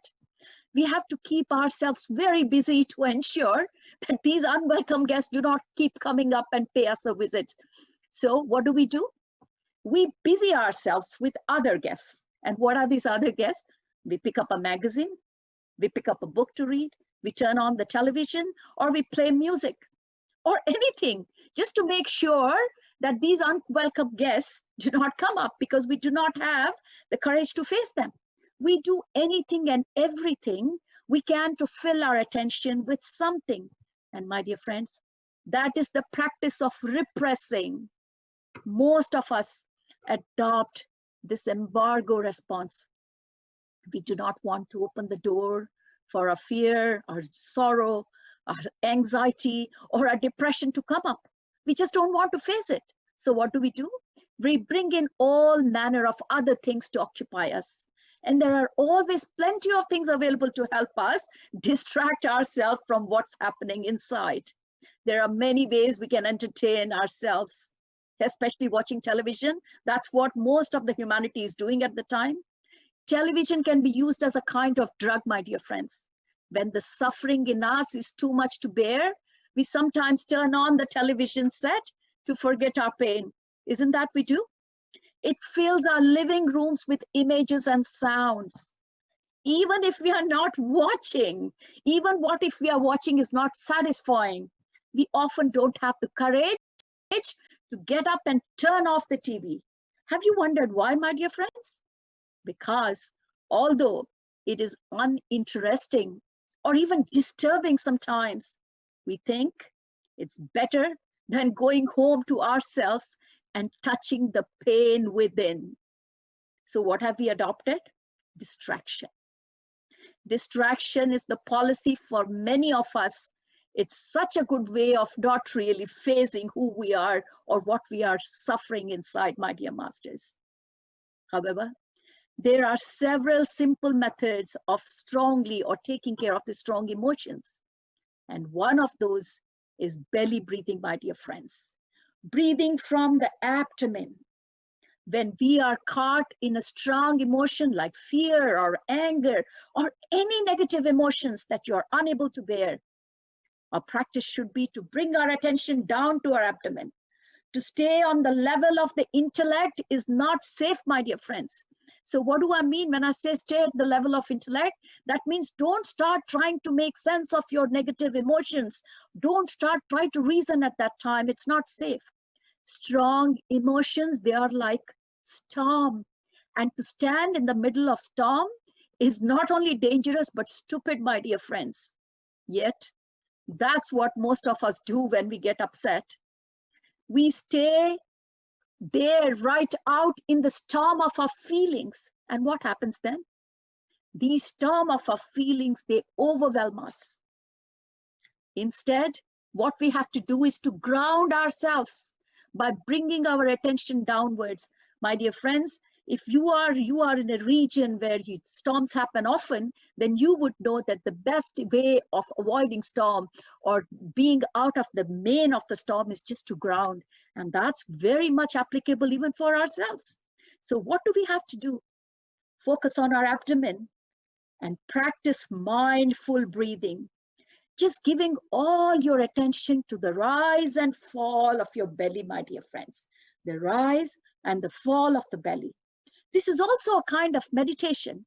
When you do not have the opportunity to close your eyes and meditate and observe your breath, or you are too overwhelmed to observe your breath in closed eyes meditation, which normally is the case when you are at work or when you are outside, it's not possible all the time that you find a place and sit down, close your eyes and meditate. And at that time, when you are caught in the storm of negative emotions, my dear friends, straight away, the best practice is to bring your focus onto your abdomen and practice mindful breathing. So, how do you make it through the storm? That is the question. Now we know what the storm is, but how do you make it? So when you look at a tree during a storm, my dear masters, you see that its branches and leaves are all swaying back and forth violently in the strong wind. You have the impression that the tree will not be able to withstand the storm. You are like that when you're gripped by strong emotion. Like the tree, you feel vulnerable. You can break at any time. But if you direct your attention down to the trunk of the tree, don't look at the branches at that time, because they will be swaying back and forth violently. Instead, direct your attention down to the trunk of the tree. You will see things differently. You see that the tree is solid and deeply rooted in the ground. If you focus your attention on the trunk of the tree, you realize that because the tree is firmly rooted in the soil, it cannot be blown away. Each one of us similarly, in a sitting or a standing position, is like the tree. When the storm of our emotions is passing by, should not stay in the thick of the storm, the level of the brain or the chest. That means no thinking or feeling. When you are overwhelmed by strong emotions, don't stay there, my dear masters. It's too dangerous. Instead, bring your focus down to your navel. That is the trunk of your tree, the most solid part of yourself, and practice mindful breathing. Become aware of the rise and fall of your abdomen. Doing this in a stable position, such as the sitting position, you'll feel much better. Just breathe. Don't think of anything. Breathe through the moment. Breathe through the rise and fall of your abdomen. Practice this way for 10 or 15 minutes, and that's plenty. And the strong emotion will pass through very softly, my dear masters. This is a two-step process. The first part is calming, and then looking deeply to transform is the second part. When you have enough energy of mindfulness, you can look deeply into any emotion and discover the true nature of that emotion. If you can do that, you will be able to slowly transform that emotion. Of course, emotions have deep root in us. They are so strong. Sometimes we think we will not survive them. If we let them go like that, we deny and we suppress them until finally they explode and they cause hurt to ourselves, not only ourselves, my dear friends, to others as well. But an emotion is just an emotion. It comes, it stays for a while, and then it goes away.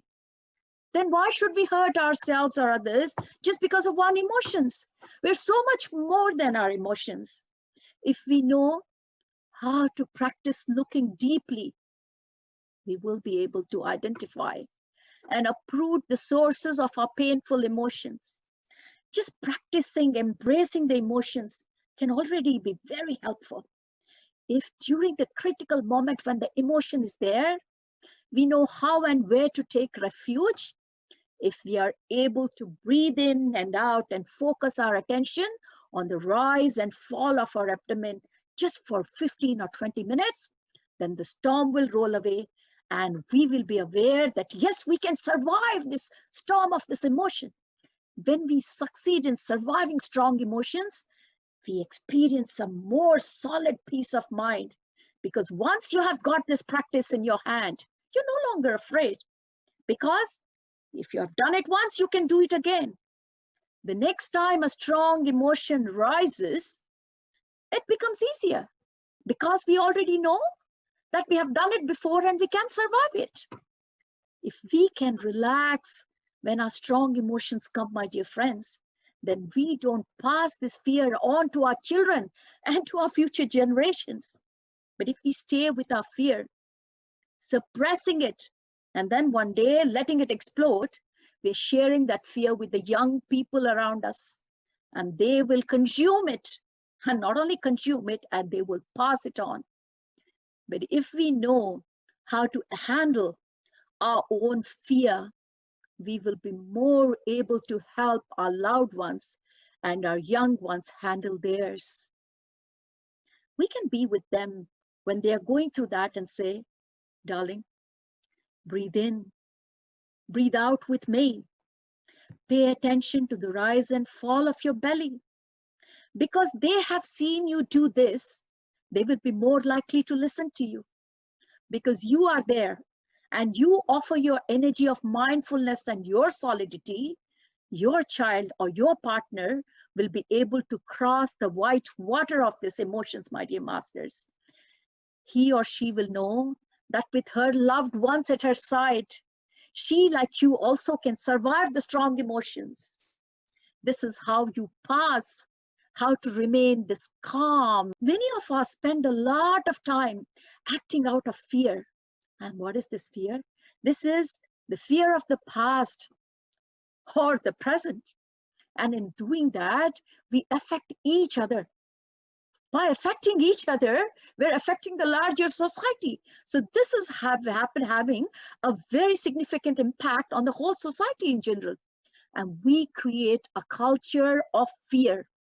And when fear comes up, we're upset, we're worried. And the first thing we need to do is first to acknowledge that fear. Nothing goes away, my dear masters, by not acknowledging. The first part is acknowledge before you can do anything. We can recognize and embrace it rather than trying to act it out. All around us, people are afraid. And even at the time of this particular COVID situation, so many people are coming to counseling just because they're afraid. So all around us, people are afraid and they're acting out of fear. In the midst of all this fear, we are all longing for peace and security. Sometimes it's tempting to make fun of the fear of others because it reminds us of our own fear. We have all been taught to keep our fear out of sight and unacknowledged. How can we let go fear and relinquish the anger and violence that animates in us all the time? My dear masters, we do not like feeling afraid. No one likes feeling afraid, but often we hold on to our fear, and that fear turns into anger. We are angry that we are afraid. We are angry at whatever or whoever we perceive as causing our fear and keeping us afraid. Some people spend their whole lives trying only to take revenge on whatever or whoever they think caused their suffering. And this kind of motivation can only bring suffering, not only to others, but also to the ones who feel it, my dear friends. In our society, there is so much fear. There's so much suffering. There is so much violence, despair, and confusion. But at the same time, my dear masters, there is also the beautiful blue sky that you see after the storm. Sometimes the blue of the sky reveals itself to us entirely. Sometimes we are not that lucky, so it reveals only half of itself. Sometimes just a little bit of blue peaks here and there. And sometimes it could be none at all. Storms, clouds, and fog, they hide the blue sky. The kingdom of heaven, which is the peace within, it can only be hidden by a cloud of ignorance or by a tempest of anger, violence, or fear. But if we practice mindfulness that I've been talking about, it is possible to be aware that even if the weather is very foggy, even if the weather is cloudy or stormy, the blue sky is always there for us above the clouds. Remember, it's always there. It hasn't gone anywhere. Remembering this keeps us from sinking into despair. If we know how to transform our despair, our violence, our fear, the vast blue sky will reveal itself to us and to those around us very soon. The basic condition for touching our inner peace is freedom from fear, despair, anger, and various types of cravings. Mindfulness practice, it allows us to recognize the presence of the cloud, that fog, and that storm that I've been talking about all along. But it also helps us recognize the blue sky behind all of it. We all have enough intelligence, courage, and stability to help the blue sky reveal itself again and again when we want. If we want safety, we have to build it, my dear masters. What do we build safety with? Currently, we are building safety with forts, bombs, airplanes. Those are not going to take our fear. In fact, they will more likely increase it. There must be something else then, a way to take genuine refuge in so that we can really feel safe. We have to learn to build safety with our in-breath and with our out-breath. We have to learn to build safety with our steps, with our way of acting, with our way of reacting, with the way of our response, with our words, and with our effort to build a healthy communication. So, my dear friends, how do we transform this fear into love? Sorrow, fear, and depression, they're all like a kind of garbage. But these bits of garbage are part of our real life. They're not imaginary. And hence, we must look deeply into their nature. We can practice so as to turn these little bits of garbage into beautiful flowers. We should not throw anything out, because if you try to throw them, there's more that's ready to come back to fill that space. All we have to do is to learn the art of composting, like how we do composting in the garden. So we have to transform our garbage into beautiful flowers. Practice mindful breathing. Practicing mindful breathing, it helps us experience our joy and our peace. When we are concentrating and focusing on our breath, my dear masters, we are not carried off by the thoughts about either the past or the future. We are free of thinking, and when we are lost in thoughts, we definitely can't live in the present. So when we bring our attention to our in-breath, we're not thinking. We're not really thinking even about our in-breath. So every time we say focus on your in-breath doesn't mean we're thinking about it. It is a direct experience because we are living our in-breath. Our in-breath is not a thought. It is a reality. We are living the reality that is our in-breath. Breathing in, I enjoy my in-breath. So when you're breathing this way, taking every breath and enjoying your in-breath in mindfulness, we can see many things. We can touch the miracle of life, because when we breathe mindfully, we realize that we are alive. To be alive is a fantastic thing, my dear masters. To be present here and now, breathing, is no less than a miracle. To be alive is one of the greatest of miracles of mankind. Parents holding their newborn child, they know this. People on the deathbed know this. To be alive, breathing, taking steps on the planet is a wonderful thing. We don't need to drink some wine or, host a great dinner party to celebrate life. You don't need those things. We can celebrate in every moment with our breathing and our steps that we take along with this breathing. With mindfulness and concentration, we can get in touch and live every moment of our daily lives as a miracle. We can do it right now, today. We don't have to wait for tomorrow, my dear masters. The energy of mindfulness, it can be generated anytime, anywhere, with mindful breathing, mindful walking, doing everything mindful. That energy brings us deeply in touch with the wonders of the life. And that's what brings happiness in our life, my dear masters. Our practice is very concrete, though it is very simple. When you breathe in and really pay attention to your in-breath, there will be a change right away. You are more there and you are in touch with your reality. When you practice walking meditation, when you're walking, and if you start walking, being very mindful, immediately you're able to be in touch with your reality in a deeper way. And you begin to live your life in a deeper sense. How closely you are in touch with this reality depends on the way you breathe and you connect with yourselves, my dear masters. Now, fear can accumulate in our body. We all know that. And that can cause stress and it can cause tension. Rest is a preconditioning for healing. When animals in the forest get wounded, my dear friends, what do?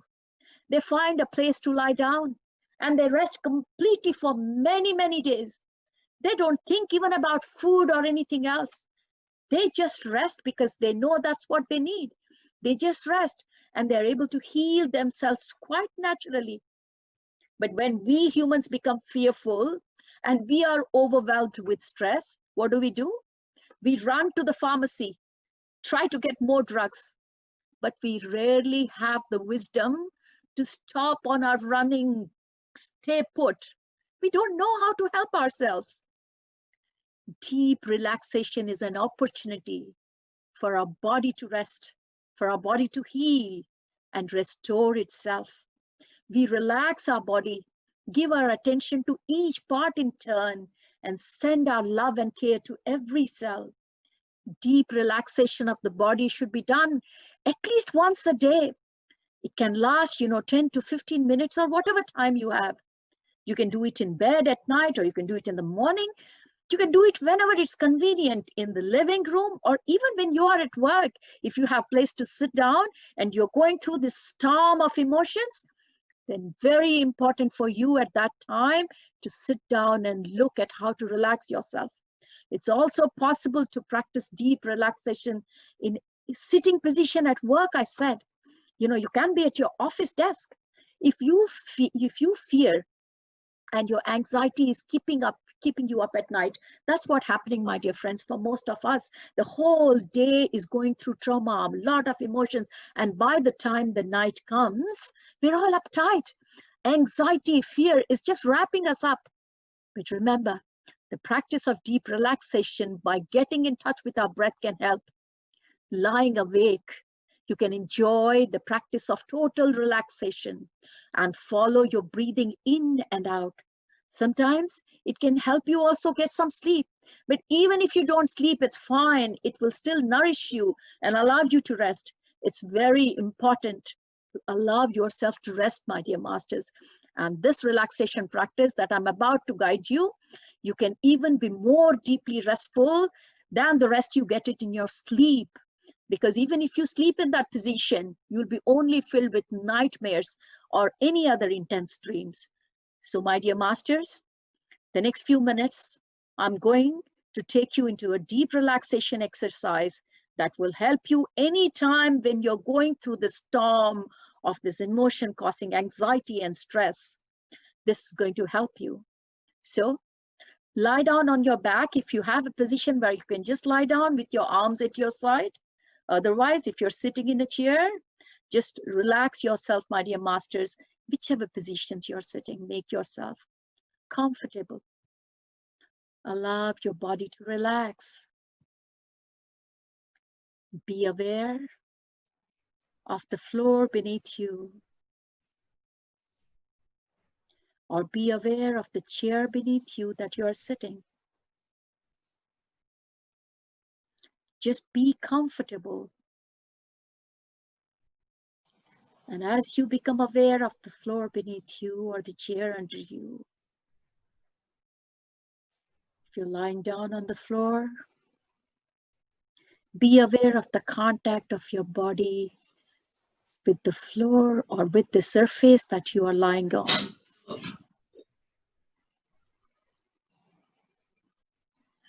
Allow your body to sink into the floor or the bed or the chair that you are on.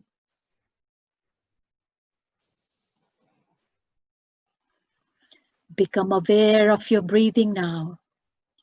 Breathing in, breathing out. Be aware of your abdomen rising and falling as you breathe in and out.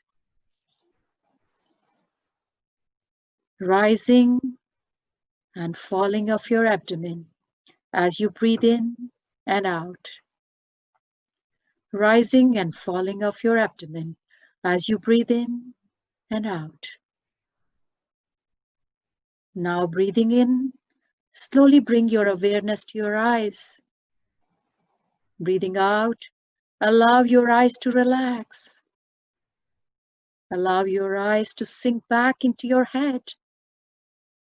Let go of all the tensions in the tiny muscles around your eyes. Our eyes allow us to see a paradise of shapes and colors. Allow your eyes now to rest. Send love and gratitude to your eyes. Breathe in and out. Breathing in, bring your awareness to your mouth, my dear masters. Breathing out, allow your mouth to relax. Relax the tension around your mouth. Your lips are the petals of a flower. Let a gentle smile bloom on your lips. Smiling releases the tension in dozens of muscles around your face. Feel the tension release in your cheeks, your jaw, your throat. Breathe in, breathe out. Breathing in, bring your awareness to your shoulders. Breathing out, allow your shoulders to relax. Let them sink into the floor. Let all the accumulated tension flow into the floor. You carry so much on your shoulders. Let them relax as you care for your shoulders. Breathing in, bring your awareness to your arms. Breathing out, relax your arms.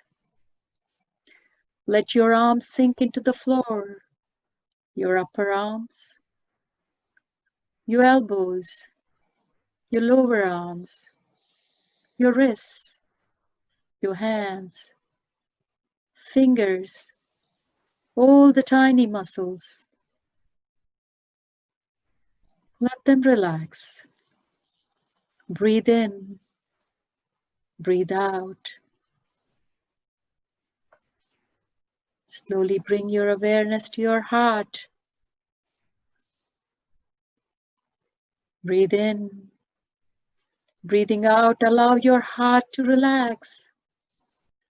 You may have neglected your heart for a long time in the way you work, in the way you eat, in the way you manage your anxiety and stress. Breathe in. Breathe out. Your heart beats for you day and night. Embrace your heart with mindfulness, with tenderness. Take care of your heart. Breathe in.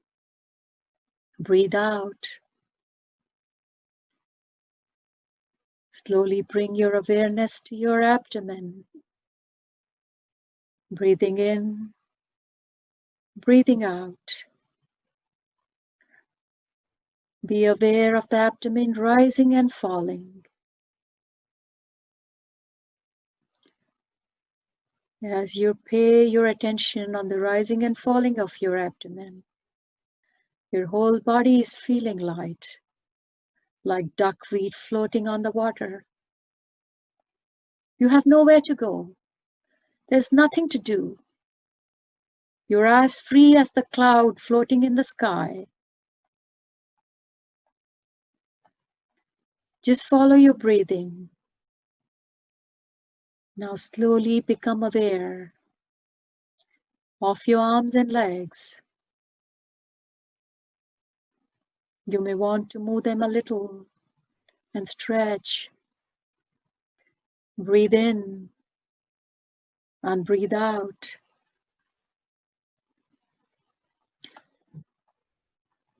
Breathe in, breathe out. If you're doing this practice before sleep, just continue to follow your breathing in and breathing out. If you're doing the practice as a break during the day, when you feel ready, just you can slowly sit up. My dear masters, this was a short preview of a deep relaxation exercise that you can do at any time, even at office desk, by slowly focusing on the breathing and at the end, coming to your abdomen and slowly being aware of the rising and falling of your belly. Now take a moment and be aware of your breath as you continue with your next activity, whatever you want to continue. Now, my dear masters, with this practice of deep relaxation, remember that now you have a tool that whenever you feel that you are being swept away in the storm of negative emotions, you have a tool that you can practice even with open eyes. To observe your breath, you do not have to close your eyes, my dear masters. And before I conclude my talk today, I just want to summarize some common emotions that we all go through. And why do these common emotions, these common negative emotions become monsters? Because, my dear masters, we do not understand these emotions when they come and attack us in the first time. One of the most common negative emotions that we all go through is anger. What is anger, my dear masters? Anger is nothing but non-acceptance of things which are beyond our control. But mind, masters, just mind it. If only you can accept the things are beyond your control, that's fine. But only if you can accept those things beyond your control, then that anger transforms into tolerance. And that negative emotion has now become your skill.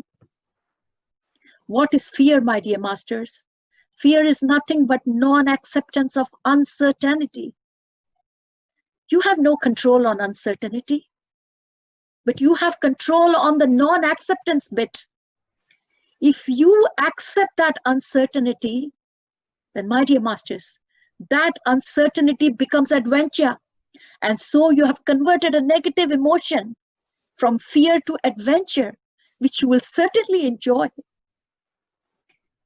Another negative emotion that causes storm in our life all the time is hatred. What is hatred, my dear masters? Hatred is nothing but non-acceptance of a person as he is. You are not able to accept a person the way he or she is.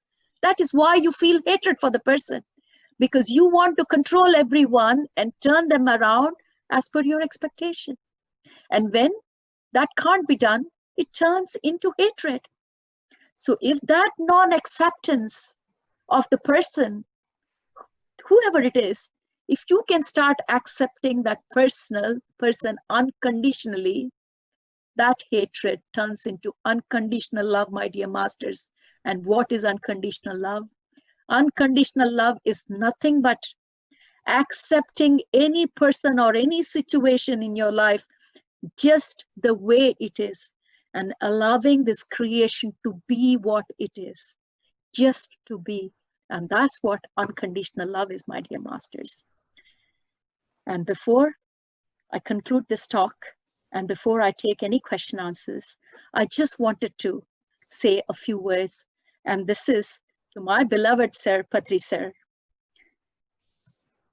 I'm quite grateful to you, Patri Sir, for giving me this opportunity today to share my views about this storm and how to calm it on this great platform of DIYD. Earlier in the session, I have heard such great maestros playing musics and such great masters with their wisdom sharing session. But the one wisdom sharing session which I would definitely mention is the one from Dena Madam.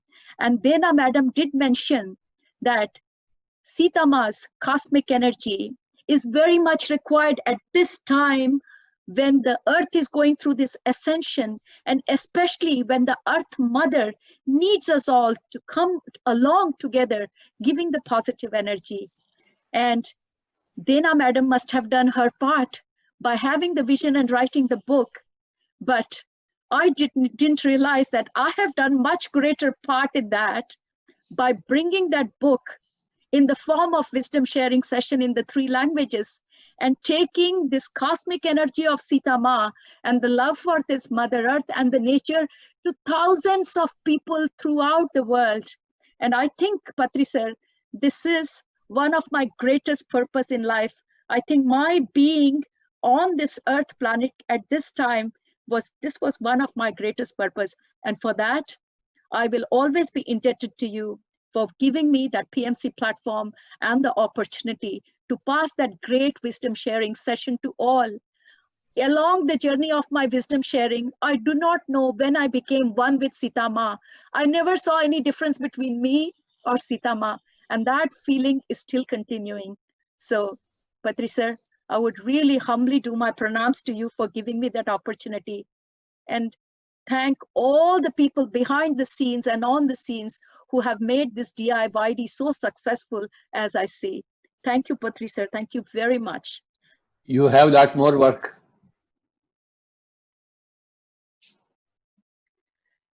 Thank you, sir.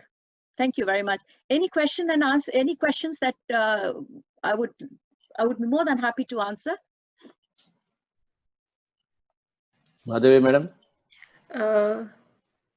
Ma'am,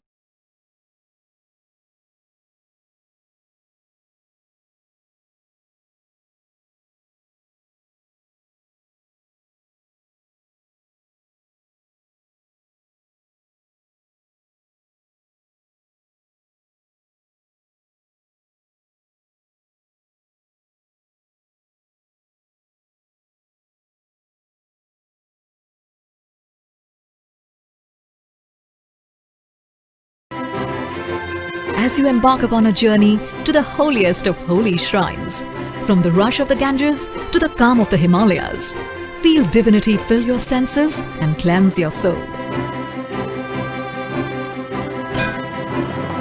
Envelop yourself with bhakti in the centuries-old shrines.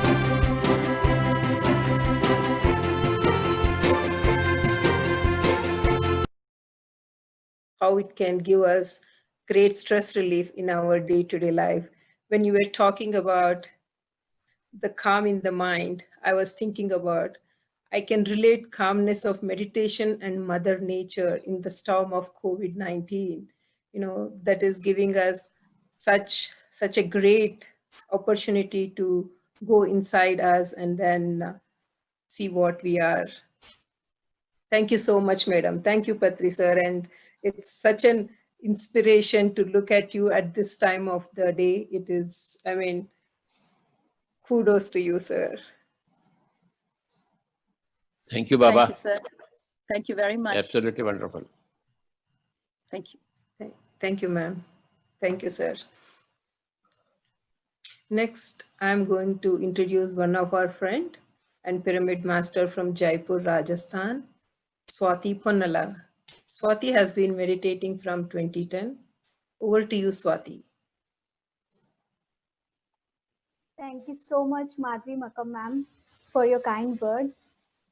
First of all, I would like to express my gratitude to Patri sir and all pyramid masters for giving me this opportunity.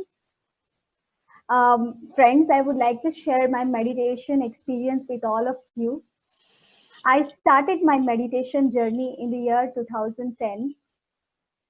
Friends, life before meditation was really stressful. I was living life always in anxiety, always thinking about past and future. I was seeking guidance, but there was no one to guide me. So this is what my life was.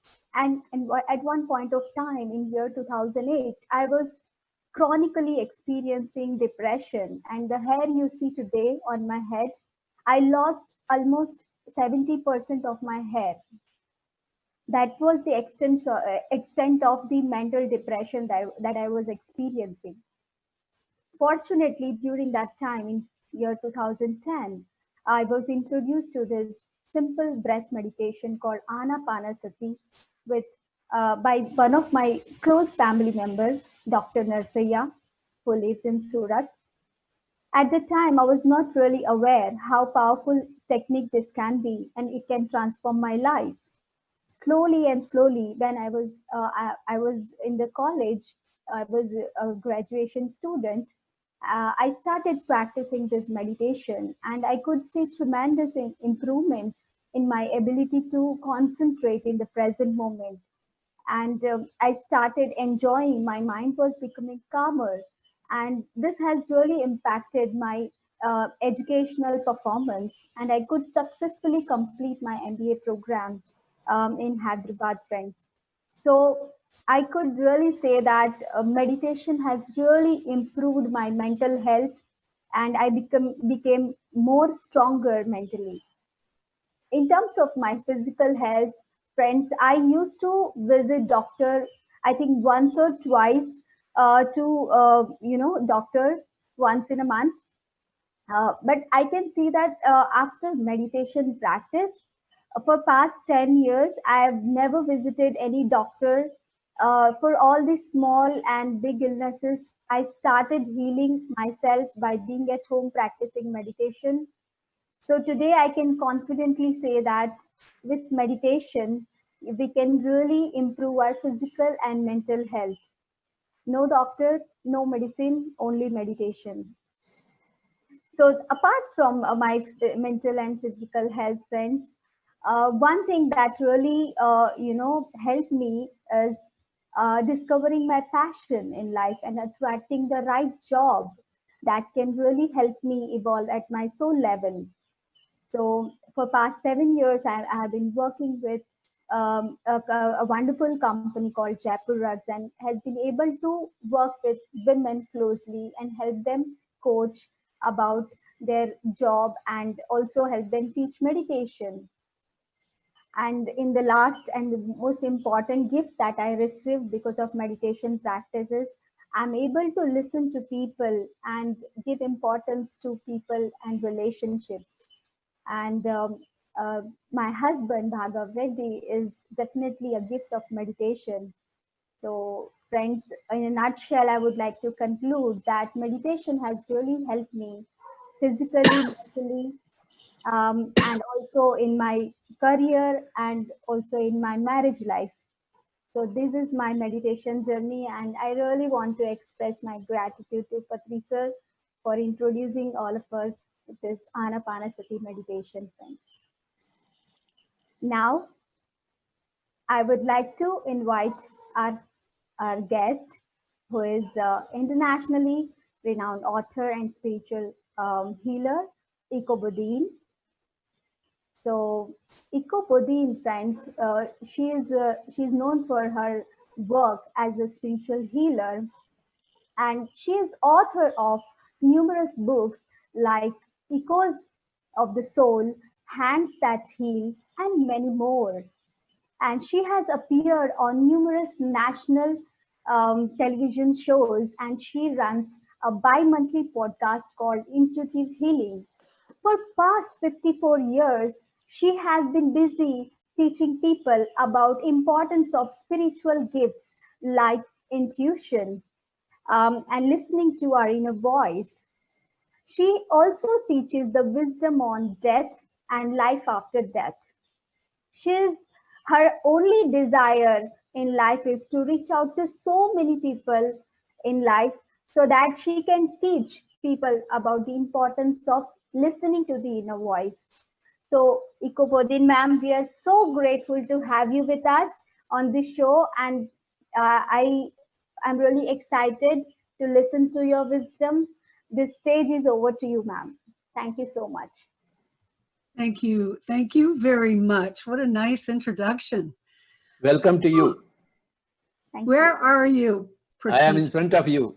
You are right in front of me, and I can't even see you. What a bummer. All right. I am right in front of you. Okay, good. Oh my goodness. This is pretty. There you are. Hi. Hi. Oh my goodness. It's like we're sitting in the same room. Oh, I was waiting for you. okay. All right.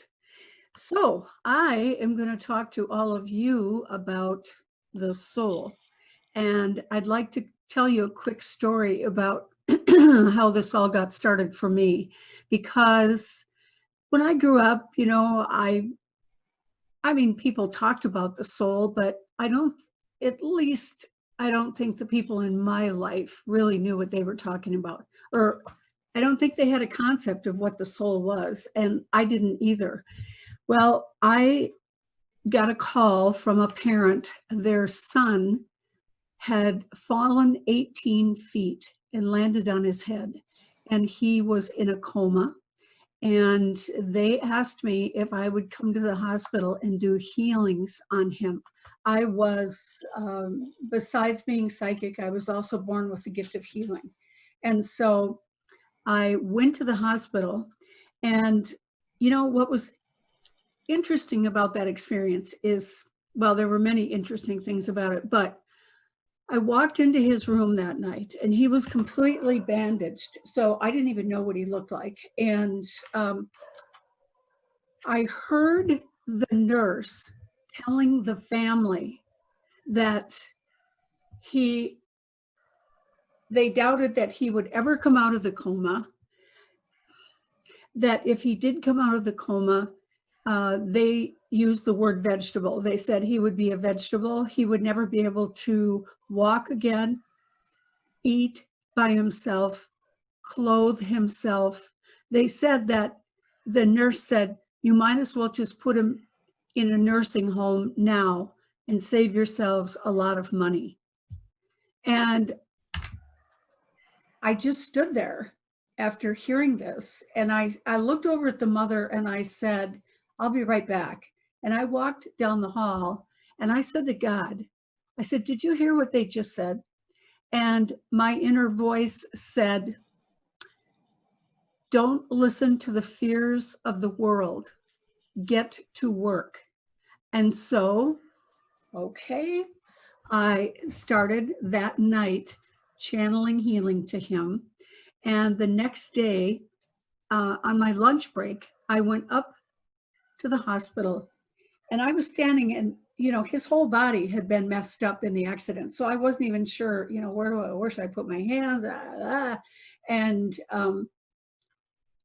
I had my hands, one on his head and one on his stomach.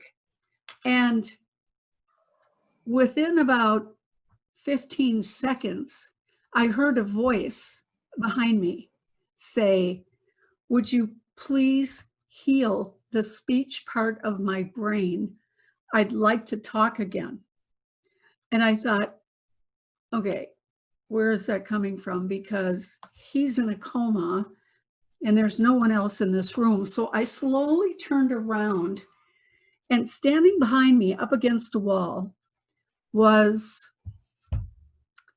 well, it was a human being, but it was kind of invisible. Well, I'm not saying that correctly, but I just looked at this person, I guess I'll call him, and I said, who are you? And he said, I'm the soul that lives in that body.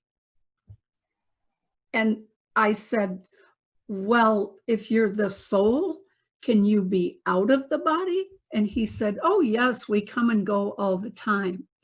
And he said, when I am out of my body doesn't feel the pain. And he said, so I'm going to stay out of my body more than be in the body. And I'm telling you, I didn't even know how to respond to this person. I mean, this soul. And he said, it was interesting. He said, I want to speak again. So please work on the speech part of my brain. And I said, I don't know where that is. And this is what happened. That energy, that soul went right into the body, and his arm came up like that and smashed down on his head. And what happened was the nurse walked in right at that time, and she said to me, why did you put his hand there? And I said, well, I didn't put his hand there. Well, I mean, what do you say? So all I said was, do you know where the speech part of the brain is?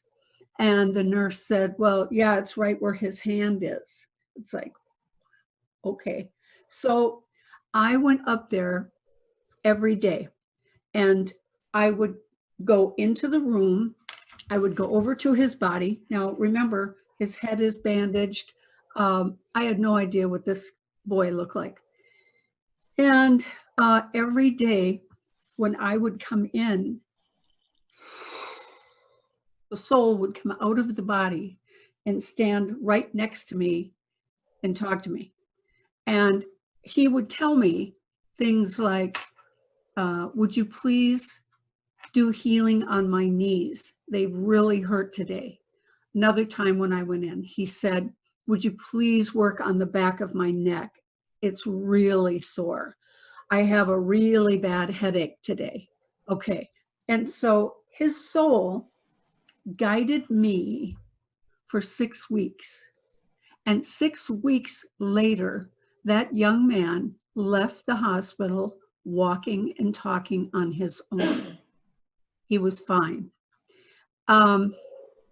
That changed everything for me, how I looked at things. He taught me so much, just even by, you know, seeing him go out, come back in. I noticed that when his soul was out of his body was very, very still. It hardly moved at all. And when the soul came back into the body, oh, he would moan. He would move his body slowly. And here's something else that was fascinating. He was scheduled to have surgery. There was a bleeding going on, and they needed to put a stent in his brain. And his body was very weak. And so the family, everybody was really nervous about this, but they said that the surgery had to take place. So I was at my job at that time. I was a barber for a few years. So I was at my job cutting hair. His soul came into the barber shop, and I could see him. Nobody else could see him. But I just looked at him like, what? And he sent his thought to me. He said, everybody's worried about the surgery. My body is not strong enough, but don't worry, I've taken care of it. And I said, I sent a thought, because I'm cutting hair, I've got somebody in my chair. So mental telepathy back and forth. And I said, what did you do? And he said, oh, you'll see. And he was gone. So about half an hour later, I got a call at the barber shop. His mom said they've postponed the surgery because they found a mysterious substance in his blood, and they couldn't identify what it was. And so they had to postpone the surgery. And I thought, I mean, that was fascinating to me, that the soul could do something to the body so that the body wasn't able to have surgery. And it was what called all the family members to the hospital. Everybody had to do blood tests because they were trying to figure out, what is this? They never did figure it out. But 2 days later, when his body was stronger, that substance was no longer in his blood, and they were able to go ahead with the surgery. Even when he was out of the coma, but not completely, I would communicate with his soul, because his soul, the soul knew everything about its body, which I found so fascinating. I also found that his soul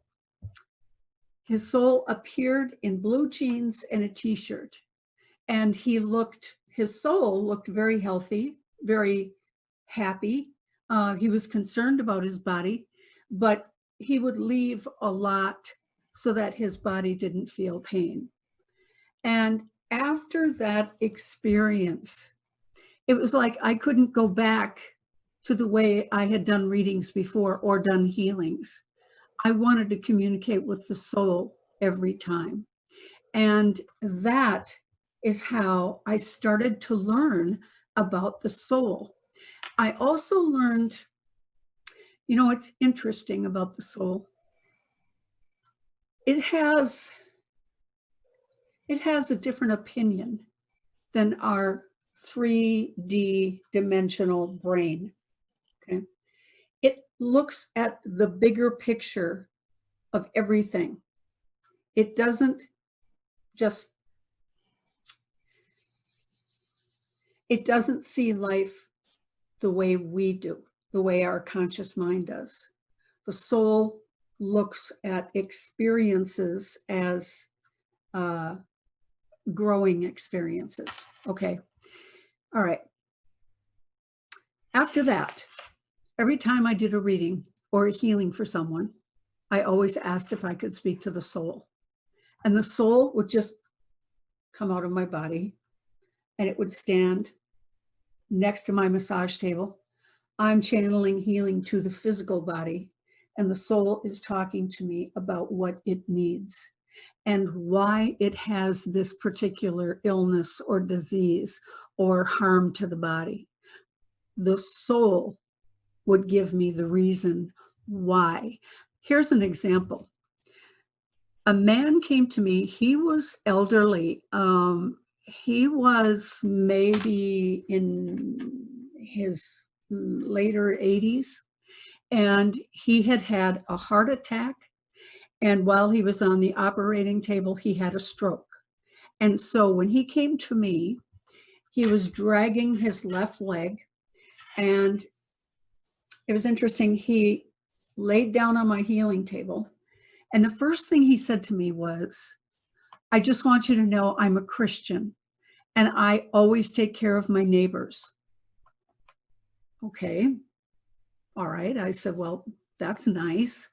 And I said, okay, now get comfortable. And he laid down, and I was channeling healing to him. His soul came out of the body, and his soul said, yeah, he takes care of everybody but my body. And he said, I am trying to get his attention. I need him to focus on me, on my body. I want him to give to me, my body, what he gives to everybody else. So I thought, well, this is going to be interesting. So when I was finished with the healing and he got up, and I told him what his soul said, and he started to cry. And he said, well, that's never going to happen because that's being selfish. And I can't spend that much time on myself. I have to focus on other people. That's what God wants for us. And I thought, all I could think about was, I wonder what else is going to happen to his body so that he finally pays attention to his own body instead of being out there giving to everyone else. So that's what I mean. The soul can see experiences from a higher level and can see why we go through the things that we go through. Another example, a very successful dentist was up on his roof one day. I can't remember why he was up on his roof, but he was cutting part of his tree down, okay, and he fell, landed on his back, broke his back, and severed something in the back, and he was paralyzed. So now he's in a wheelchair, can't work anymore. And he came, and I was channeling healing to him. And I told him earlier, I said, I'm going to talk to your soul and see if we can get any information on this, on why you are going through being paralyzed. Okay. He said, yeah, that was fine. Okay. So his soul came out of his body. And I said to him, okay, what's up? What's going on with this? Why are you having the experience of being crippled? And he showed me a past life where he was a pirate. And he said that whole life, how do I put this? He had a lot of relationships with different women around the world, well, around that part of the world when they were pirates. And, but he never stayed true to anyone. He never stayed home long enough to get to know neighbors or his family or have a pet. He was always going, and never committing to anything. And I thought, oh my gosh, so this is why your body is paralyzed, so that you can get to know your family, your friends, have friends. And his soul said, yes, this is why. Wow. Okay. When I told him that experience, he started to cry and he said, Echo, I have the worst time committing to anyone. I work 7 days a week, or I used to. He said, I don't like being home. He said, I do have a wife, but I spend very little time with any of my family. He said, I just don't want to commit to anything this life. And he said, my wife has actually made the comment that it was nice to have him around all the time. And she said, I feel like I'm getting to know you for the first time. So, other situations, so many situations where you just wonder, wow, why does that person have to go through that experience? And yet the soul welcomes it. The soul welcomes what's going on. Now, there is a situation where a lot of souls also choose not to pay attention. They don't want to pay attention. And life can throw them a lot of curveballs, ways to wake up, but they're not waking up. They're not changing their ways. And so their soul, you know that feeling when you're doing something and you know you shouldn't be doing it, you know you should be on a different path, but you're not? That feeling, it's a restlessness on the inside when we are not doing what we came here to do. And another way that I've learned a lot from the soul is watching people in their dying process. Okay. So fascinating when you see the body just laying there and the soul is out of the body, and the soul is oftentimes just hanging out with the family, listening to people talk. It was interesting. I went and visited a friend of mine. This was about a year ago. He was dying. And I came out of the elevator. I walked by the family room, and his soul was sitting in the family room with the family. It just kind of startled me. And he saw me, and he smiled at me, and I smiled at him. And then I went in and looked at his body. Body was completely vacant of any soul energy. And about maybe a minute later, his soul came into the room, stood up at the top of his bed, up by his head. And his soul looked at me and said, this is ridiculous. Why are they doing all of this? And so I sent him back a thought and I said, well, they're trying to keep you alive. And he said, why? Why? I'm full of cancer. It's time for me to go. Why are they doing this?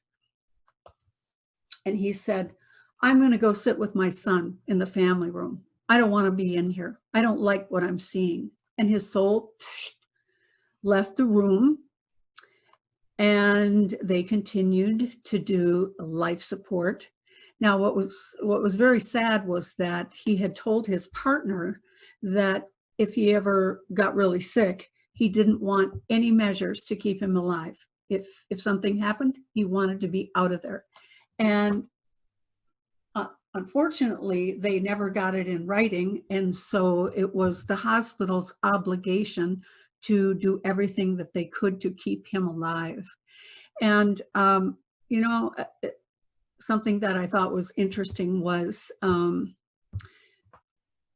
his sister was coming from out of town, and he made the comment, his body made the comment to his partner, well, I hope she gets here tomorrow by noon.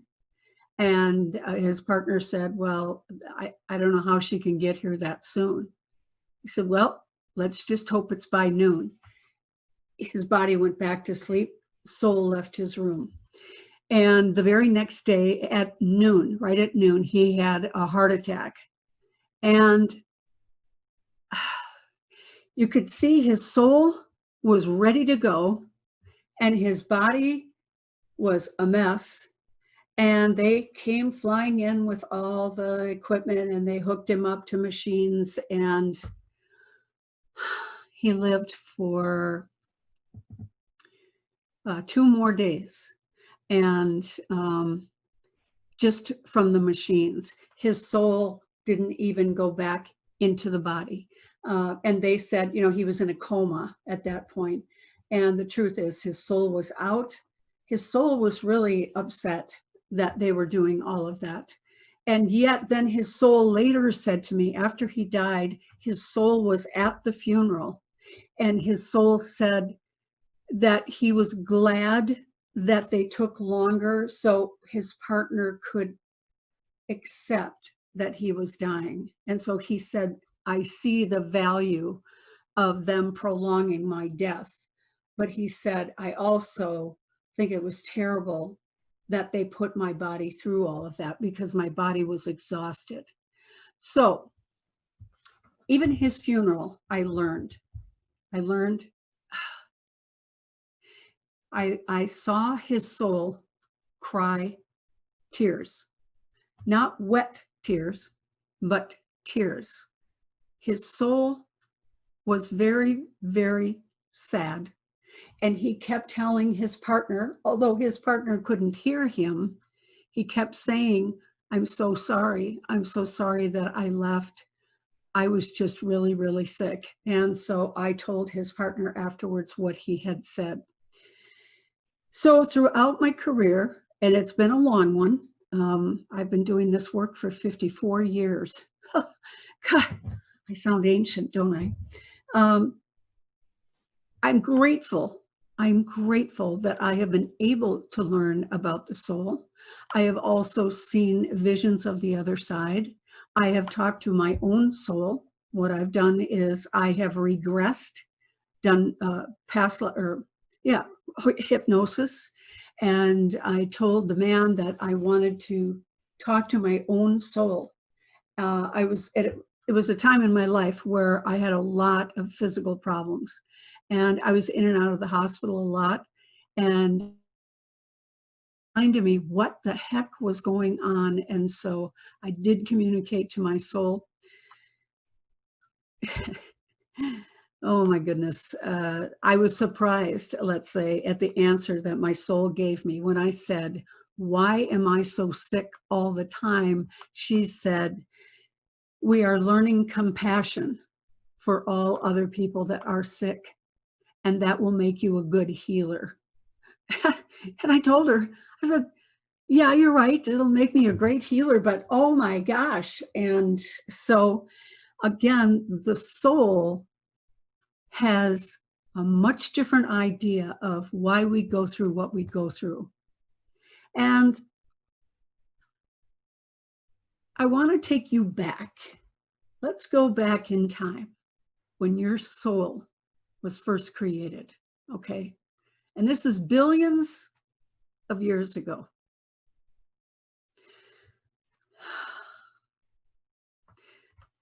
This is the vision that's been shown to me, is I've seen this amazing, amazing white light.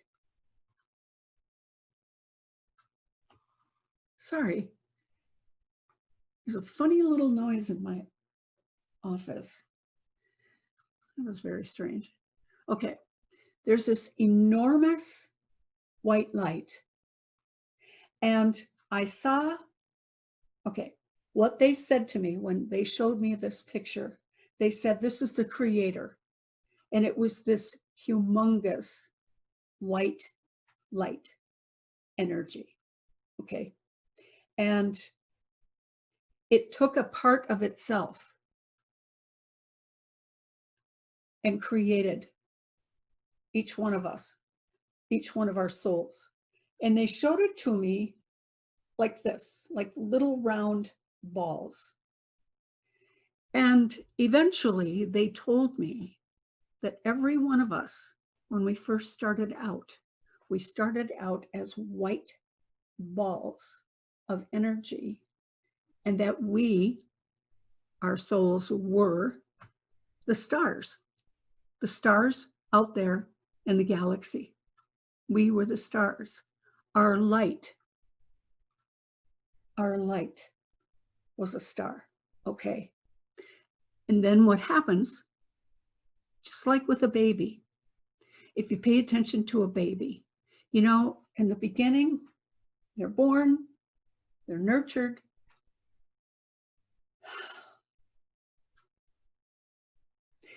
They begin to grow. And what happens is they get curious. They want to touch everything. They want to taste everything. They're always going like this.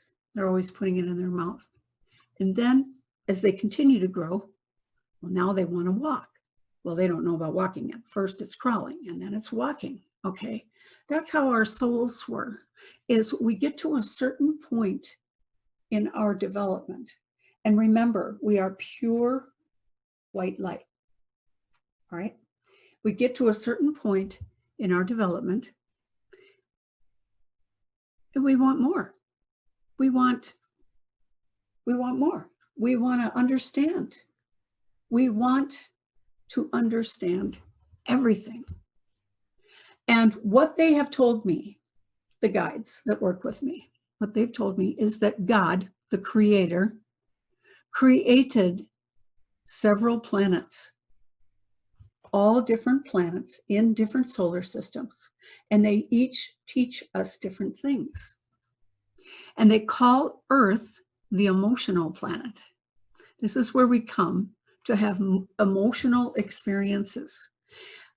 A lot of people are afraid of their emotions. They're terrified of their emotions. And so they just, you know, they cut themselves off from here down. They don't even feel anything. They just go through life from their brain, and they never really engage in any kind of emotional experience. And so those folks, they come here hopefully to learn about emotion, to feel emotion, and also to get to the place where they're no longer afraid of their emotions, where they express their emotions. We express crying, grief, anger, laughter, happiness, joy,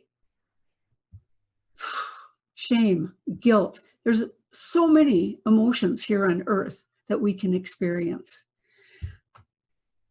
The problem for those of us who, or for all of us is, well, I shouldn't say the problem, because we live, we have a living experience, and then we pass away. And short amount of time, I've heard that the elders on the other side recommend at least 60 years in between lives.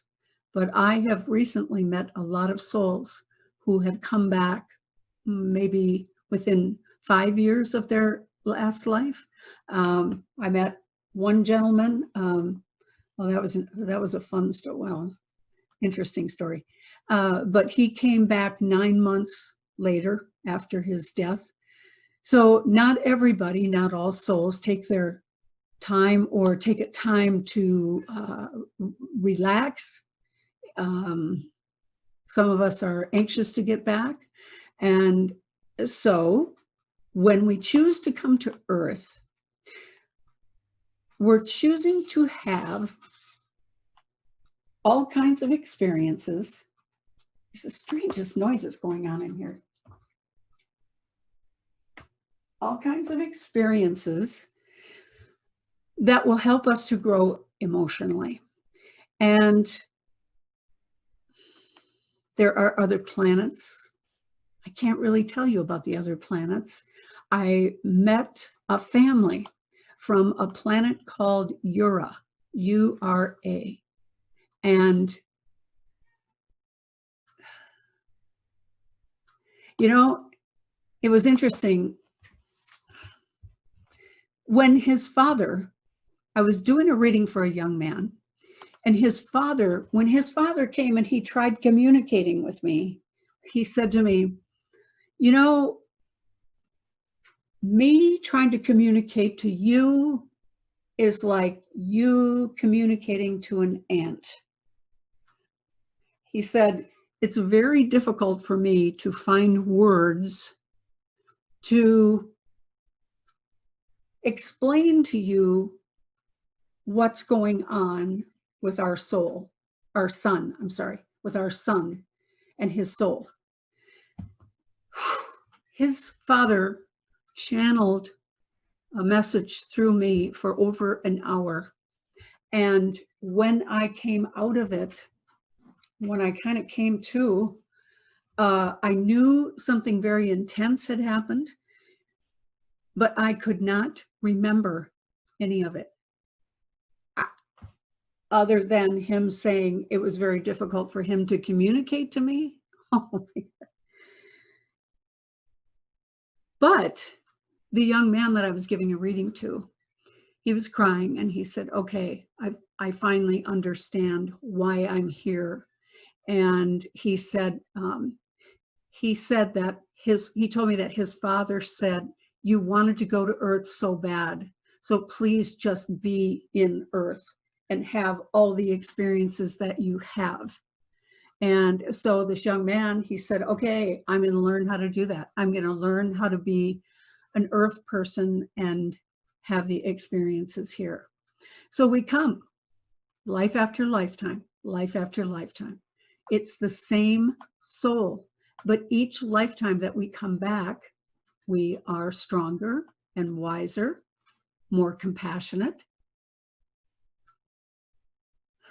There's a lot of old souls coming in right now, a lot of old souls, because they want to be here at this time in our history.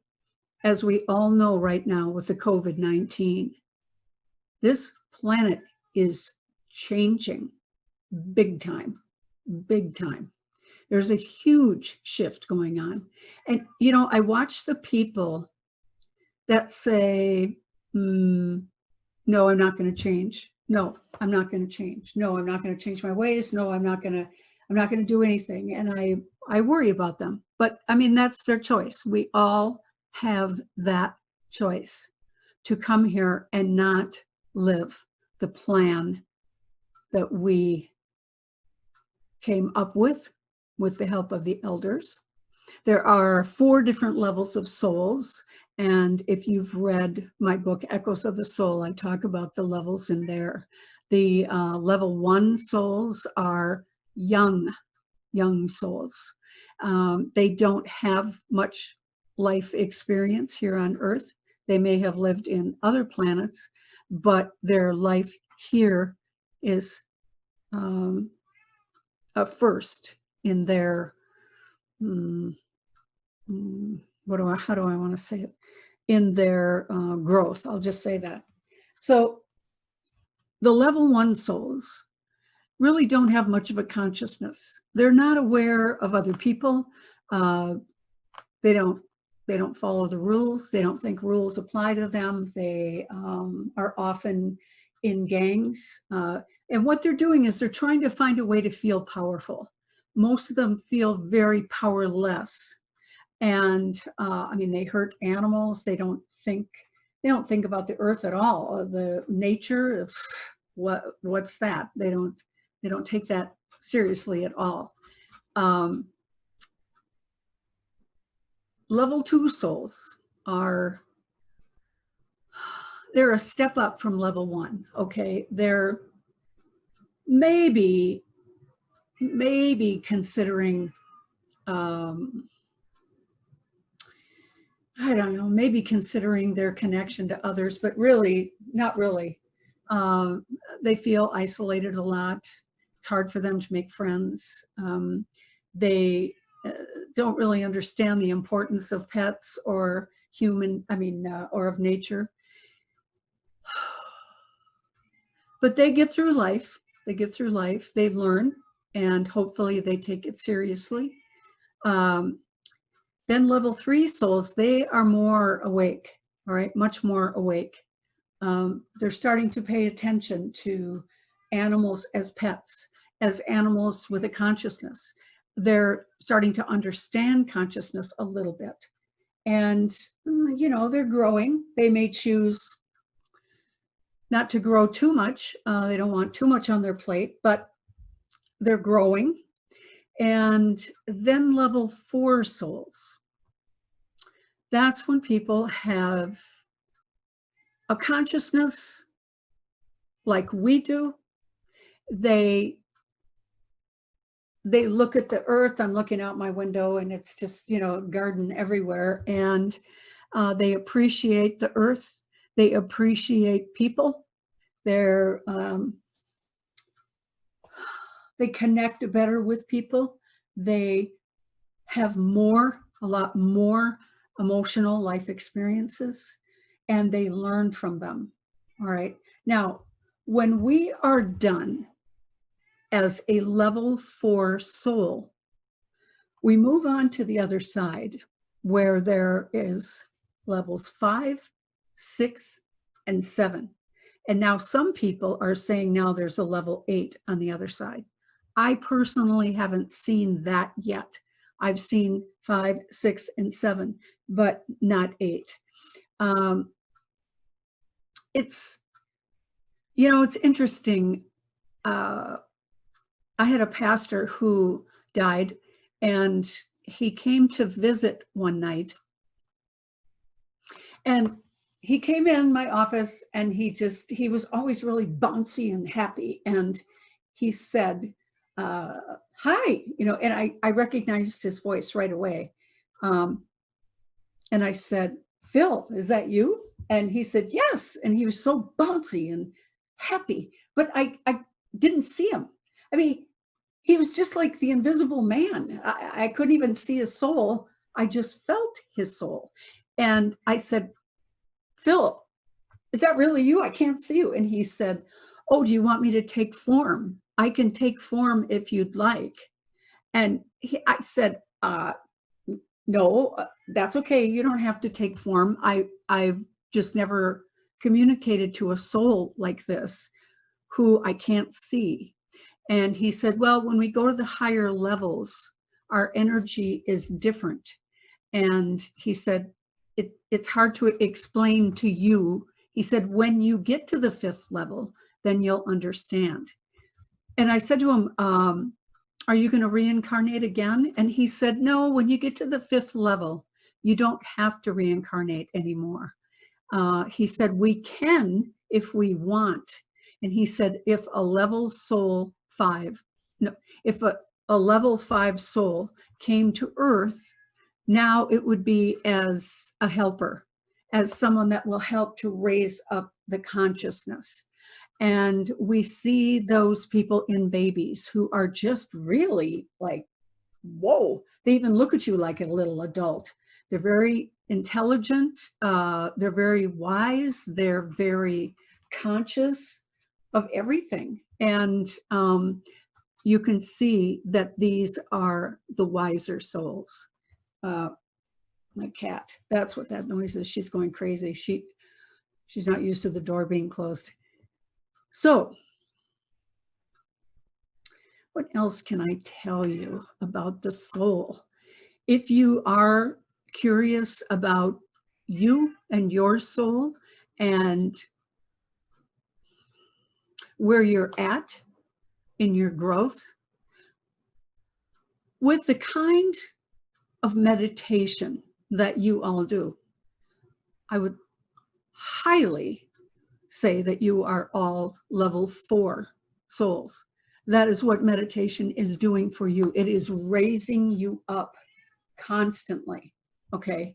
And just a second. Come on.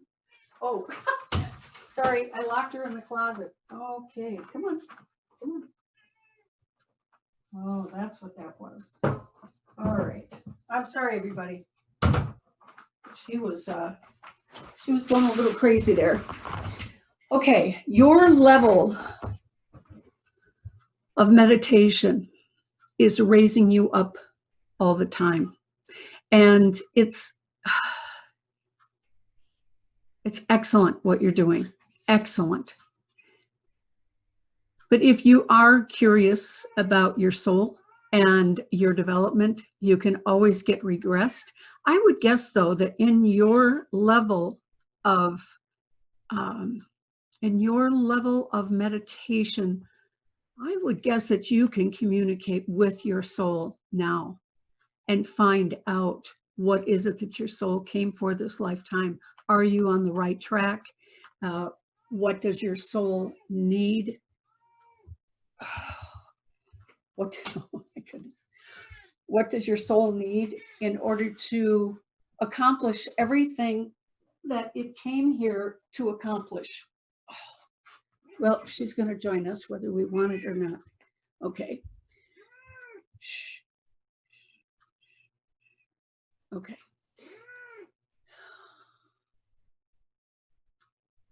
Just trying to think.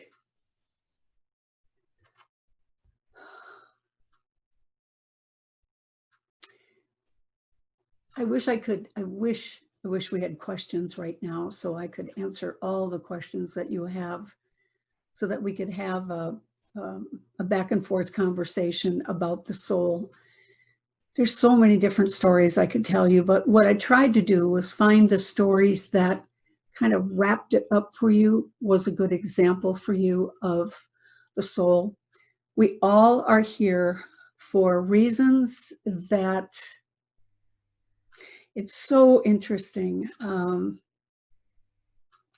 So interesting that we aren't conscious of, the people in our lives, or like Master Pratiji. The first time I saw him was over at my office, and he was walking in the parking lot, and I just looked over at him, and my soul was doing a dance, like, it was like my physical body, all I could do was smile at him, because my soul was like, oh my God, there he is, there he is, there he is. And I thought, oh my gosh, I know this man.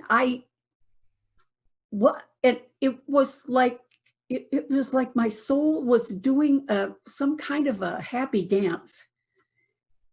And it was interesting when I knew that he was leaving town. Like, I felt very content knowing he was here in town. And then when I knew that he had left town, my soul went into this very sad, like, oh no, is it going to be another lifetime? But I've never gotten clear, because I've asked my soul, okay, what is it with him? What is it with Master Pratiji? Is it just he is who he is? But it's like, no, there's a soul connection. And today, when I saw him on the screen, my soul did it again. Like, there he is. Okay, it's like that. So we have people in our lives that we have been with before that meant a lot to us, that we have loved, people that we haven't loved so much, people that we're afraid of. Our soul is very, very old, very wise. When we can tap into it, we can tap into the God within us.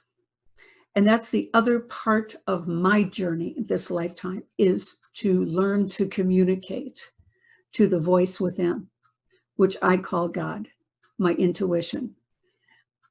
for the longest time, I thought that what I had was women's intuition. It was just this thing that women had, and I didn't know that it was the divine part of myself until, I read books, but I took classes trying to understand intuition. Why is it so accurate? Why is it always there? Why does it know me so well? Why does it always protect me? What is that silent voice within me? And I just kept studying and growing and getting more and more intuitive. And okay, hold on. There we go. Okay, now she's going to want to go out. Sorry, folks, it happens every time I do a Zoom. I swear she wants to be here. Okay, but then she doesn't. All right, where was I? Intuition. And finally, I was taking some classes at Unity Church, and there was a chapter on the voice within, the silent voice within. And I remember looking at my minister and saying, wait a minute. Intuition, this voice inside that guides me through everything, is the voice of God? And he said, yes. And I said, well, does the whole world know that but me? And he said, I don't know. But he said, that is the part of you that is God. And I do want to share with you a really cool experience I had. This was back in the 80s, and everybody was talking about their higher self, that their higher self was within. And I didn't have a clue. What does that mean? I don't get it. And I talked to a friend of mine who meditated daily, and he said, I said, do you know about the higher self? And he said, yes. I said, it's really inside? And he said, yes. And all I could think, my intellectual Virgo brain said, well, it must be between my heart and my gallbladder. I was trying to intellectualize where it was located. And so the next day, and I had tried meditating before, but I wasn't good at it. So the next day, what I did was I went down on my treadmill, and I thought, I'm going to hold on to these bars, and I'm going to ask God if he's in there. And so I held onto the bars as my feet are moving on the treadmill, and I closed my eyes and I said, God, are you really in there? And this white light came out of me like I had swallowed a big floodlight. And I was literally shaken by this, because this light, and it said, yes, I am. And I just kept on the treadmill with my eyes closed, looking at this white light. And I was speechless. I couldn't say anything more to it. And the next day, went down on the treadmill, and I closed my eyes, and I said, God, are you still there? And a light came out, and it turned into this beautiful sword. And I said, why do you look like a sword? And the voice said, because I am your protector. And I thought, oh my goodness. And so ever since then, I learned to meditate. You're not going to believe it, but I always did it on the treadmill. And the reason I did it on the treadmill was that my physical brain had to pay attention to my feet. And so I was open to hearing the still small voice within me. And I would ask for guidance every day. I would receive guidance every day. And now, treadmill is broken, but I continue to go into that place, that quiet, secret, spectacular place within me. And I talk to God each day. And I ask throughout the day, What do you need me to do today? Am I on the right track? It's been, I would say, probably the most important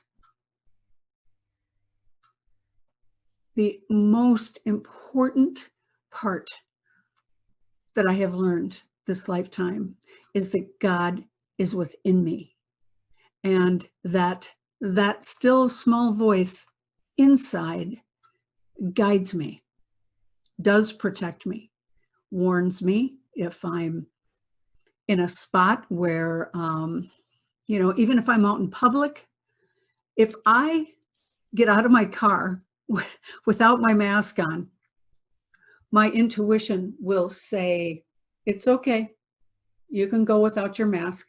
Or it will say, put your mask on. Okay. I mean, I just think it's so interesting how it guides me with everything. And that's why, you know, right now with this COVID-19 going on, so many people are fearful of catching it or, having to be quarantined. It's really sad, the amount of fear that's rampant on our planet right now. And yet the COVID is part of the shift that we're going through. We needed to all slow down, and hopefully many, many people have learned to go within themselves. It's,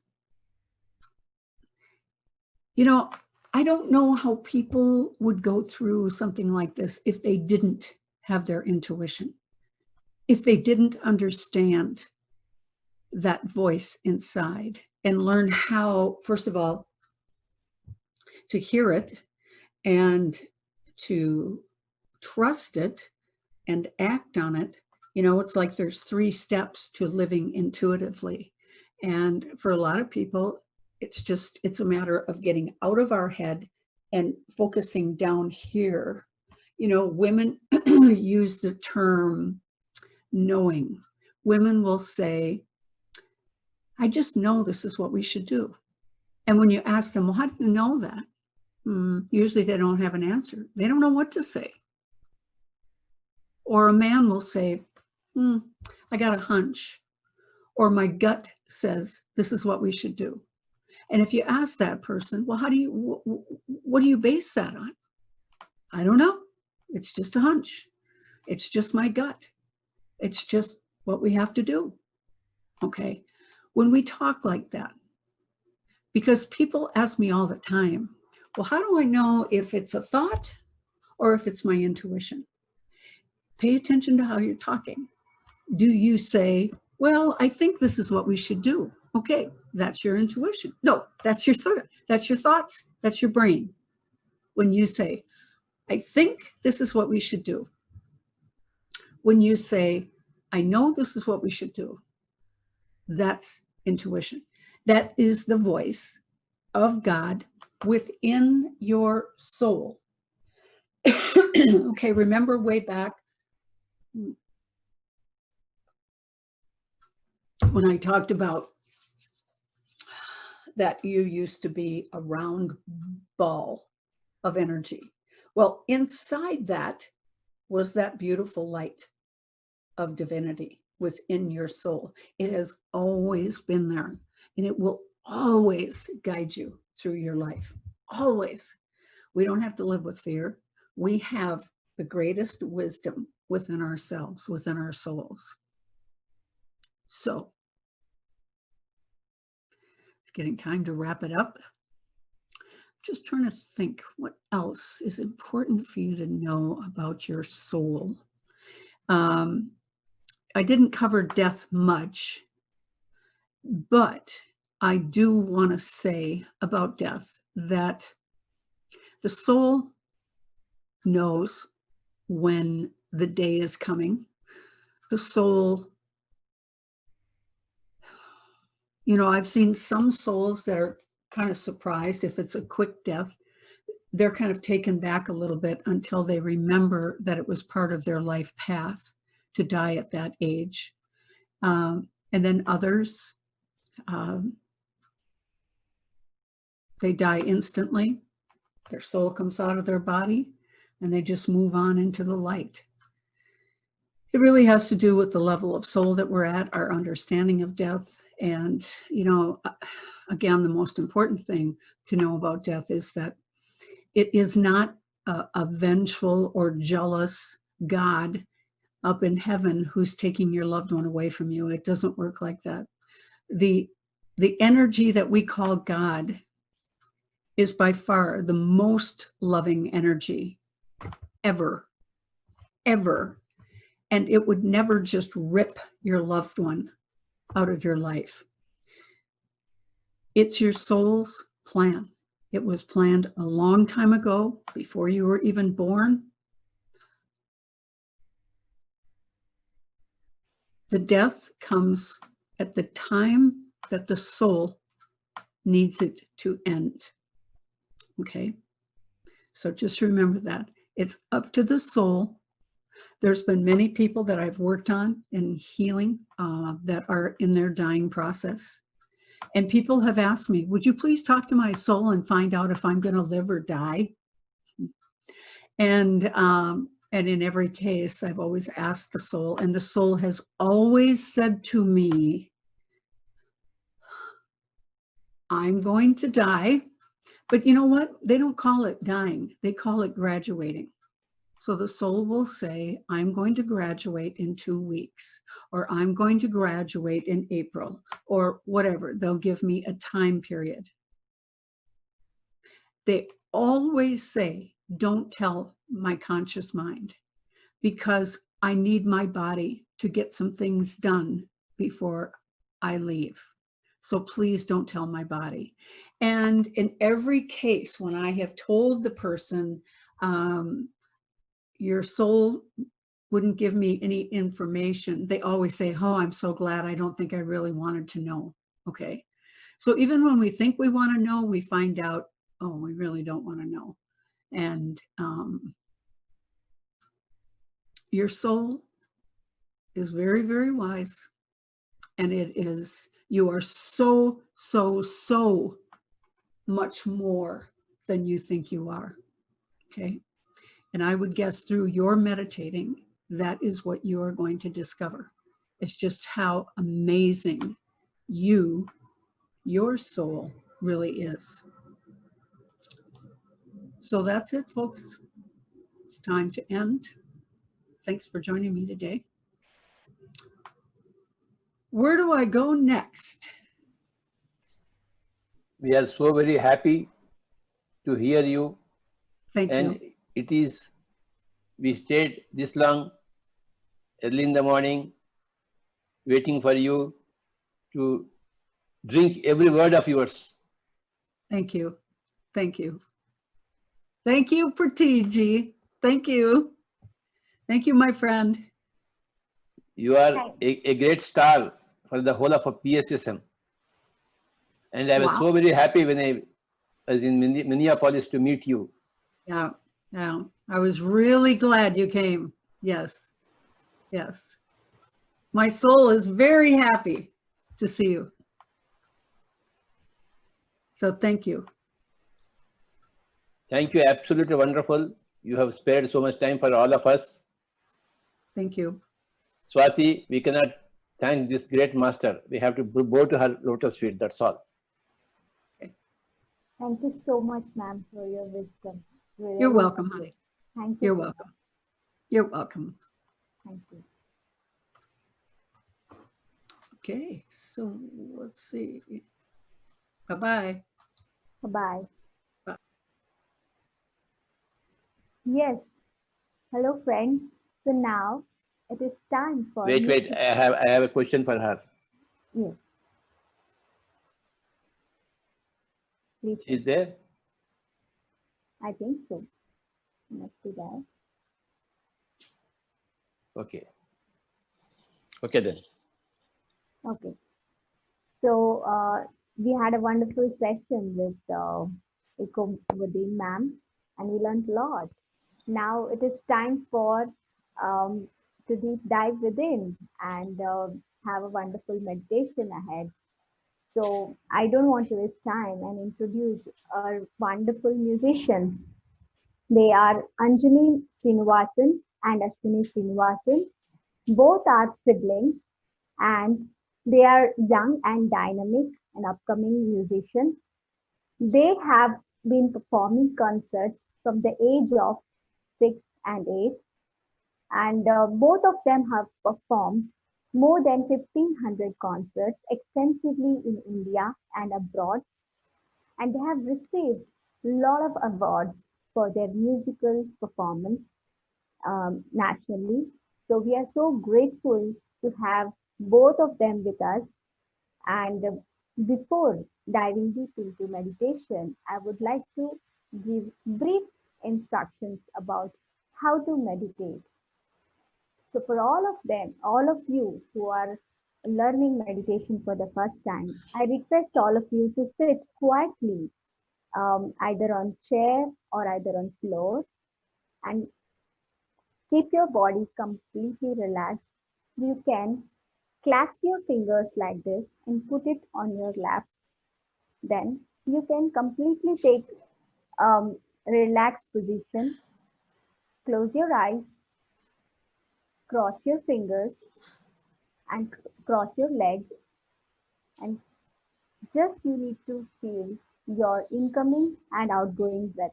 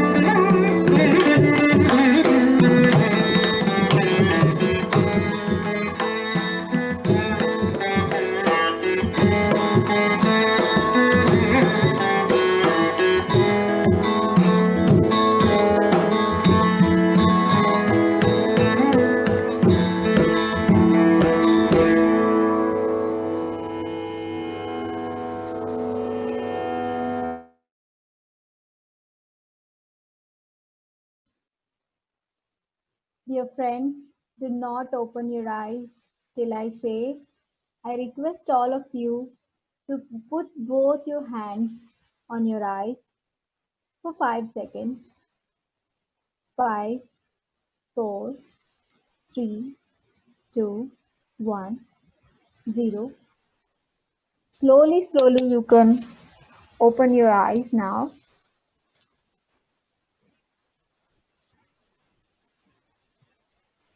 It was amazing. I think we really want to thank Ashwini and Anjani Srinivasan. We could really go deep within the meditation state. It was amazing to have your musical meditation. Thank you so much for being with us today. Now, I would like to share something about the importance of reading spiritual books, friends. Patriji has been saying to all of us that meditation is definitely important, but reading spiritual books is the shortest way to enlightenment. So friends, when we read so many spiritual books with so many internationally and nationally authored, we learn the various spiritual experiences, and from that we can understand how a life is created, how we can create reality. By keeping this in mind, the importance of spiritual reading, we in PSSM promote all the people to read spiritual books. We have amazing magazines published in different languages. So all the people who cannot read different books, we have a lot of amazing meditators who read various spiritual books. They publish the summaries apart from amazing meditation journeys and spiritual experiences. So I would like to share some of the amazing magazines we have with us. We have 2 magazines in English, that is Spiritual India and Spiritual Science. We have one magazine in Hindi, which is called Pyramid Dhyan Jagat.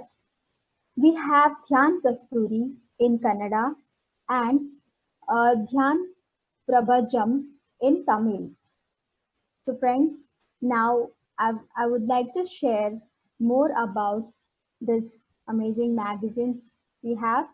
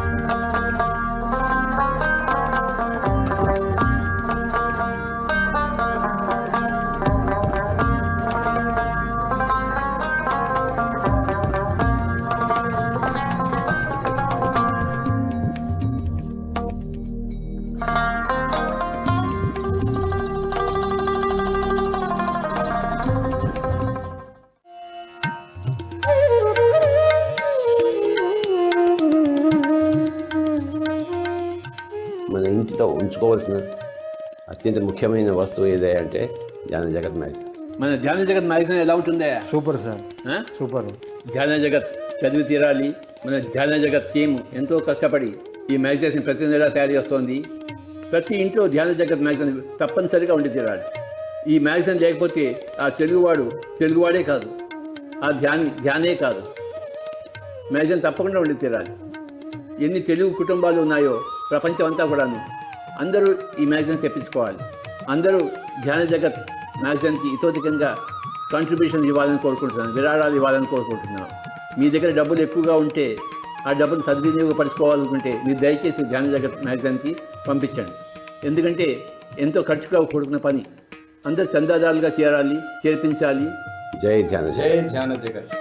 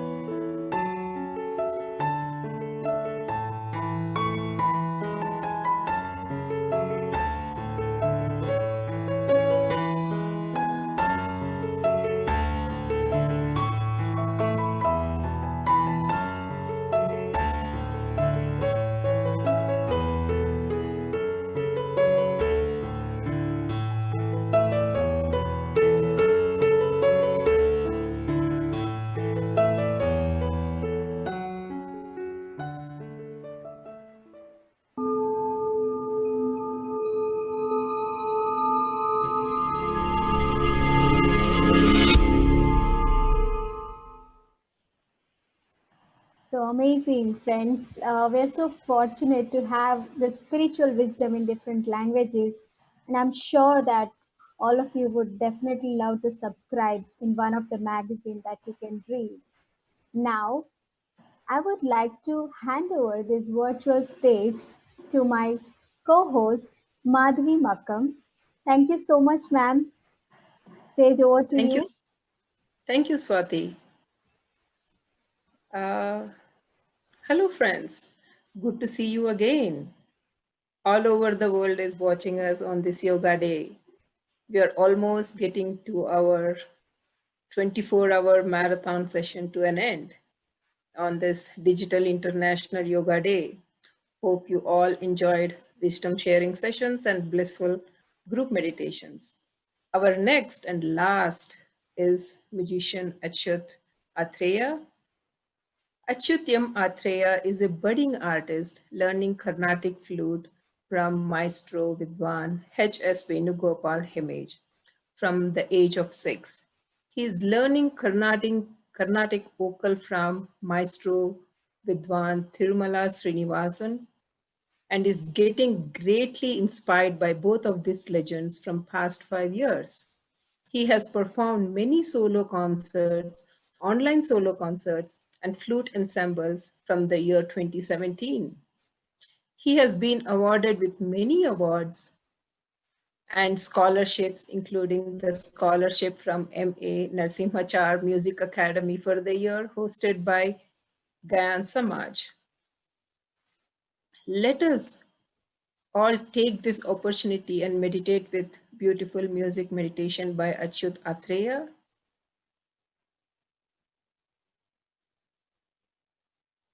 Achyut, it's over to you.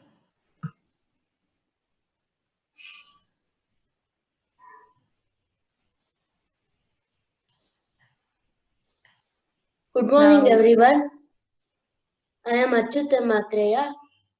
Thanks to Pyramids International Valley for providing this opportunity. And thanks for Patriji for providing this opportunity and blessings. Now I will start the concert with the blessings of my Guruji, Vidwan Karnataka Kalashri, Vidwan H.S. Venugopal sir. Thank you. I will give you simple instructions how to meditate. We will be doing Anapanasati meditation. Ana means in breath, Apana means out breath. Sati is be one with. Sit in a comfortable position. Make your body as comfortable as possible. Completely relax yourself. Meditation is all about calming your mind. Sit in comfortable position. Cross your legs. Clasp your fingers. Close your eyes and observe your normal and natural breath. Silence your mind and be with your breath.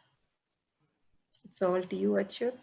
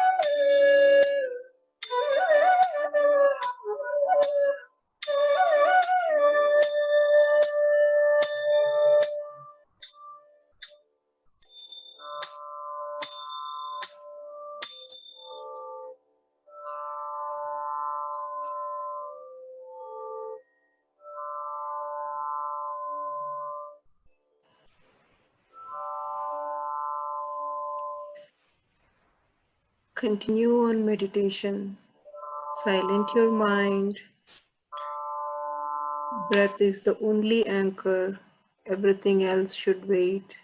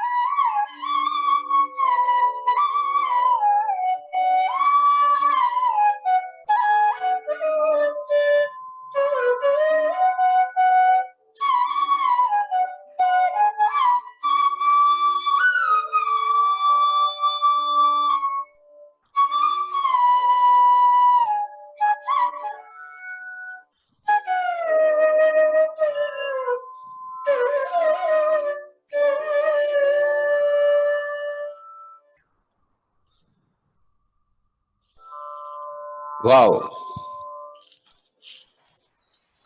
Slowly place your palms on your eyes. At the count of 5, 4, 3, 2, 1. Slowly blink your eyes and gently open them. This is such an amazing meditation session. Thank you, Achyut, for your melodious flute music. You are so young and talented. My best wishes to your bright future. You are a gifted kid. Thank you. Very impressive about your music skills. Hope Thank you you all for enjoy. Thank Wow. you for Patriji and Pyramid Valley International for providing this opportunity. Why above? Why above?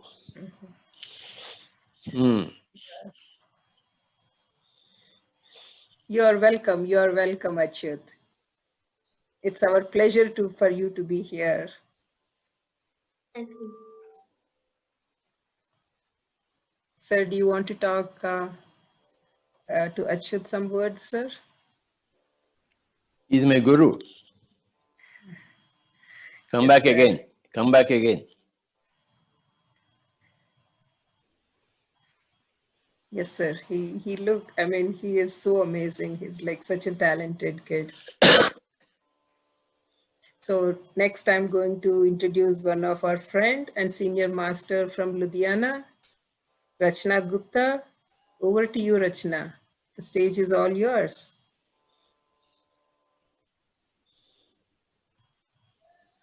Anta ela జరిగింది madam Madhava madam Chala baga jarindi, sir. Amazing team, sir. I mean, the back end and then all the moderators have done such an amazing job, sir. 24-hour session and it's like hats off to PSSM team, sir. And to you, sir, mainly. అయ్యా బాబా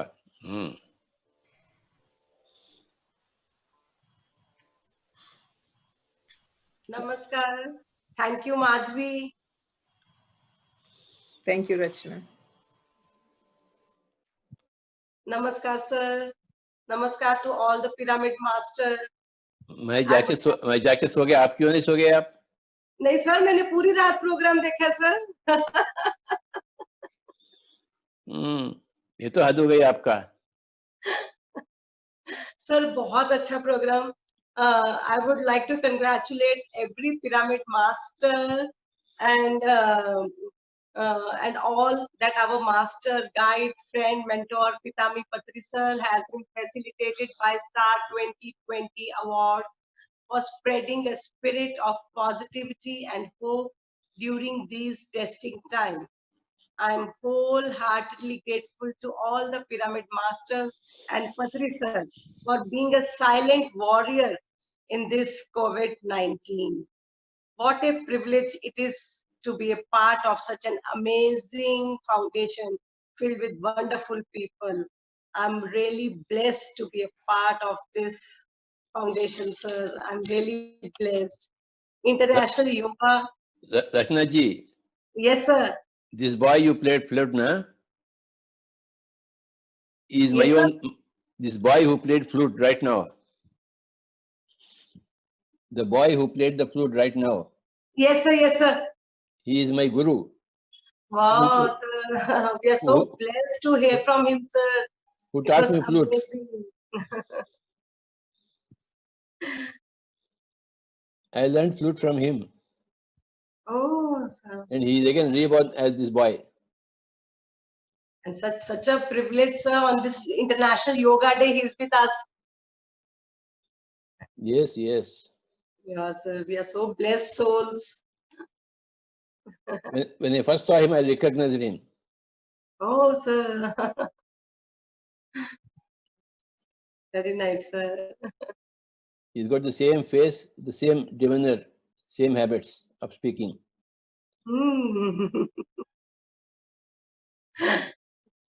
Sir, we are so lucky, sir. हम सब कितने भाग्यशाली हैं, sir, कि हम सब आपके साथ हैं और हमें जो अवार्ड मिला कल, सर, वो जब अवार्ड की डिक्लेरेशन भी ब्रह्म कुमारी के मुखारबिंद से हुई, sir, I was really in tears.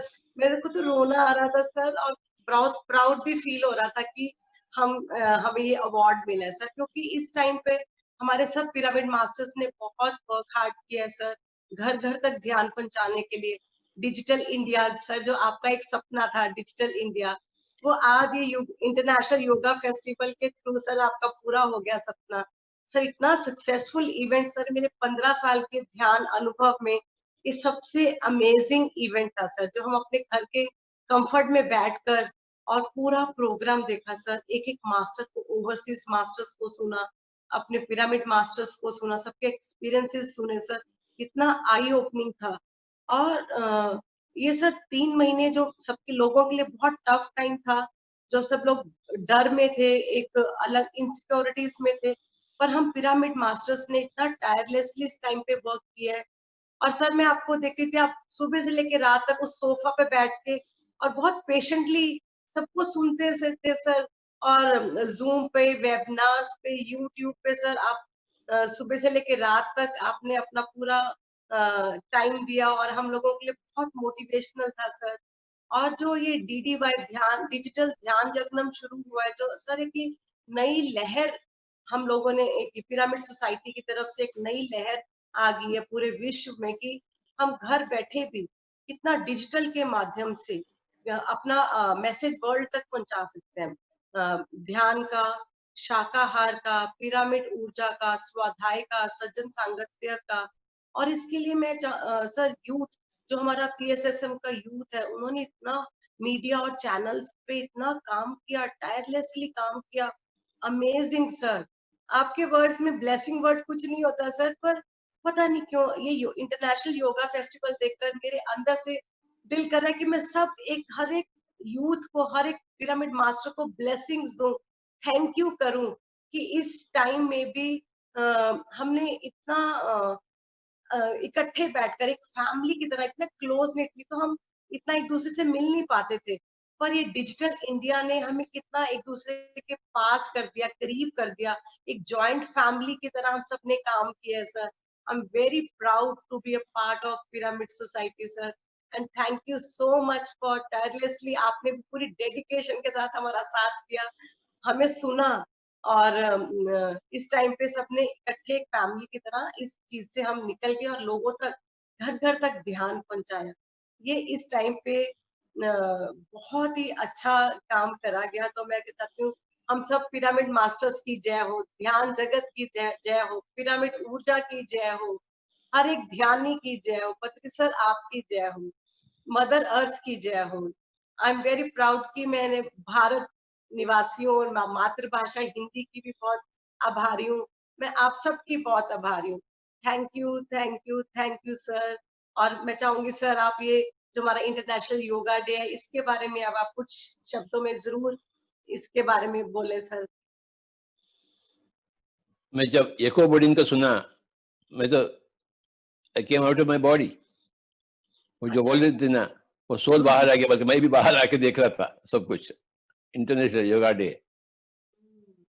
तो हर एक ने इतना अच्छा कंट्रीब्यूट की। I want to see all the young masters who have done it. Shastri साहब है क्या उधर? Yes sir. So now I will hand over to Shastri sir. Now he'll take over it. And thank you so much sir. Thank you, thank you, thank you, thank you all the pyramid masters and all the PMC channels. Thank you, thank you, thank you. Yes Swami ji. Sir, namaste sir. Ayya baboy. We started yesterday with a pleasant day in Delhi with a wonderful weather, and today we are ending the 24-hour marathon again with a pleasant weather, sir. What a great nature is supporting us. That itself proves that what we are doing, the true sense, the nature is also happy, showing their happiness, sir.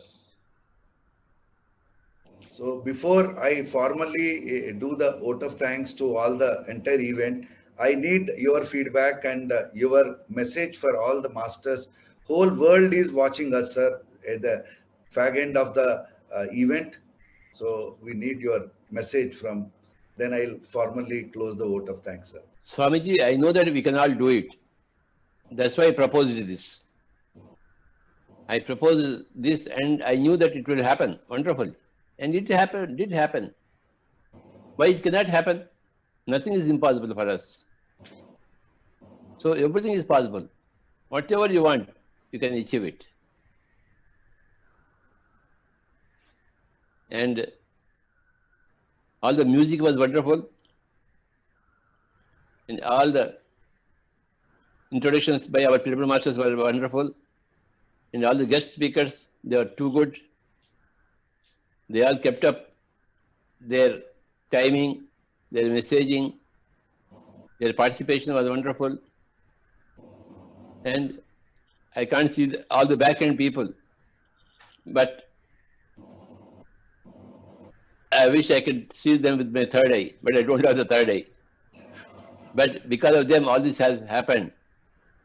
And I don't know how many people around the world did meditation yesterday between 11 and 12 o'clock. I don't know. It was very good.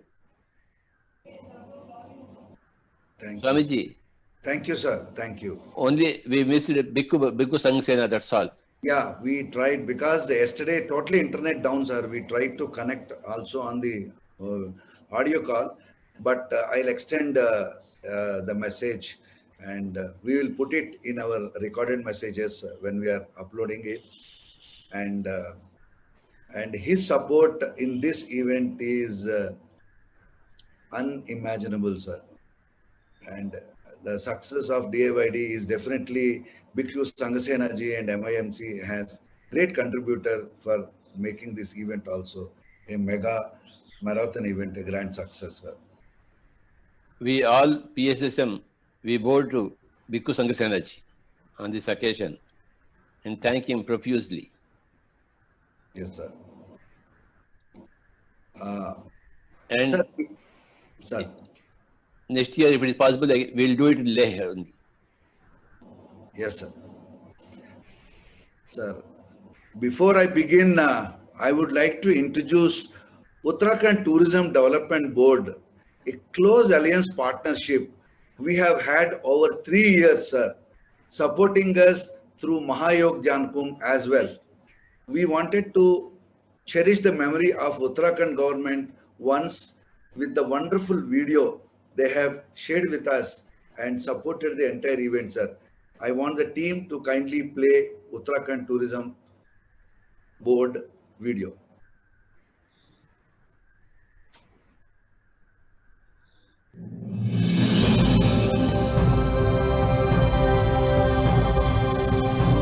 It is not without reason that this land is called Devabhumi, the land of gods.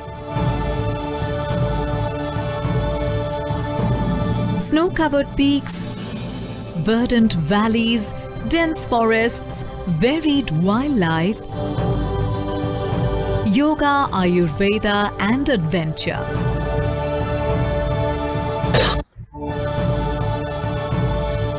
Uttarakhand has something for everyone. Let's savor a taste of what Uttarakhand has to offer.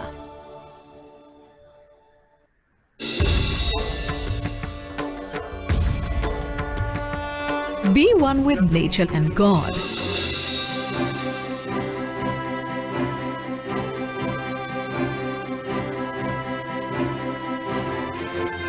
As you embark upon a journey to the holiest of holy shrines, from the rush of the Ganges to the calm of the Himalayas, feel divinity fill your senses and cleanse your soul.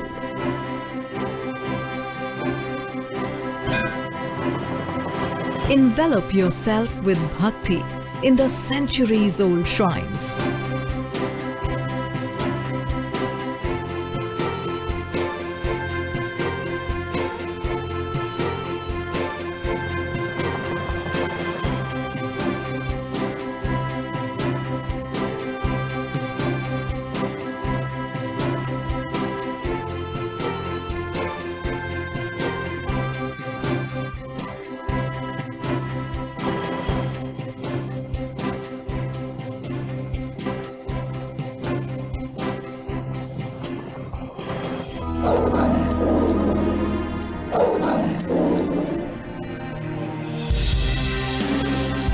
Lose your way in the dense forests and discover yourself.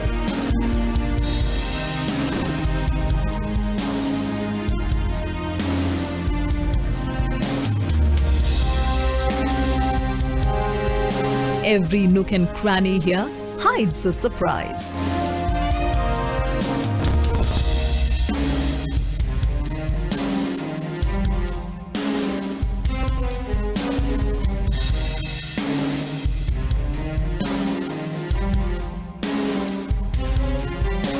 As you go deep in the jungle, you never know what the next turn will bring you face to face with.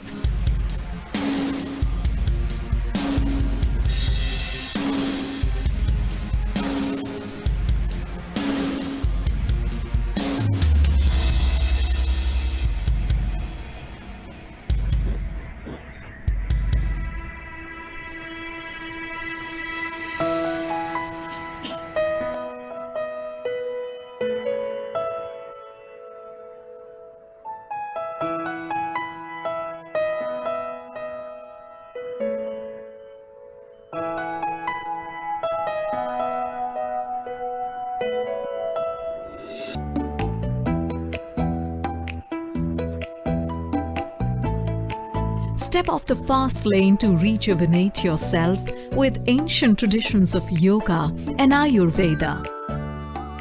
Let Uttarakhand help you reconnect with your inner self and heal your mind and body.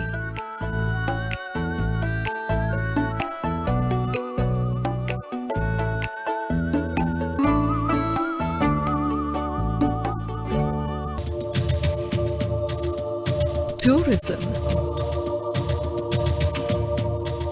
adventure, wildlife, spirituality, wellness, and a rich culture. It all comes together in Uttarakhand, the land of God's beckons. Come, explore the unexplored.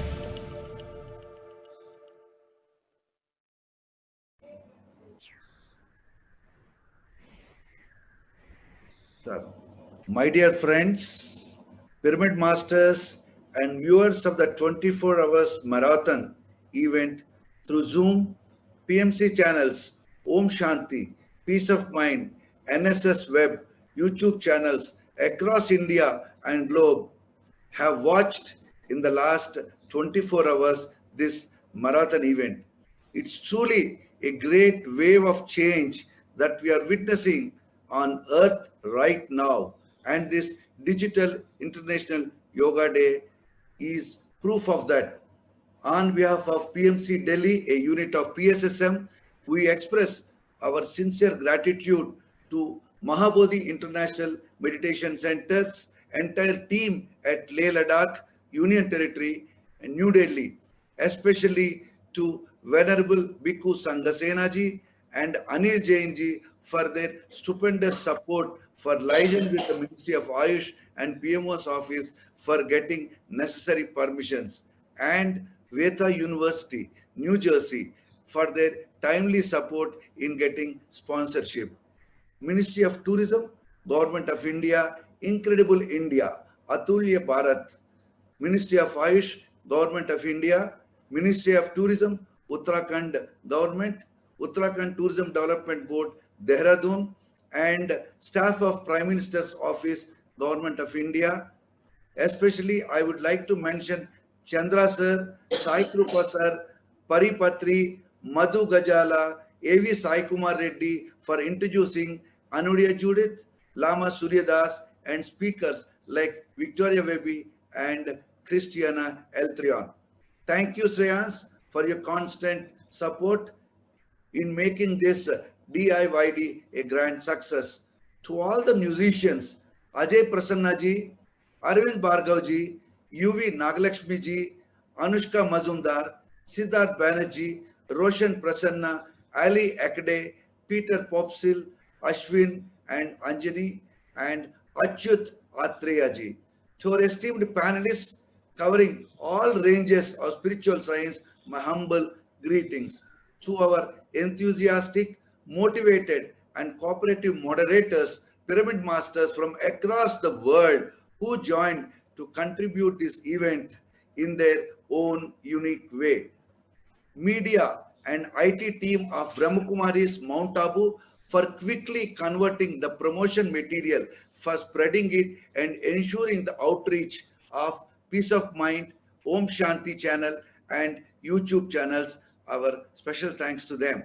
Narayan Seva Samsthan, Udaipur for their relay on the Facebook and YouTube channels. Thrive Art and Soul, Mumbai for their support in the PSSM Global, Breath Meditation Foundation, PMC UK, USA, Pyramid Valley International, Bengaluru, and Quantum Life University, Hyderabad. All the team of PMC Hindi, PMC Valley, PMC Tamil, PMC Kannada, PMC English, PMC Global, PMC Bengal, PMC Marathi, PMC Telugu, PMC Odia, PMC UK. We have a total of 35,000 families watched the DIYD event through our various PMC channels from across the world, in addition to the satellite channels, which in some of the countries and in the states of Andhra Pradesh and Telangana has also shown. For the first time, PSSM has used social media for the purpose of broadcasting the message of one truth, we are God's, through Twitter. Our engagement since the past 24 hours has been a spike with 12,431 organic engagements. The grand celebrations has been ushering a new era of Earth. The process has begun, and in coming days, Pyramid Masters will continue on with our work to ensure that the new wave of energies continue to spread with our efforts. Lastly, and most importantly, thank you, Patri sir, for your infinite dedication, guidance, motivation, dynamism, spontaneity, inspiration, and wisdom. That with all the unseen forces that have been at work, I can say that this event has been a great and grand success. And I especially thank the back-end team. Very shortly, we would like to present you to you, sir. And big thank you, thank you, thank you, thank you, thank you, thank you, sir. Thank you, Baba. Thank you. We'll take a minute. We'll just show you the back-end team for your glimpse in a second, sir. Yes.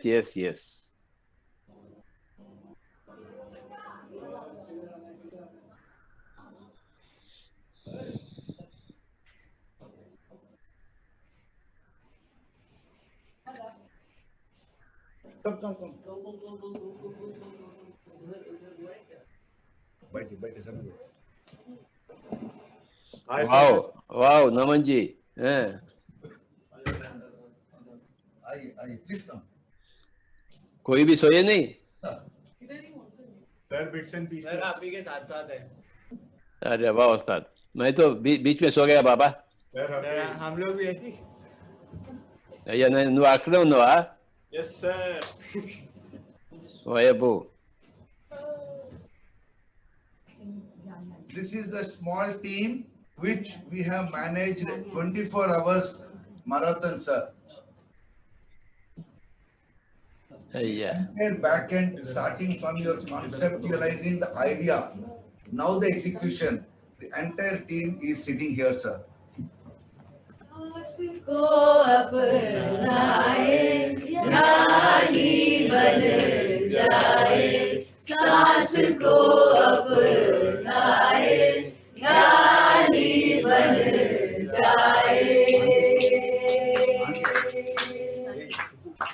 Thank you. कैसे बदलेगी हमसे ये दुनिया कैसे बदलेगी हमसे हम खुद को कैसे बदलेंगे ध्यान से विज्ञान से आत्मज्ञान से खुद को जानो तुम क्या हो पहचानो तुम क्या हो तुम क्या हो तुम क्या हो तुम क्या हो Buda. सास को अपनाए ज्ञानी बन जाए सास को अपनाए ज्ञानी बन जाए.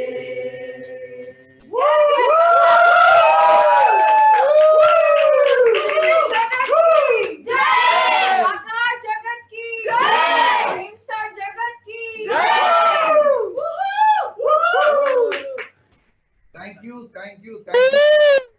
Thank you for giving.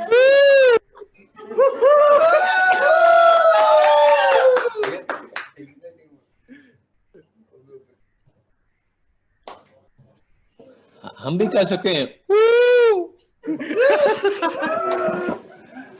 Wonderful, sir. What an event. What an event.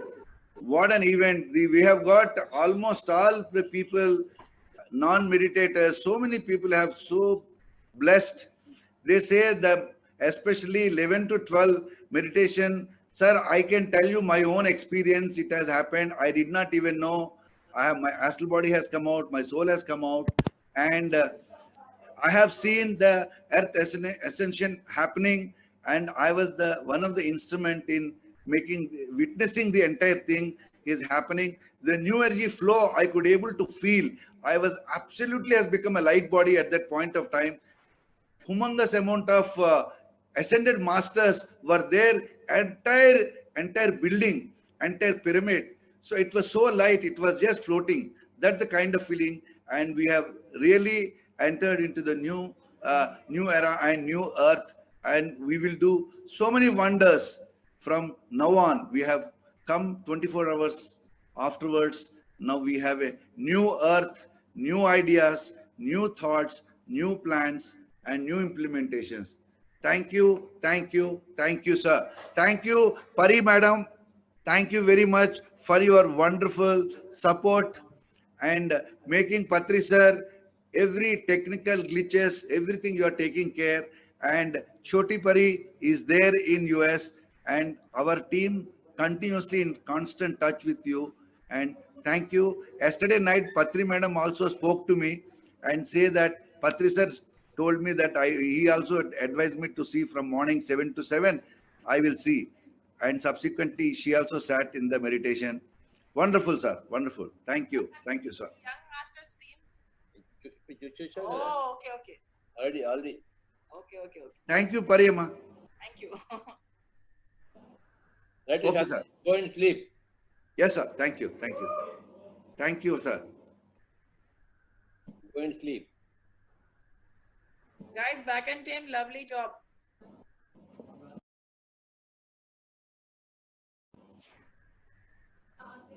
Have nice, sir. మీరు పడుకోండి, sir. అయ్యా బాబా